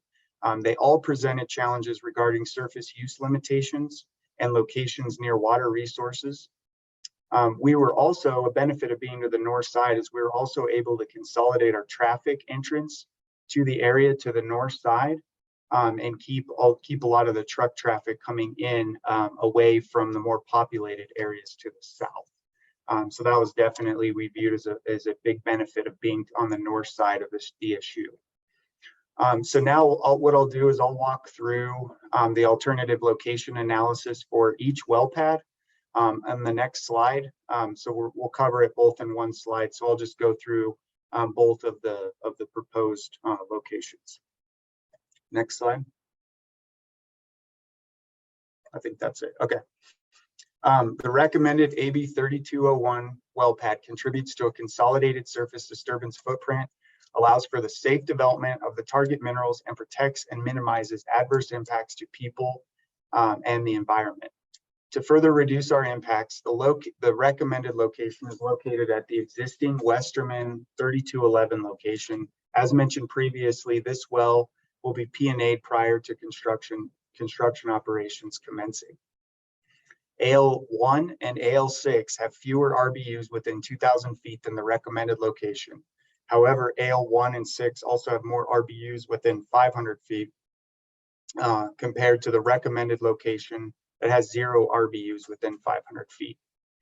The technical feasibility of AL2 and 10 would each require another well pad to develop the target minerals with an additional surface disturbance of approximately 10 acres each. AL6 would also require longer flow lines and more surface disturbance, approximately 24 acres. AL6, 5, and 4 are also located near an FAA control facility that has height and mechanical setback requirements for safe operations. AL number 6 is nearby a future home development site, and also AL7 and 10 are near a subdivision. AL1 is in high priority habitat for winter concentration area, whereas the recommended location is located outside of high priority habitat. Similarly, AL8 is in an unmapped burrowing owl habitat. AL2, 3, 6, and 10 could limit the ability to expand, limit the ability for the dairies in the area to expand. And on those properties, the surface owners did not want oil and gas operations on their property due to their expansion plans. AL2, 3, 6, and 8 are locations where the surface owners have other dedicated land uses and have declined to enter into an SUA. AL2, 3, 6, 8, and 10 are in sensitive areas to water resources. AL2 is immediately adjacent to a floodplain for Willow Creek, and AL5 is 5 feet up gradient from a wetland. For these reasons, the AB 3201 site was selected due to the limited impacts to nearby receptors and being located at an existing oil and gas location with the ability to safely recover the target minerals. Now I will move on to the AB 2813 that's shown on the same slide. The recommended AB 2813 well pad and facility contributes to a consolidated surface disturbance footprint, allows the safe development of the target minerals, and protects and minimizes adverse impacts to people and the environment. This is a combined well pad and facility, so there will be interim reclamation at this site, decreasing the total disturbance size after drilling and completions are completed. Additionally, there are 2 RBUs within 500 feet of the working pad surface, and Noble has secured an informed consent from these residents, and they are very much aware of our operations. AL number 7 has more RBUs within 2,000 feet than the recommended location. And as mentioned previously, AL7 is also near the Mason View subdivision. AL4 and 6 would require longer flow lines and additional surface disturbances, approximately 4 to 22 acres. Due to technical feasibility limitations of AL2 and 7, they would require another well pad, longer flow lines, production facility to develop the target minerals with an additional surface disturbance of approximately 10 to 32 acres each. AL19 would also require a standalone production facility with an additional surface disturbance of approximately 6 acres. AL4, 5, and 6 are also located near an FAA control facility that I mentioned previously, which has height and mechanical setback requirements for safe operations. Also, as I mentioned, these alternatives do not have a county road access running east and west, so there's currently no public access to these locations. AL number 2, 3, 5, and 6 again could limit the expansion of the dairies, and the surface owners did not want oil and gas operations on their property. AL2, 3, 6, and 9 are locations where the surface owners have other dedicated land uses and have declined to enter into an SUA. AL4 and 6 are located in the middle of a center pivot irrigated field and close to a future home site that is in a building and permitting stage at the county. AL2, 3, 5, and 6 are in sensitive areas to water resources. AL2 is immediately adjacent to a floodplain along Willow Creek and is 6 to 12 feet from the Eaton Ditch. AL1 and 9 are located within high priority habitat for Pronghorn winter concentration area, where the recommended location is outside of HPH. Additionally, if you recall, AL number 19 was also evaluated for Ogdp 1. And was also evaluated for this Ogdp, but was not selected due to the flow line length and the need for an additional facility, resulting in additional 10 acres of surface disturbance due to the safety limitations and step outs requiring another drill pad. This location is also up gradient from a wetland, and there is also no county road access in place. For these reasons, the recommended AB 2813 well pad facility was selected. The nearby residents are aware and supportive of the project, and the facility portion has been strategically placed further from the RBUs due to it being a permanent structure that will service the locations throughout the life cycle of the well. After considering all of the ALs as part of the extensive alternative location analysis, Noble believes that the consolidated configuration of the two recommended well pads into one central production facility for OGDP 4 is most protective of public health, safety, welfare, environment, and wildlife resources. The proposed locations allow for the development of the target minerals covering 1,639 acres with minimal surface disturbance. The recommended locations have also been sited away from schools, towns, and subdivisions while taking into consideration local agricultural operations. Thank you for your time allowing me to run through this. I'll pass it over to Mo Montoya to discuss facility design.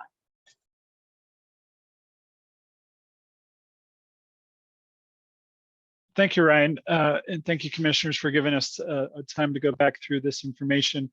The facility design and improvements that we spoke about through OGDP 1 through OGDP 3 will be the same for this OGDP. So unless you have questions, I'll probably move through these a little bit more quickly. Again, the major note here, we're using the current design on the right, which removes all the production and water tanks on the facility using electrified compression, bulk and test separation. We've completely eliminated flares and combustors. Again, we're using air to power pneumatics, removing methane sources, and all the facilities are equipped with the extensive automation and safety systems that we've discussed before. Next slide, please. So when developed, OGDP4 will reduce the total oil and gas footprint from 52.5 acres down to 10.5. We will consolidate 9 legacy production facilities down to 1. And again, we'll have lowered our emissions by 90%. Next slide, please. I've discussed in detail throughout the weeks on our production flowback. And again, the same methodology will be used for OGDP4, which is the reduction of all temporary equipment, flares, and tanks during this activity. Electrification, much like OGDP3, OGDP4 is 100% Poudre Valley REA service area, and we've partnered with them. And just like OGDP3, we have full confidence that both the production facility and the drill rig will be electrified.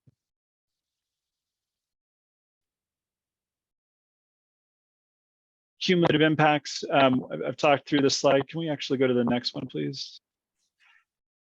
OGDP4 will remove 9 legacy facilities and their associated wells and footprint. This reduction will result in a reduction of 35.6 tons of VOCs and 13.71 tons per NOx. As we've discussed in our other testimony, the emissions reduction with the elimination of production trucking, this new facility with its pipelines and 0 production tanks will result in a reduction of over 133,000 truck trips and around 3 million miles, and reduce the carbon footprint by 9,000 tons. Next slide, please. We've also showed you this with all of our subsequent or previous OGDPs.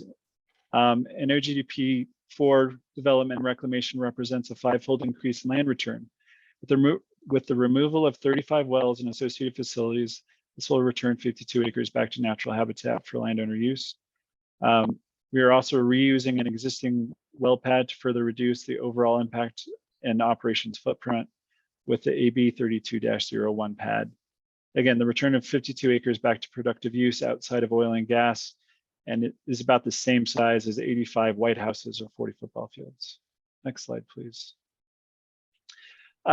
By now, you guys have seen the pre-production and production BMP lists that we've set in here, and we have a long operations of putting these together. I did want to talk through where our commitments are and where we believe we're protecting public health, welfare, safety, wildlife resources, and the environment is again with those engineered sound walls, a quiet frac fleet, and using point source barriers, type 3 drilling fluid, using type 4 engines for frac, the electric drilling rig, the electrified production locations. We have received all regulatory required informed consents, and we have eliminated our flowback. Next slide, please.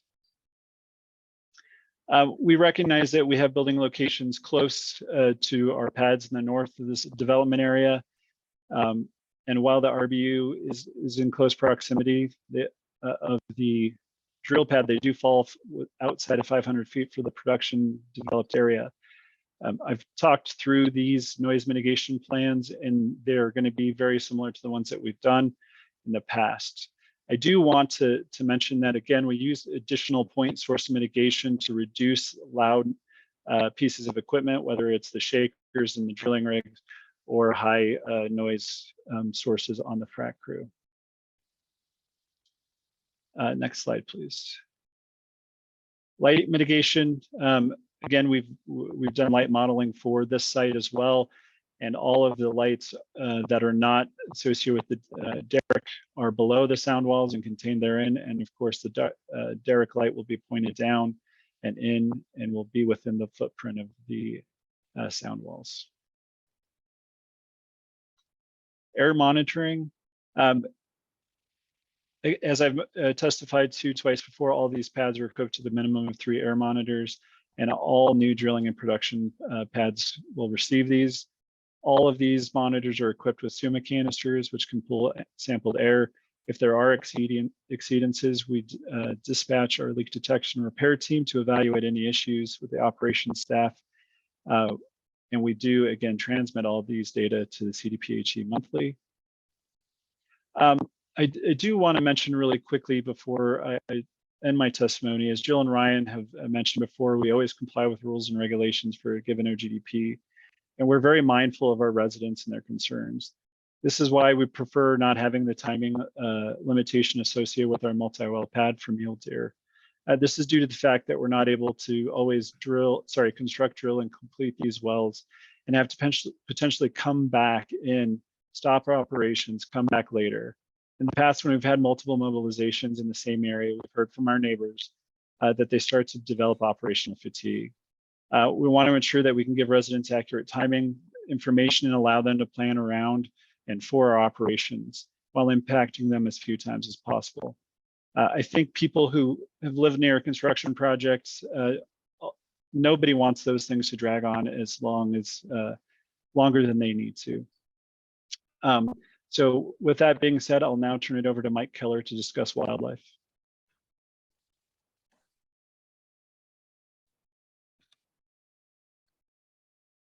Thanks, Mo. And thanks again to the commission. I will burn through these fairly quickly, just for time's sake. So this slide's similar to OGDP 3. This slide is summarizing consultation history. However, it is notable that OGDP 4 does not lie within any 1202C or 1202D high priority habitat. And so obviously the environmental analysis was documented under a wildlife protection plan rather than a wildlife mitigation plan. Noble initiated voluntary consultation with CPW and COGCC just to push the project forward. There were some, the habitat does lie fairly close to the multi-pad, and that was the reason for this consultation history here. Next slide, please. So again, getting into the regulatory process associated with OGDP 4,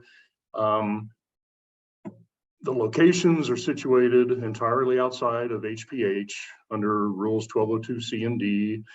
However, like I just mentioned, the AB 2813 multipad lies just west of the Pronghorn winter concentration area delineation. Therefore, consultation with CPW, they determined that they wanted to get out in the field and just check the habitat. They did do a field check and then confirmed that Pronghorn winter concentration area, HPH, was not present in that area. And then the director subsequently approved an exemption from this HPH. Noble submitted wildlife protection plans for both locations. We've received the applicable CPW waivers for the location, specifically for the AB 2813 multi-pad per rule 12023A3. It is definitely within 500 feet of the Eaton Ditch, which is a verified aquatic resource and waterway. And we committed to a robust set of BMPs in protection of this resource.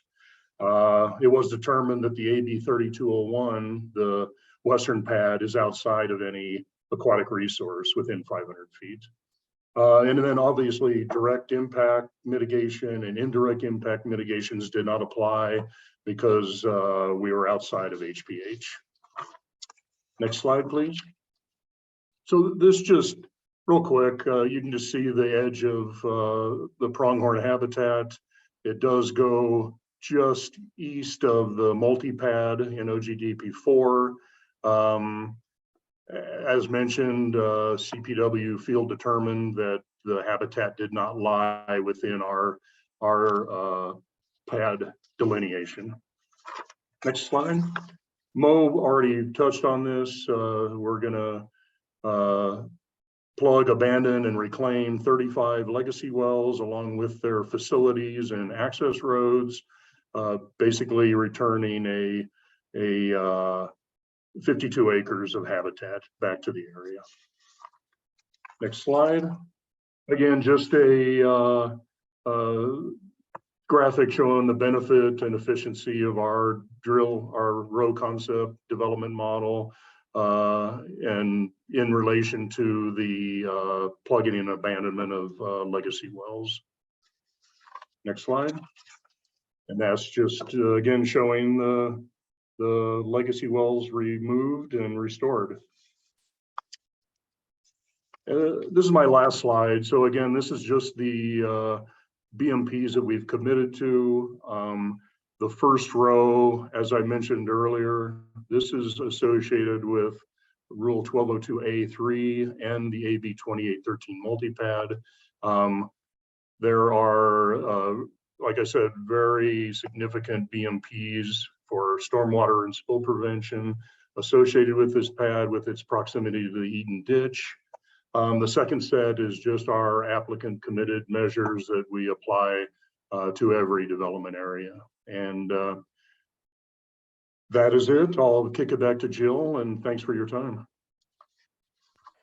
Thanks, Mike, and thank you, Chair and the commissioners.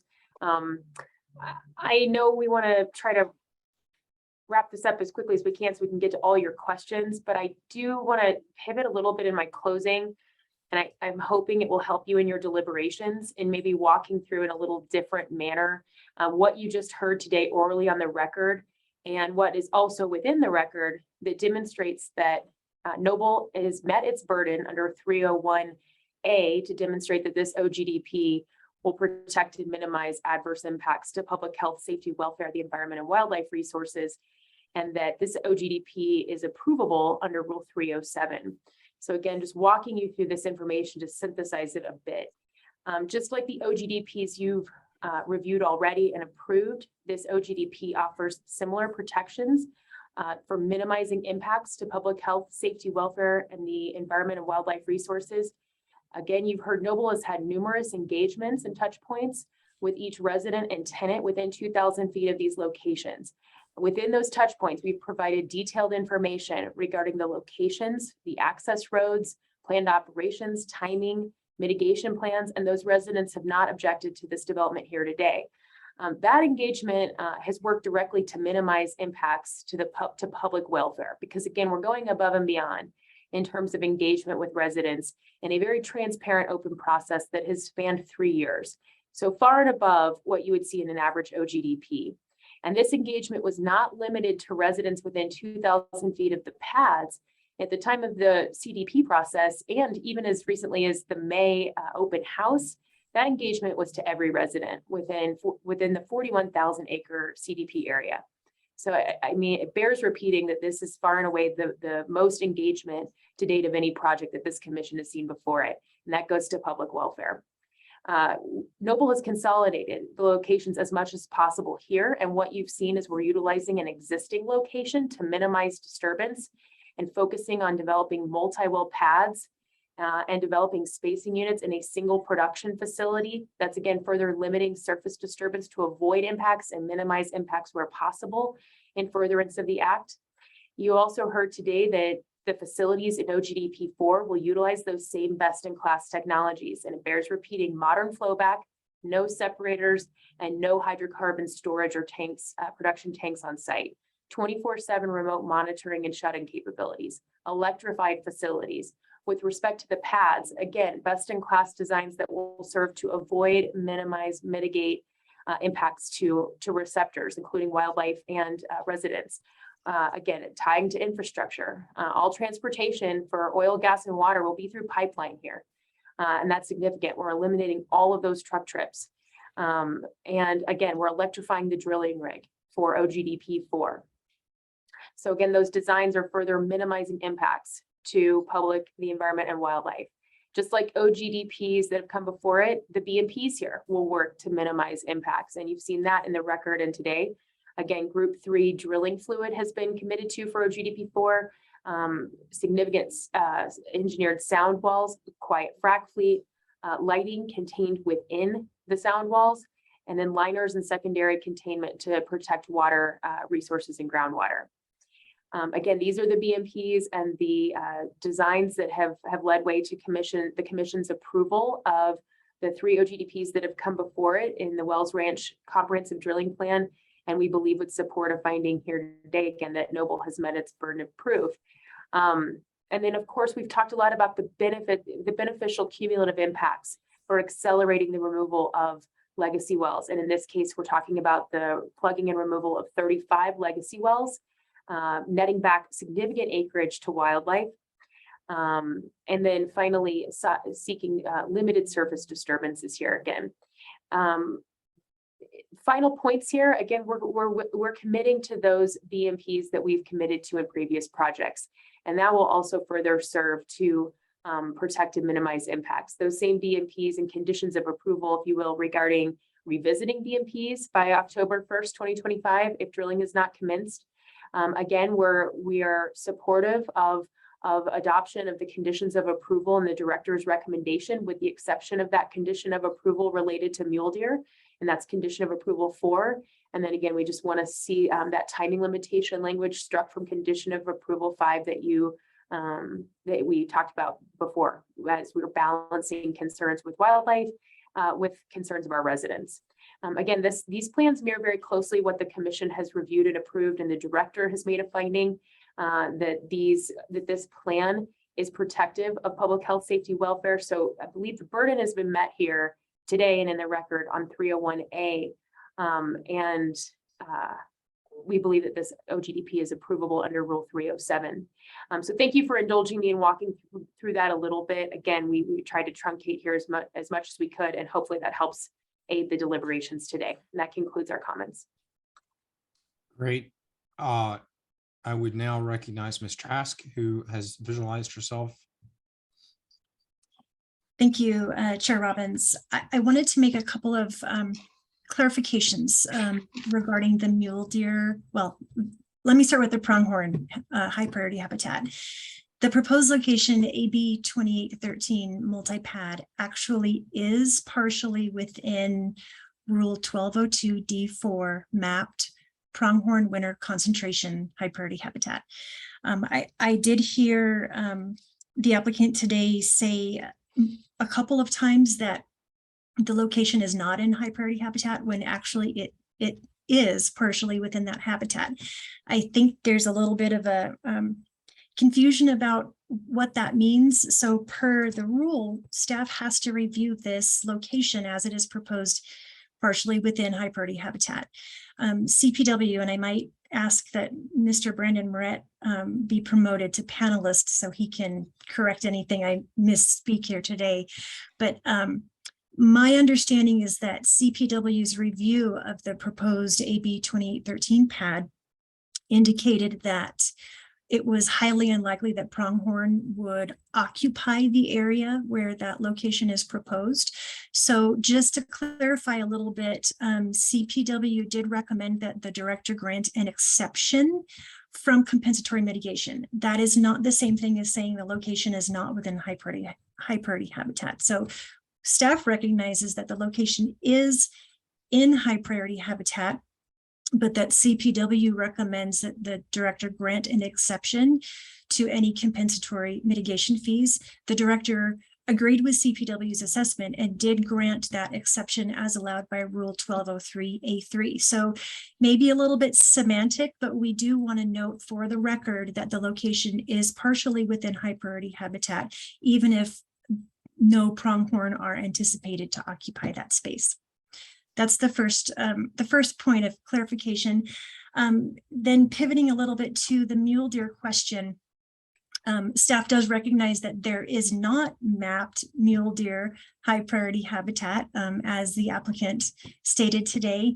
However, in one of the attachments that they attached to their Form 2A, there is an attachment called the CPW waiver. There's multiple waivers, but one of those waivers in particular, I believe it is an email correspondence between Mr. Moret and Mr. Mike Keller from Noble. And there's a highlighted, or there near the bottom of page 1 of that attachment, there's a section that discusses CPW's review of mule deer, again acknowledging that it is not in a mapped high priority habitat, but that there was some expectation that mule deer may be occupying that area. So CPW recommended a BMP to avoid the winter season, which for mule deer is December 1st through April 30th. And I wanted to point out that on the Form 2A, which I just hit the wrong button and closed that document, on the Form 2A, the operator actually proposed a wildlife BMP specific to mule deer. That proposed BMP is listed on the Form 2A in the wildlife tab. So it's a unique section of the Form 2A, a little bit separate from the regular BMPs. And that BMP language says, and I'm just going to read it directly here, Noble will schedule Wells Ranch Ogdp for construction activities outside of sensitive big game timing limitations, mule deer WCA, December 1 through April 30th. Should construction activities be ongoing during winter concentration area timing and mule deer are identified in the area as determined necessary, Noble will have a biologist on site periodically to monitor herd status and determine any potential negative impacts to big game from construction activities. So staff recognizes that CPW made a recommendation for a timing stipulation BMP.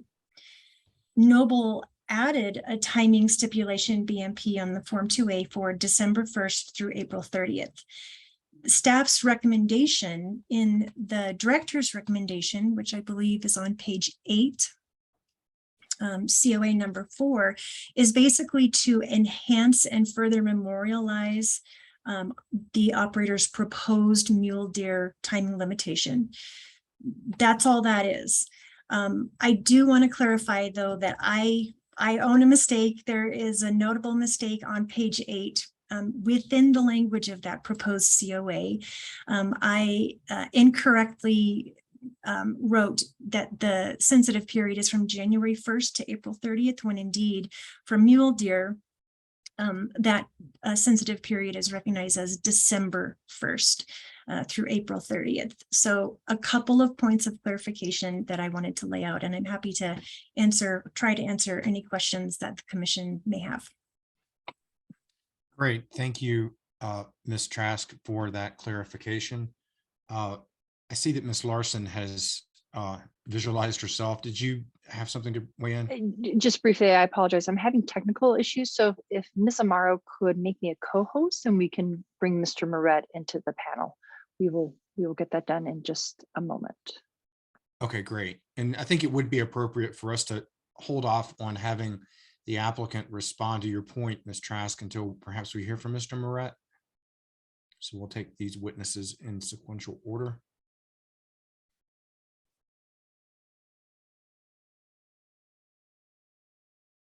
Good afternoon.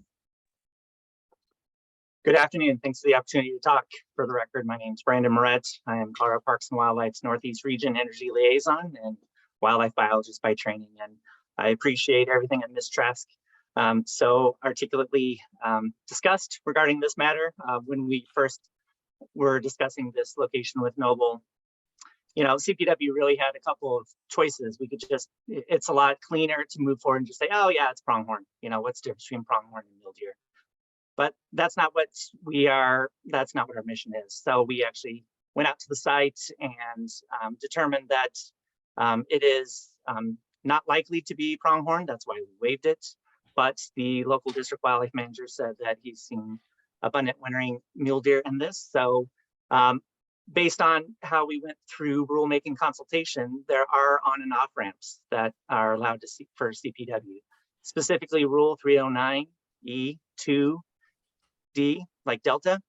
In that case, that's why CPW is making this unusual request for an on-ramp. It's the off ramp for the mule deer or for the pronghorn, but the on-ramp for the mule deer, because that's what the ground conditions and the wildlife use in this area are showing. So, and also like with what Ms. Trask said, you know, there are those BMPs that are in the 2A and also in the director's recommendation that CPW would recommend that Noble will comply with. So happy to answer any wildlife questions. That's a quick summary on my end. So Ms. Trask and Mr. Moret, let me see if I can summarize. So from the applicant's presentation, we were asked to consider approval with the deletion of COA 4 and with the deletion of the words timing limitations in COA 5. Ms. Fulcher, did I get your client's request right? That's correct, Chair. Okay. And then I think we're hearing from both Ms. Trask and Mr. Moret to not do either of those things, to leave in COA 4 and to leave in COA 5 with the word timing limitations. Is that accurate? That is accurate from staff's position, yes. And CPW's as well. Okay, great. Just want to frame the issues. So I'll start with questions. Ms. Fulcher, would you like to respond to that framing of the issue? Absolutely, Chair. Thank you so much. And thank you very much to Ms. Trask and Mr. Moret for their comments and some of those clarifications as well through the director's recommendation. I will start by noting that Ms. Trask is correct. There was a BMP that was proposed by Noble to address this issue as part of the Form 2A and consultation process. But that was limited to construction and seeking to avoid construction during those timeframes.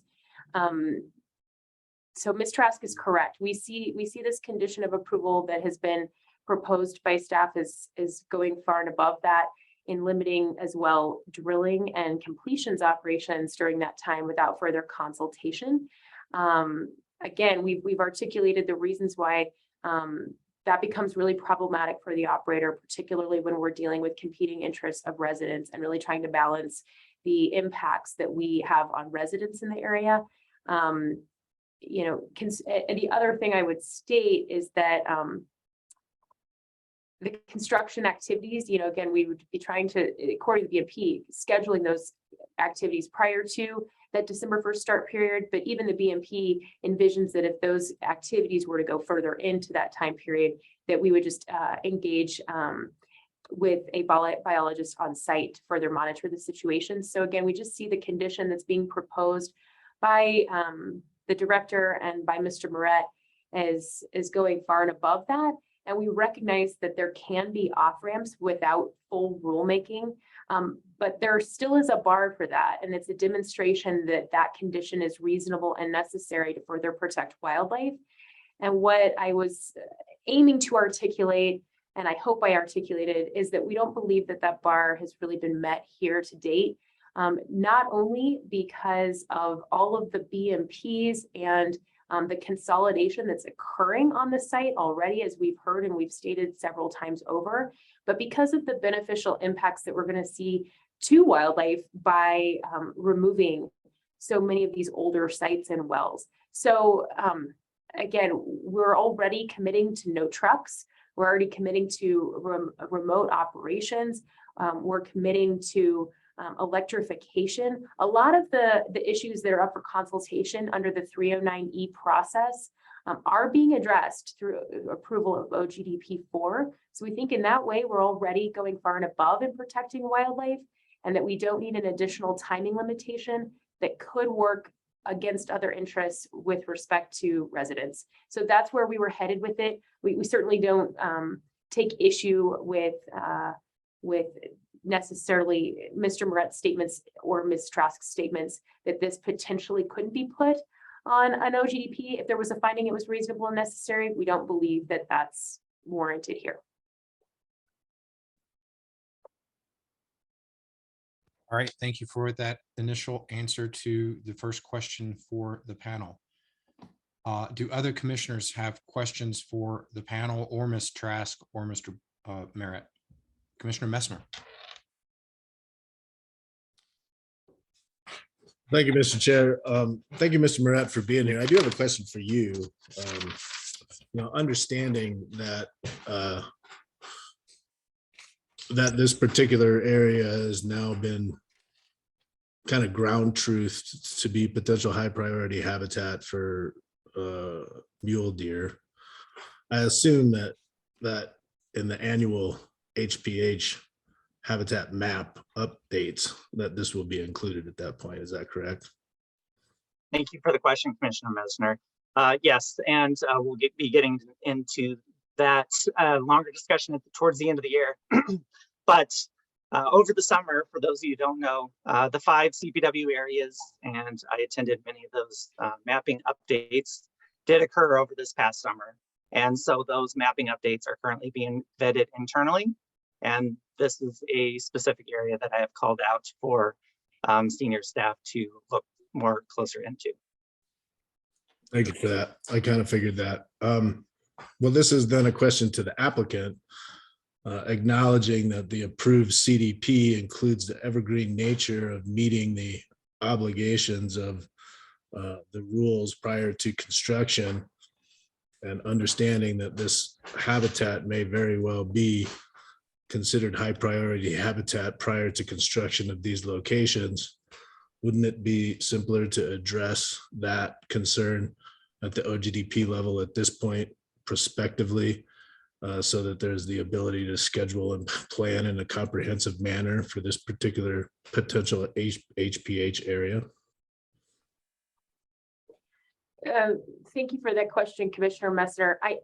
I think what we're advocating for is in the spirit of that same evergreen nature, because we want to see this rulemaking process bear out as we expect it to as part of your procedures for this type of update. And what we would just note is we hear Mr. Moret's statements and we understand that this is going to be evaluated as part of this process, but we also know that there's a lot of back and forth with experts and with stakeholders as part of that rulemaking process. And we have no guarantees that this area will be part of that expanded mapping area. So we would like to wait and see what that process bears out. That's exactly why in this particular OGDP, we are not opposing that condition of approval 5. So again, thinking about how we are working to protect wildlife, condition of approval 5 states that if the mapping rulemaking does change the mapping in this area, that we will consult further with CPW and staff if drilling has not commenced. We're going to commit to that condition of approval if it pleases the commission, absent that timing limitation language, in the spirit of that evergreen nature that you referenced. But we also just don't know what that rulemaking is going to bear out, and that process has not yet occurred. So that's what we want to wait and see how that occurs. And until then, again, I think for all the reasons I've stated, we don't believe that the additional timing limitation is necessary. And it bears repeating once again, it has cascading impacts on our residents whenever we're putting that timing limitation upon ourselves. So the next question I have, well, yeah, I'll go ahead and ask it now, because one of the questions that I have, and this is does not have to do with wildlife, but has to do with the ALA that was developed. And you know, and all the ALAs up to this point, there's been significant number of sites that have been determined to be inappropriate based on the inability to develop a surface use agreement. Is there some sort of documentation that you have that you're able to show that there has been contact made with the people, the surface owners in these particular sites that can prove that they truly do not want surface use on the locations that you're indicating that they do not? Yeah, thank you for that question, Commissioner Messner. I may have to, go back in our notes and see. So I couldn't commit one way or the other, but I do believe that we do have notes and logs from when we're planning this on comments made from the surface owners and also the residents during the planning phase. So I could look into that and see if we could provide that information. Okay, thank you. That's all the questions I have at this point, Mr. Chair. Thank you, Commissioner Messner. Further questions for the panel? Commissioner Ackerman? Thank you, Mr. Chair. I'll continue along the same line, and I appreciate the opportunity to do so. Appreciate Ms. Trask and Commissioner Messner and others addressing this issue. And this question, Ms. Fulcher, I think is for you. And I hear your argument about COA 4 and about how the unknown nature of future mapping updates will kind of leave us in the dark a little bit as to whether this will ultimately be mapped as mule deer habitat. I also hear Mr. Moret's argument that there are on-ramps as well as off-ramps. We've used an off-ramp here by waiving HPH requirements on, or proposing waiver of HPH requirements on pronghorn winter concentration areas as per that argument. An articulate argument can be made that there could be an on-ramp for wintering mule deer here. And I understand the point of saying let's wait and see, which leads me to COA number 5 and the removal of timing stipulations, or even the consideration of timing stipulations from number 5. And so my question directly would be, the CDP particularly commits to working around timing locations. I feel like removing even the consideration of discussing timing limitations by the director, should they need to be discussed, should this be mapped as mule deer habitat, goes contrary to the commitment in the CDP, and really, even without the CDP, goes too far to remove the consideration of that from the discussion in the future. Can you address that and help me understand where that request is coming from? Thank you for that question, Commissioner Ackerman. And I think we're in agreement with respect to the on-ramp, off-ramp discussion, and where we're really coming in here is that it's just not been demonstrated that it's reasonably necessary to on-ramp this, again, without this area being mapped, based on what we know today and based on the proposed oil and gas operations. Again, with timing limitations, we're seeking to strike that because this particular area, unlike maybe some of the other areas you've seen, we do have some residents in closer proximity to these pads, and just a higher volume of residents than some of the other OGDPs. And we really want to make sure that we are not putting limitations on the ability to expedite the operational process. So I think that's where we're coming down with that suggestion here. We're certainly committing to discussions if this area is pulled into HPH in terms of if we need to update mitigation plans, BMPs, mitigation fees. But here in particular, we want to be very sensitive to balancing the cumulative impact reductions that the Act is looking to the operator to do, as part of the Commission's revised mandate. And again, that's where you're seeing the distinction, I think, from our standpoint in looking at OGDP 3 to OGDP 4. And I don't know if anyone at Noble wants to provide additional clarification there, but wanted to start us out and answer your question. Yeah, thanks, Jill. I would like to add a comment to that regarding our communication with residents. Patricia, could you pull up the OGDP 4 overview the aerial image.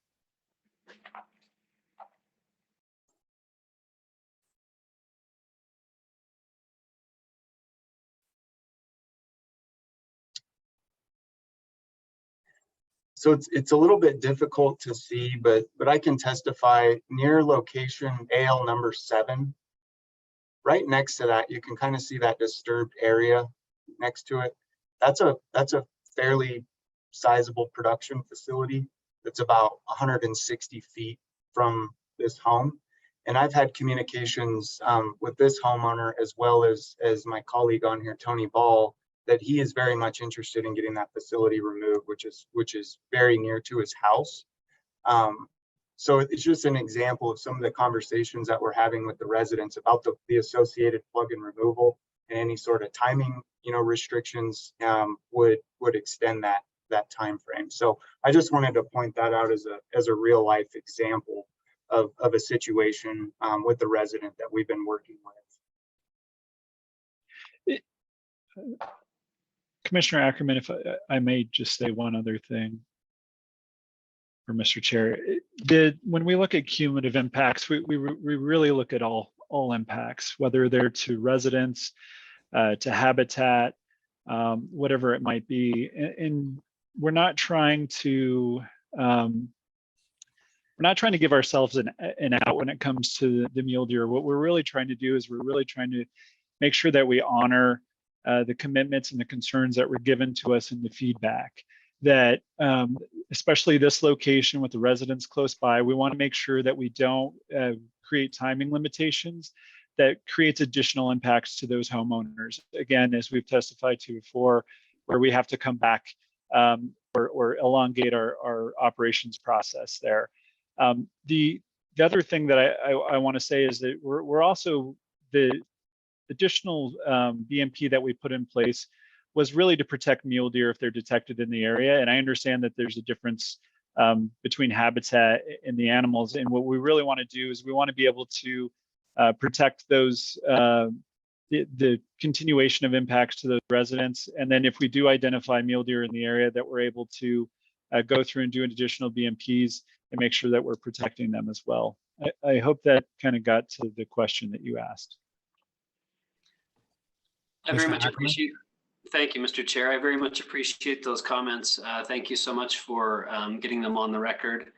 I would just leave with a comment, not necessarily a question, before jumping off the mic here, that I get that, as I mentioned in the last OGDP discussion, I do very much get that there are a lot of competing issues to balance here, and I very much appreciate the work that's being done to do those.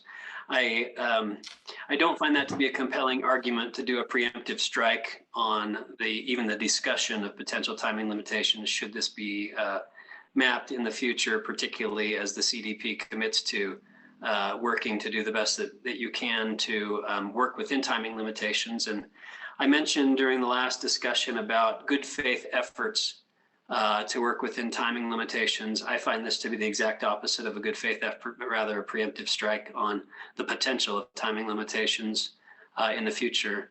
As for COA4, I have before been a proponent of relying upon the integrity of the HPH maps. I appreciate CPW ground truthing and stating that they're in the process of updating their HPH maps, potentially removing this from a pronghorn winter concentration area and proactively acting to excuse those restrictions in this application. I think that's good work by CPW. I don't find it to be equally cooperative to attempt to remove the potential discussion of timing limitations in the future if HPH maps bear out. So I appreciate the points that you've made and do appreciate the competing many efforts and interests that you have to balance. Mr. Chair, that's all I have for now. Thank you. Thank you, Commissioner Ackerman. Other commissioners with questions for the panel? Commissioner McGowan? Thank you, Mr. Chair. And I will note that this is one of those OGDPs where we actually have several RBUs within 500 feet, and one is actually pretty close in my mind, 237 feet. And it appears to me that that's actually not the surface owner. Is it a tenant or a neighbor?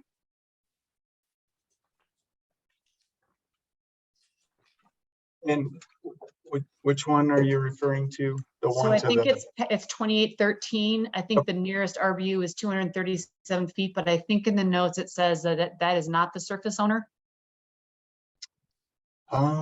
let me defer to Tony Ball if you're on. Can you answer that question? I know you've communicated with these residents. Yeah, thank you, Commissioner McGowan, for your question. The building unit that you're referencing is a neighbor that is within 500 feet, and they did sign informed consent. So are they're both neighbors? Yes. Okay. So I've been just kind of noodling what those impacts are going to be like for those folks, and these best practices that we're implementing are the same for all the OGDPs. Is there anything additional that needs to be considered because this is going to be so close to two people's homes as far as impacts? So for example, is the electric drill going to be quieter? I've heard concerns about when it's this close, there's vibrations and it can affect people's foundations. And so I'm just wondering if we're doing anything additional from, these are very good strategies that we're using in general for these areas, but these two people are really close. And so is there anything additional that we're trying to do to minimize even more the impact to them? Commissioner McGowan, I appreciate that question. I think in my haste, I might have gone through very quickly, especially on the sound. So with the exception, or sorry, with the addition of the engineered sound walls, we're also using those point source mitigation panels. And what that means is we identify, again, those noisier pieces of equipment where you might have those vibrations, and we try to mitigate them on site. The other thing that we can do is we can do point mitigation outside of the sound walls too. So if we find that during our sound monitoring, if we're having issues keeping those, or we get feedback from our residents close by, we can put out additional sound mitigation measures, whether that's bales of hay kind of outside of their house, or those additional point source mitigation. So what we do is we go through and we work with our residents to make sure that we've done that. And we've even started working with our drilling and completions teams to make sure that we're identifying what those noisier points are. So the models that I showed you don't take that into account. So we're building additional sound monitoring. And of course, we are going to be doing the ambient noise sound studies as we get closer to the commencement of operations to make sure that we can stay within those limits.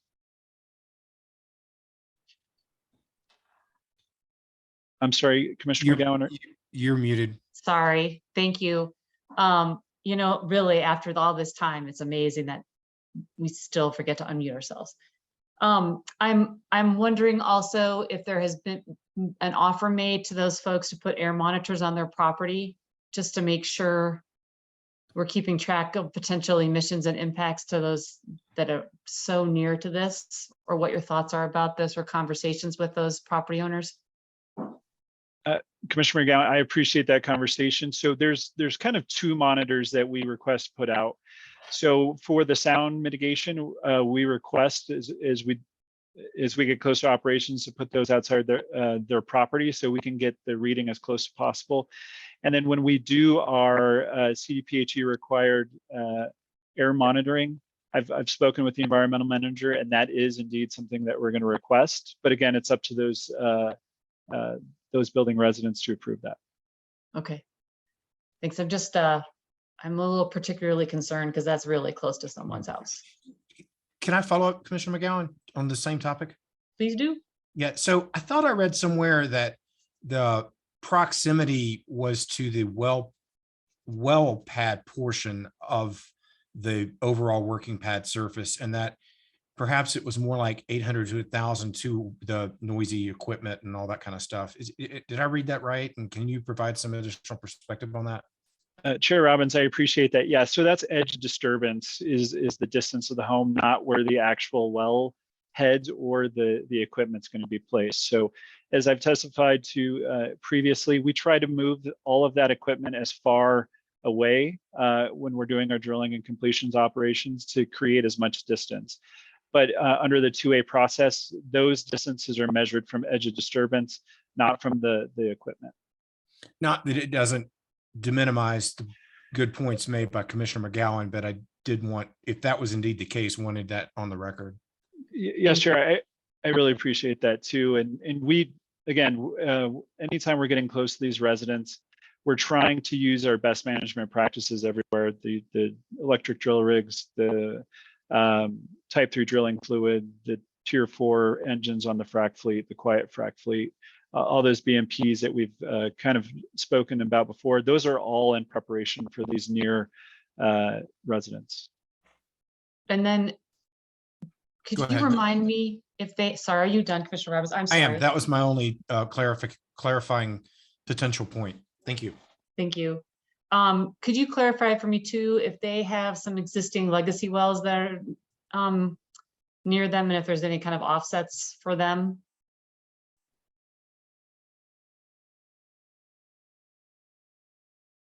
It's just hard to tell from the map.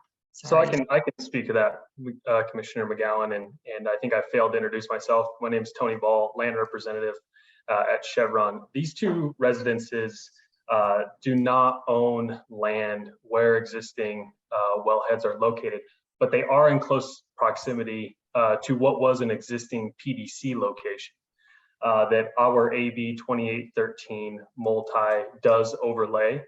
That location has since been, the wells have been plugged and abandoned and the facility has been removed. But they were near that location and they are within close proximity of some wellheads on their neighbors' properties. As far as distances, I don't have that for you, but we can get back to you if you'd like those. Nope. Just to add on to Tony's comment, there is a facility located out there. It's not on actual property, but it's about 500 feet away, an existing legacy facility that will be plugged, associated with this project, just to the kind of to the east, actually kind of right in the middle between both of those homes. So that facility will be removed with this project. Okay, thanks. I appreciate the more in-depth discussion. Further questions from commissioners? Commissioner Cross? Thank you, Mr. Chair. And I want to start off saying thank you, Mr. Antonio, for providing a little bit more color on the ALAs as well. And I will note that even in the presentation you had, there was some additional detail on some of that I think was helpful compared to some of the prior presentations as well. And I just want to confirm two things under the ALA before moving on to my wildlife questions. I believe you said for AL number 3 that it was upgrading of an irrigation ditch. Is that correct? Yes, that's correct. And is that irrigation ditch so I'm on slide, I'm not sure what number slide it is, 15. It looks like there's water next to the 3201 pad. Is that the same irrigation ditch?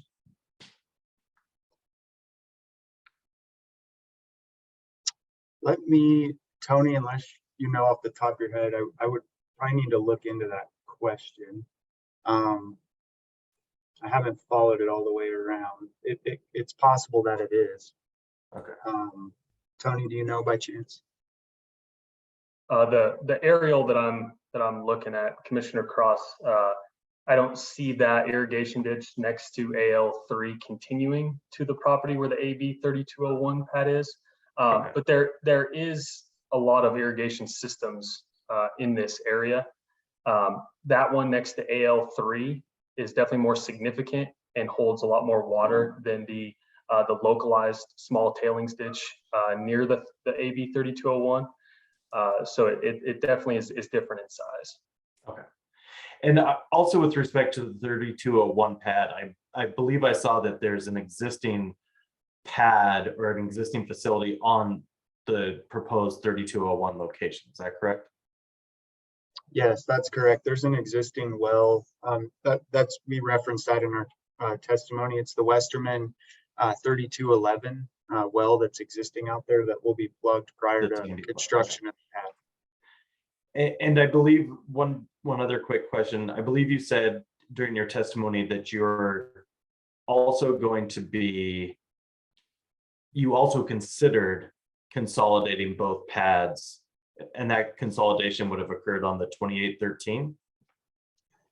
Yes, so we did look at consolidating. We would have had to be a little bit closer to the middle. You can kind of see there's a county road that comes up, County Road 53.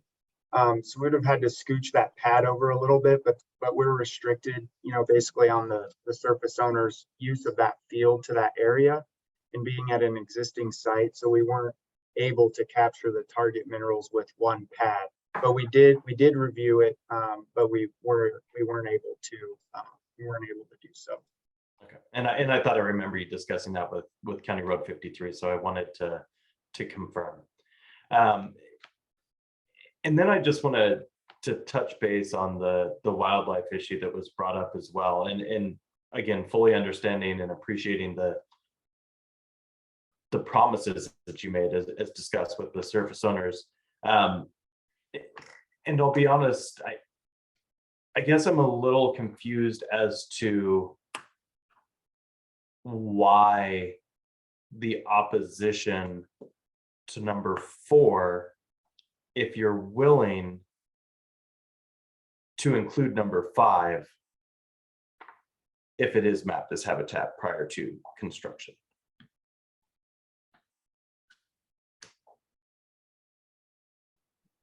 Commissioner Cross, I will take this and start with this here. Again, I think what we see as condition of approval 5 is additional consultations if the mapping rulemaking bears out the inclusion of this acreage as mule deer severe winter range, but it's yet to be seen if that will happen. We recognize what Mr. Moret has said here today and the conversations that have happened as part of that consultation. But that really has yet to be seen.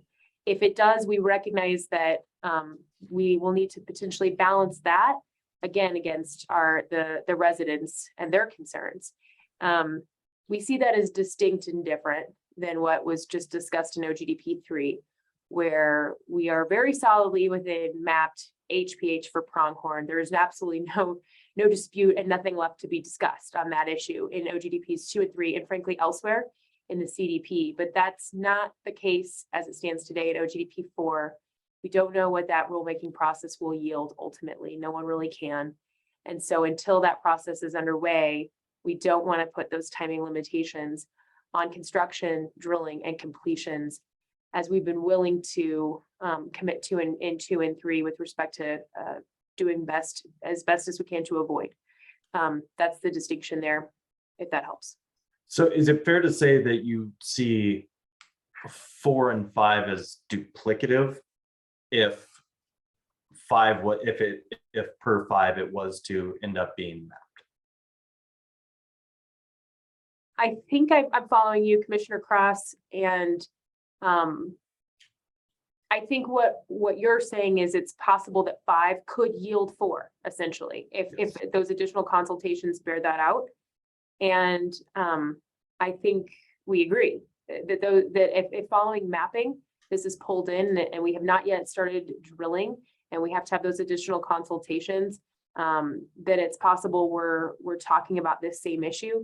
But it's also very much possible that we're just talking about mitigations and additional BMPs that will allow us to still drill into winter season, as we're trying to also balance protection of wildlife. And I want to be critical there, wildlife, not just habitat, but the wildlife itself and residents. So I hope that answers your question. But again, we think condition of approval 4 is going a step beyond what we need to be doing here today. And I think it is, and that's partially what I wanted to hit on, was to the extent they are duplicative, if as Mr. Moret said, it looks like this may be updated on the map as soon as the end of this year. I feel like we're sort of getting 4 by having number 5. I do want to say that, you know, to the extent we can, I prefer to have similar language to what we used in 2 and 3 in terms of the feasibility with respect to that one as well, rather than as Commissioner Ackerman pointed out, just kind of saying no to the timing limitations.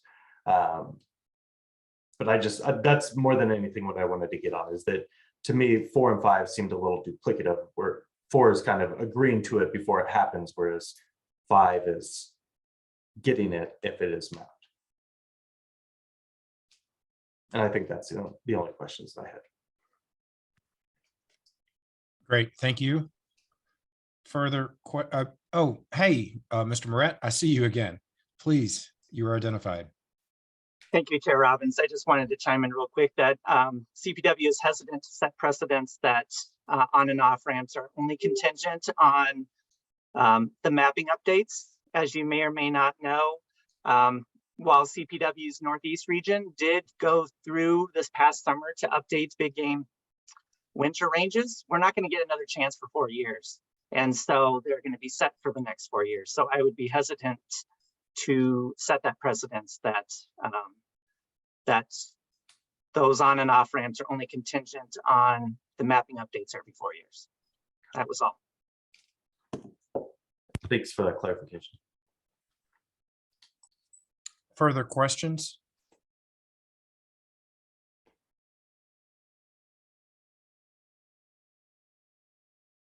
Commissioner McGowan? Sorry, thanks, Mr. Chair. I'm wondering if we could get clarification from AAG Davenport that are we via our rules only limited to the fact that something is in the map, or is there an off ramp for during the CPW consultation for the expert to say, we went ground truths and this is actually habitat? Because I will note, I think I think it was this, sorry, things are starting to all mix together. Is either this presentation or the last one, the operator said that one of the sites we shouldn't use because they went in ground truth and there was owl habitat, which wasn't in the map. So they didn't want to put a site there. So I'm just curious to know what options we have at our disposal. AG Davenport? Thank you, Chair. Thank you, Commissioner McGowan. So the habitat maps are a starting point, but I do think there's opportunities to ground truth what's going on the ground as well and adjust for reality of what's on the ground. Thank you, AG Davenport. And Chair Ms. Robbins, Fletcher, did you want to respond? I just want to agree. Like, I don't think we're arguing over a process here. We want to first and foremost rely on the rules and the maps that we have, because that's the critical starting point. But then the consultation can yield those additional conditions if determined reasonable and necessary to further protect wildlife. And what I tried to get out in my statements a couple of times is that we don't believe that has been demonstrated here, again, based on these particular locations and the consolidated nature of these locations, the BMPs that will be put into place, the fact that these operations, we're not talking about trucking oil or trucking produced water. We're not talking about, older rigs here. We're talking about electrified rigs. We're talking about best in class BMPs that are put on site. And we don't want that to be lost on all of the benefits that's affording to wildlife already. In addition, we're talking about lands here that are already considerably fragmented with respect to habitat. Sorry, Chair. I just want to underscore that point, that we're not in disagreement on that point, Commissioner McGowan. Understood, argued and answered. Thank you. Very well. Apologize. Okay, and again, I don't want to shut you off. We try to provide everyone with as much due process as they need. I get it. I'll say my name. It'll take me 30 minutes to say my name if you'll let me. So it's okay. I'll mute myself. I'm a lawyer, so I can laugh at that too. All right. Any further questions for the panel?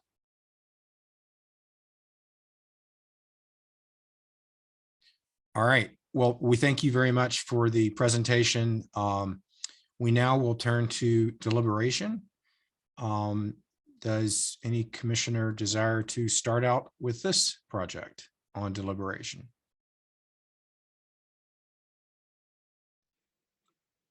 Commissioner Ackerman?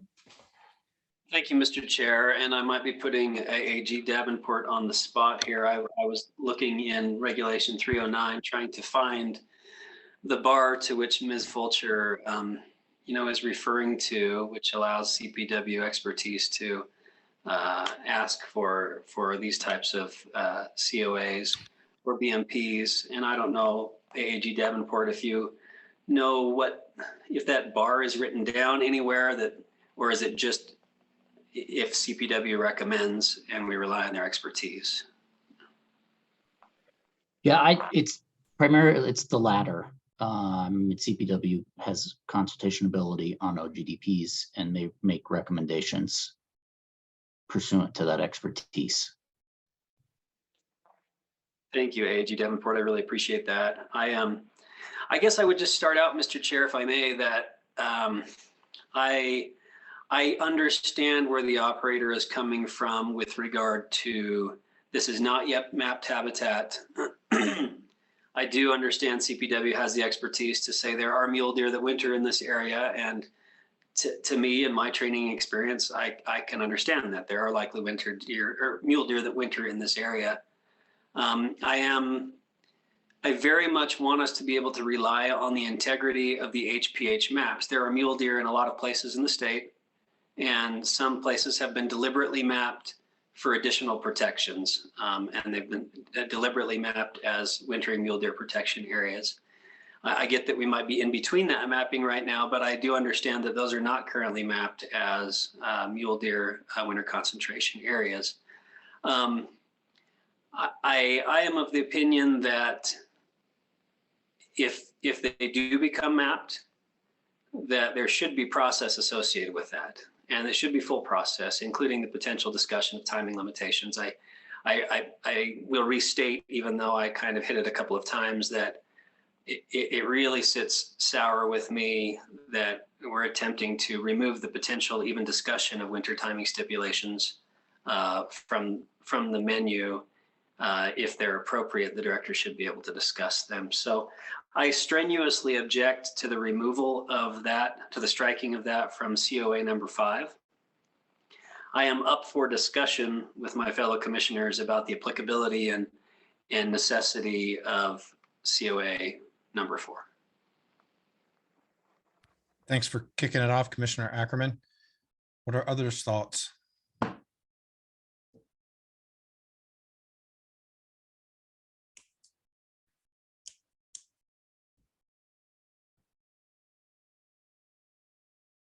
Commissioner Messner, you're muted.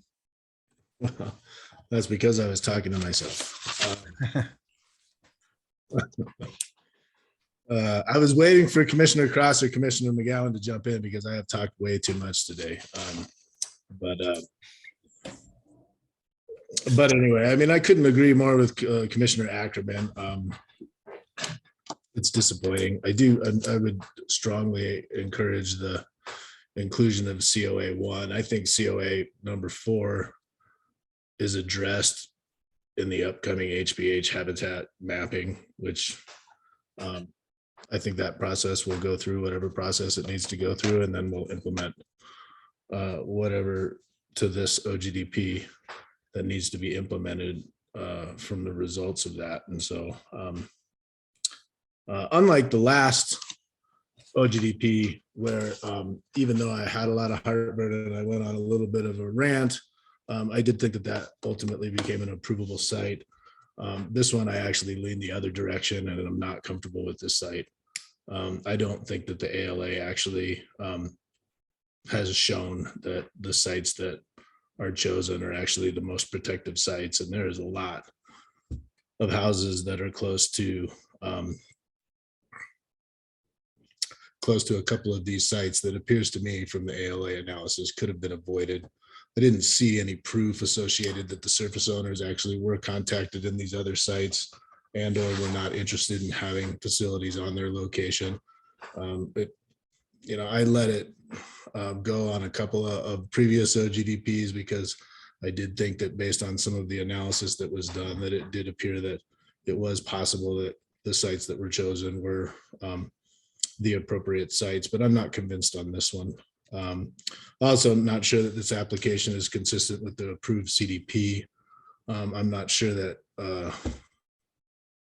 the requirements for and promises made in the CDP carried over into this OGDP, and I don't think Rule 301A was met in particularly consideration with Mr. Moret's testimony around wildlife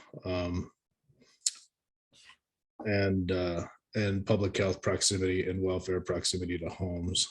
I think the timing stipulations, should this be approved, are incredibly important. I appreciate the timing stipulations around construction near residents too. That's most easily avoided by citing locations further away from residents. However,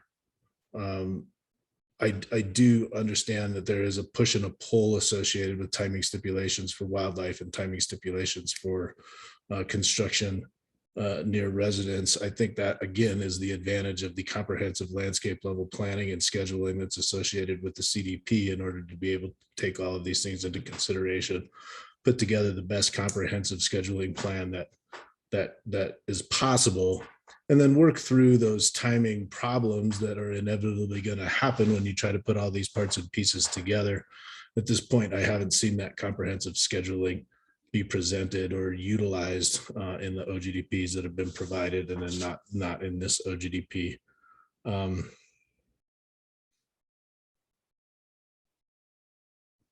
think at this point, I'll leave it at that.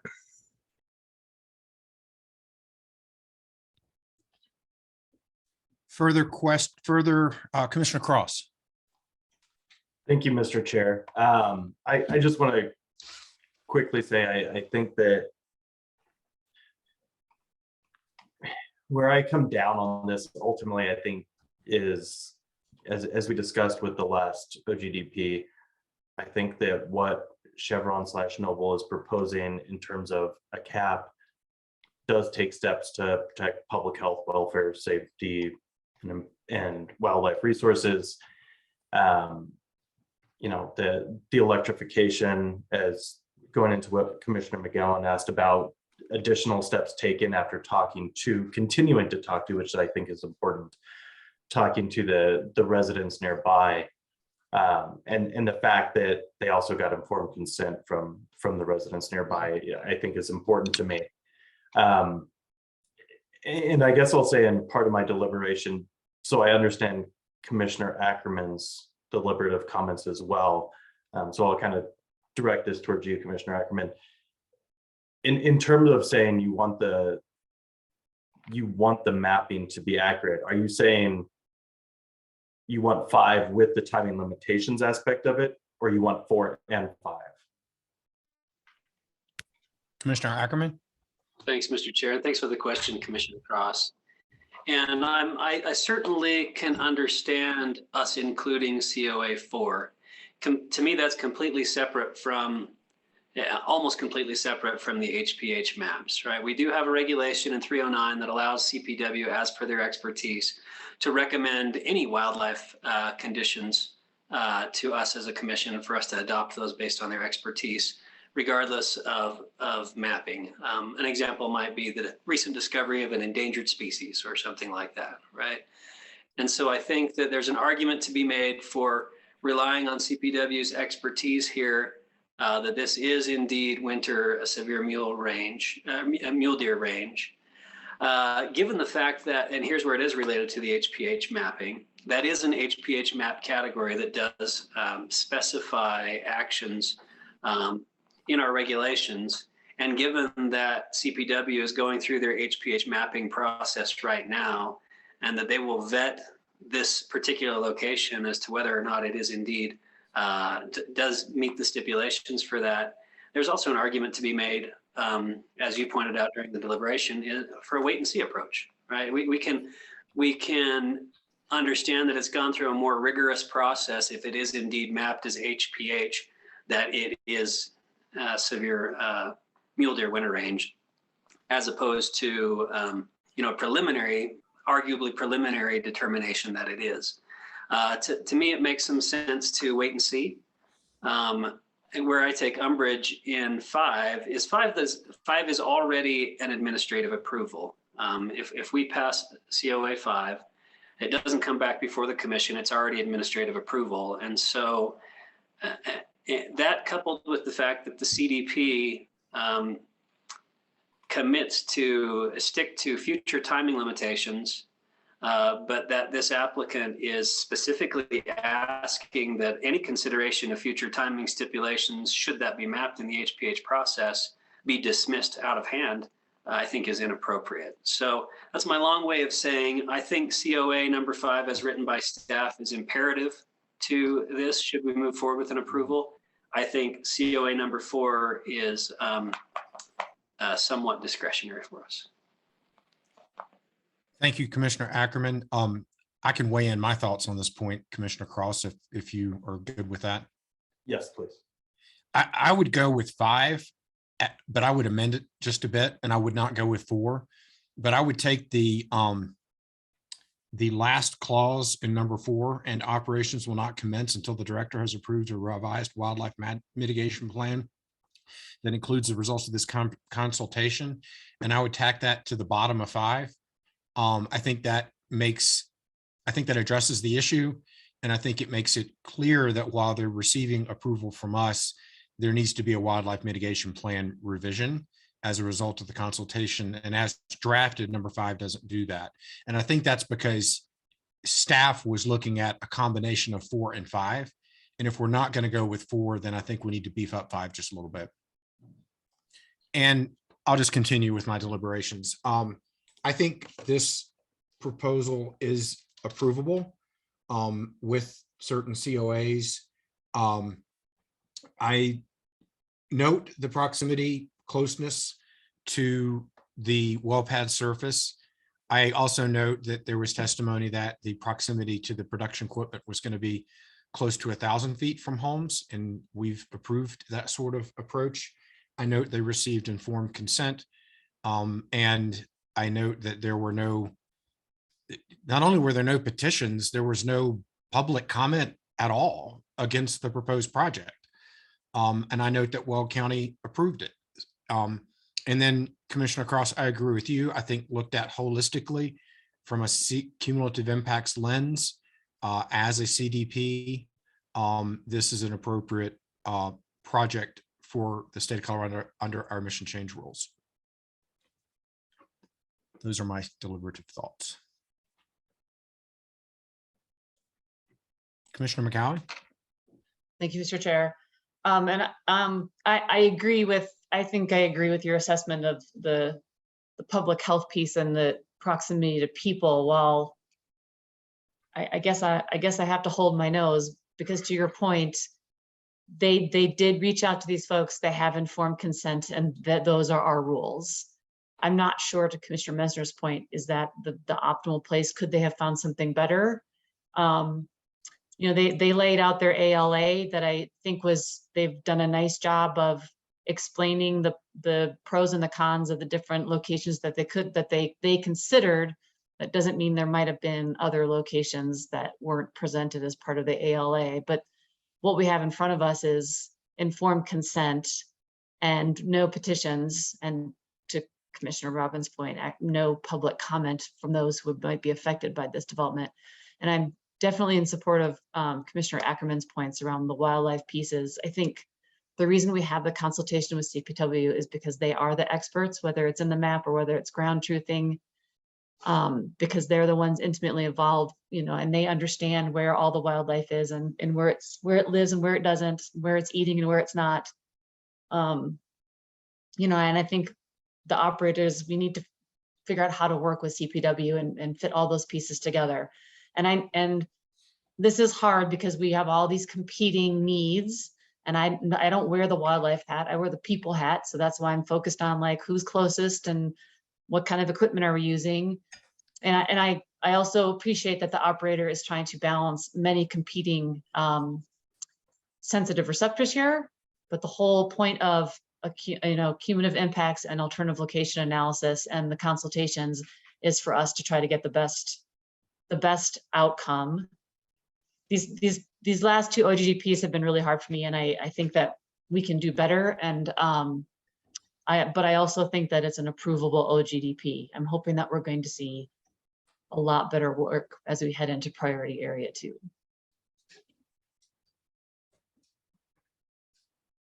Any further deliberative comments?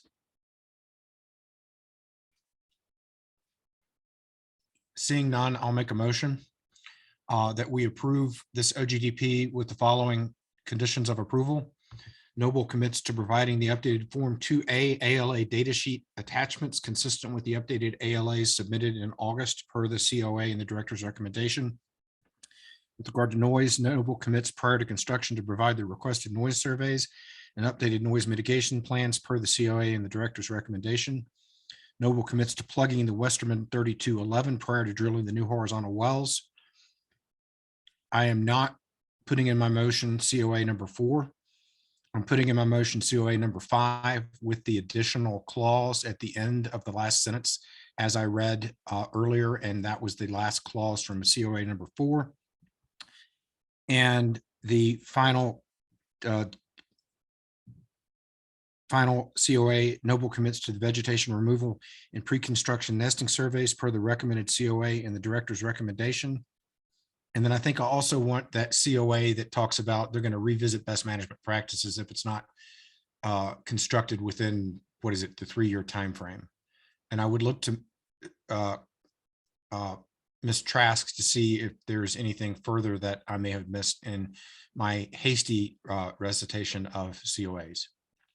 Thank you, Chair Robbins. I just wanted to make sure that COA number 7, as described in the director recommendation, is also considered today by the commission. I've got so many screens. Can you remind me what that one was? The alternative location analysis, the revised one that Noble submitted to staff in August of this year, is missing the required maps as required by Rule 304B2CI. Noble will submit a revised ALA narrative to include all required maps pursuant to Rule 304B2CI via Form 4 sundry notice prior to the commencement of construction. Yes, please. Okay, so that is the totality of my motion. I'd make a friendly second with the addition of the BMP previously discussed related to the emissions data. Oh, right. So amended. Second. All right, we have a motion and a second. Is there further discussion? Commissioner Ackerman? Just one point of clarification on your motion, Mr. Chair, when you talked about COA number 5 and then appending the clause that you read to the back end of it from COA number 4, wanted to clarify that you are not striking timing limitations as suggested by the applicant, but rather using the staff language. Is that correct? That is accurate. And thank you for that clarification. I should have said that in my motion, but the timing limitations language remains in COA number 5. Thank you, Mr. Chair. Commissioner Cross, is your second still good? Yes. All right. Further discussion? With that, Ms. Larson, if we could have a quick roll call. Yes, Mr. Chair. Commissioner Ackerman. Aye. Commissioner Cross. Yes. Commissioner McGowan. Aye. Commissioner Mesner. Nay. Commissioner Robbins. Aye. Mr. Chair, the motion passed 4-1. Great. Thank you very much. Ms. Fulcher, thank you for the presentations and spending the lengthy part of the day with us today. Thank you to the panel. Thank you to staff. Commissioner McGowan has a question or a comment. Yeah, Mr. Chair, I'm sorry. I know you are trying to get off. So if you want to hop off, I just have some suggestions for things that I would like to see as we're heading in. I know we're getting more of these. So as commissioner, I really want to see updated appropriate maps for the alternative location analysis. And it would be very helpful, instead of seeing the slides with the alternatives and then the summary of it until the end, when you present it to us, maybe include it as part of your documentation for your application, so that we can, instead of reading through some pretty dense tables and language, sorry. There would be a way for us to see in a summarized way what you looked at for alternative location analysis. I'm also wondering if we can get ahead of time a summary table of your outreach with the homeowners that are within the 2,000 feet and the discussions that you had with them, what kind of outreach you had. I'm hopeful that we can have the cumulative impacts data that keeps getting presented as part of your presentation, also up front ahead of time within your application. A mapping of the sites where the legacy wells, the turning on and off of, these are the legacy wells that we're going to plug, so you can see kind of the delta, the difference. And I think that for me, those are important pieces for me, not just visually, but for order for me to summarize in my brain, just because there's so much going on. So I would appreciate those up front.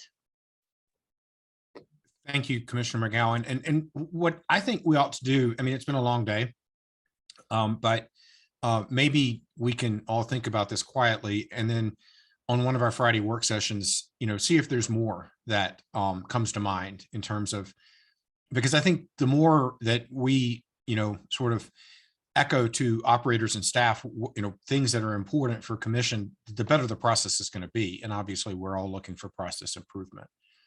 So thank you for that. Ms. Larson, we had one other matter on our agenda this afternoon, which was the consideration of a discussion on Martinez-Irwis Fund applications. Can we potentially move that to, say, Friday morning? We've got an executive session Friday morning. I think it starts at 10. Maybe we could do this consideration at 9:30. Certainly, we can make that change. Okay, so with that, we've accomplished the business on the agenda, except for the Martinez-Irwin Fund application consideration. If one of us would like to move to continue that matter to Friday, October 14th at 9:30, I would recognize such a motion, and then we would move for adjournment. So moved. Second. Okay, we have a motion and a second to continue. All those in favor signify by saying aye. Aye. Aye. Any opposed? And then a motion to adjourn, and then we'll see everybody Friday. So moved. Second. Motion and a second. All those in favor signify by saying aye. Aye. Great. Good work, guys. See you Friday.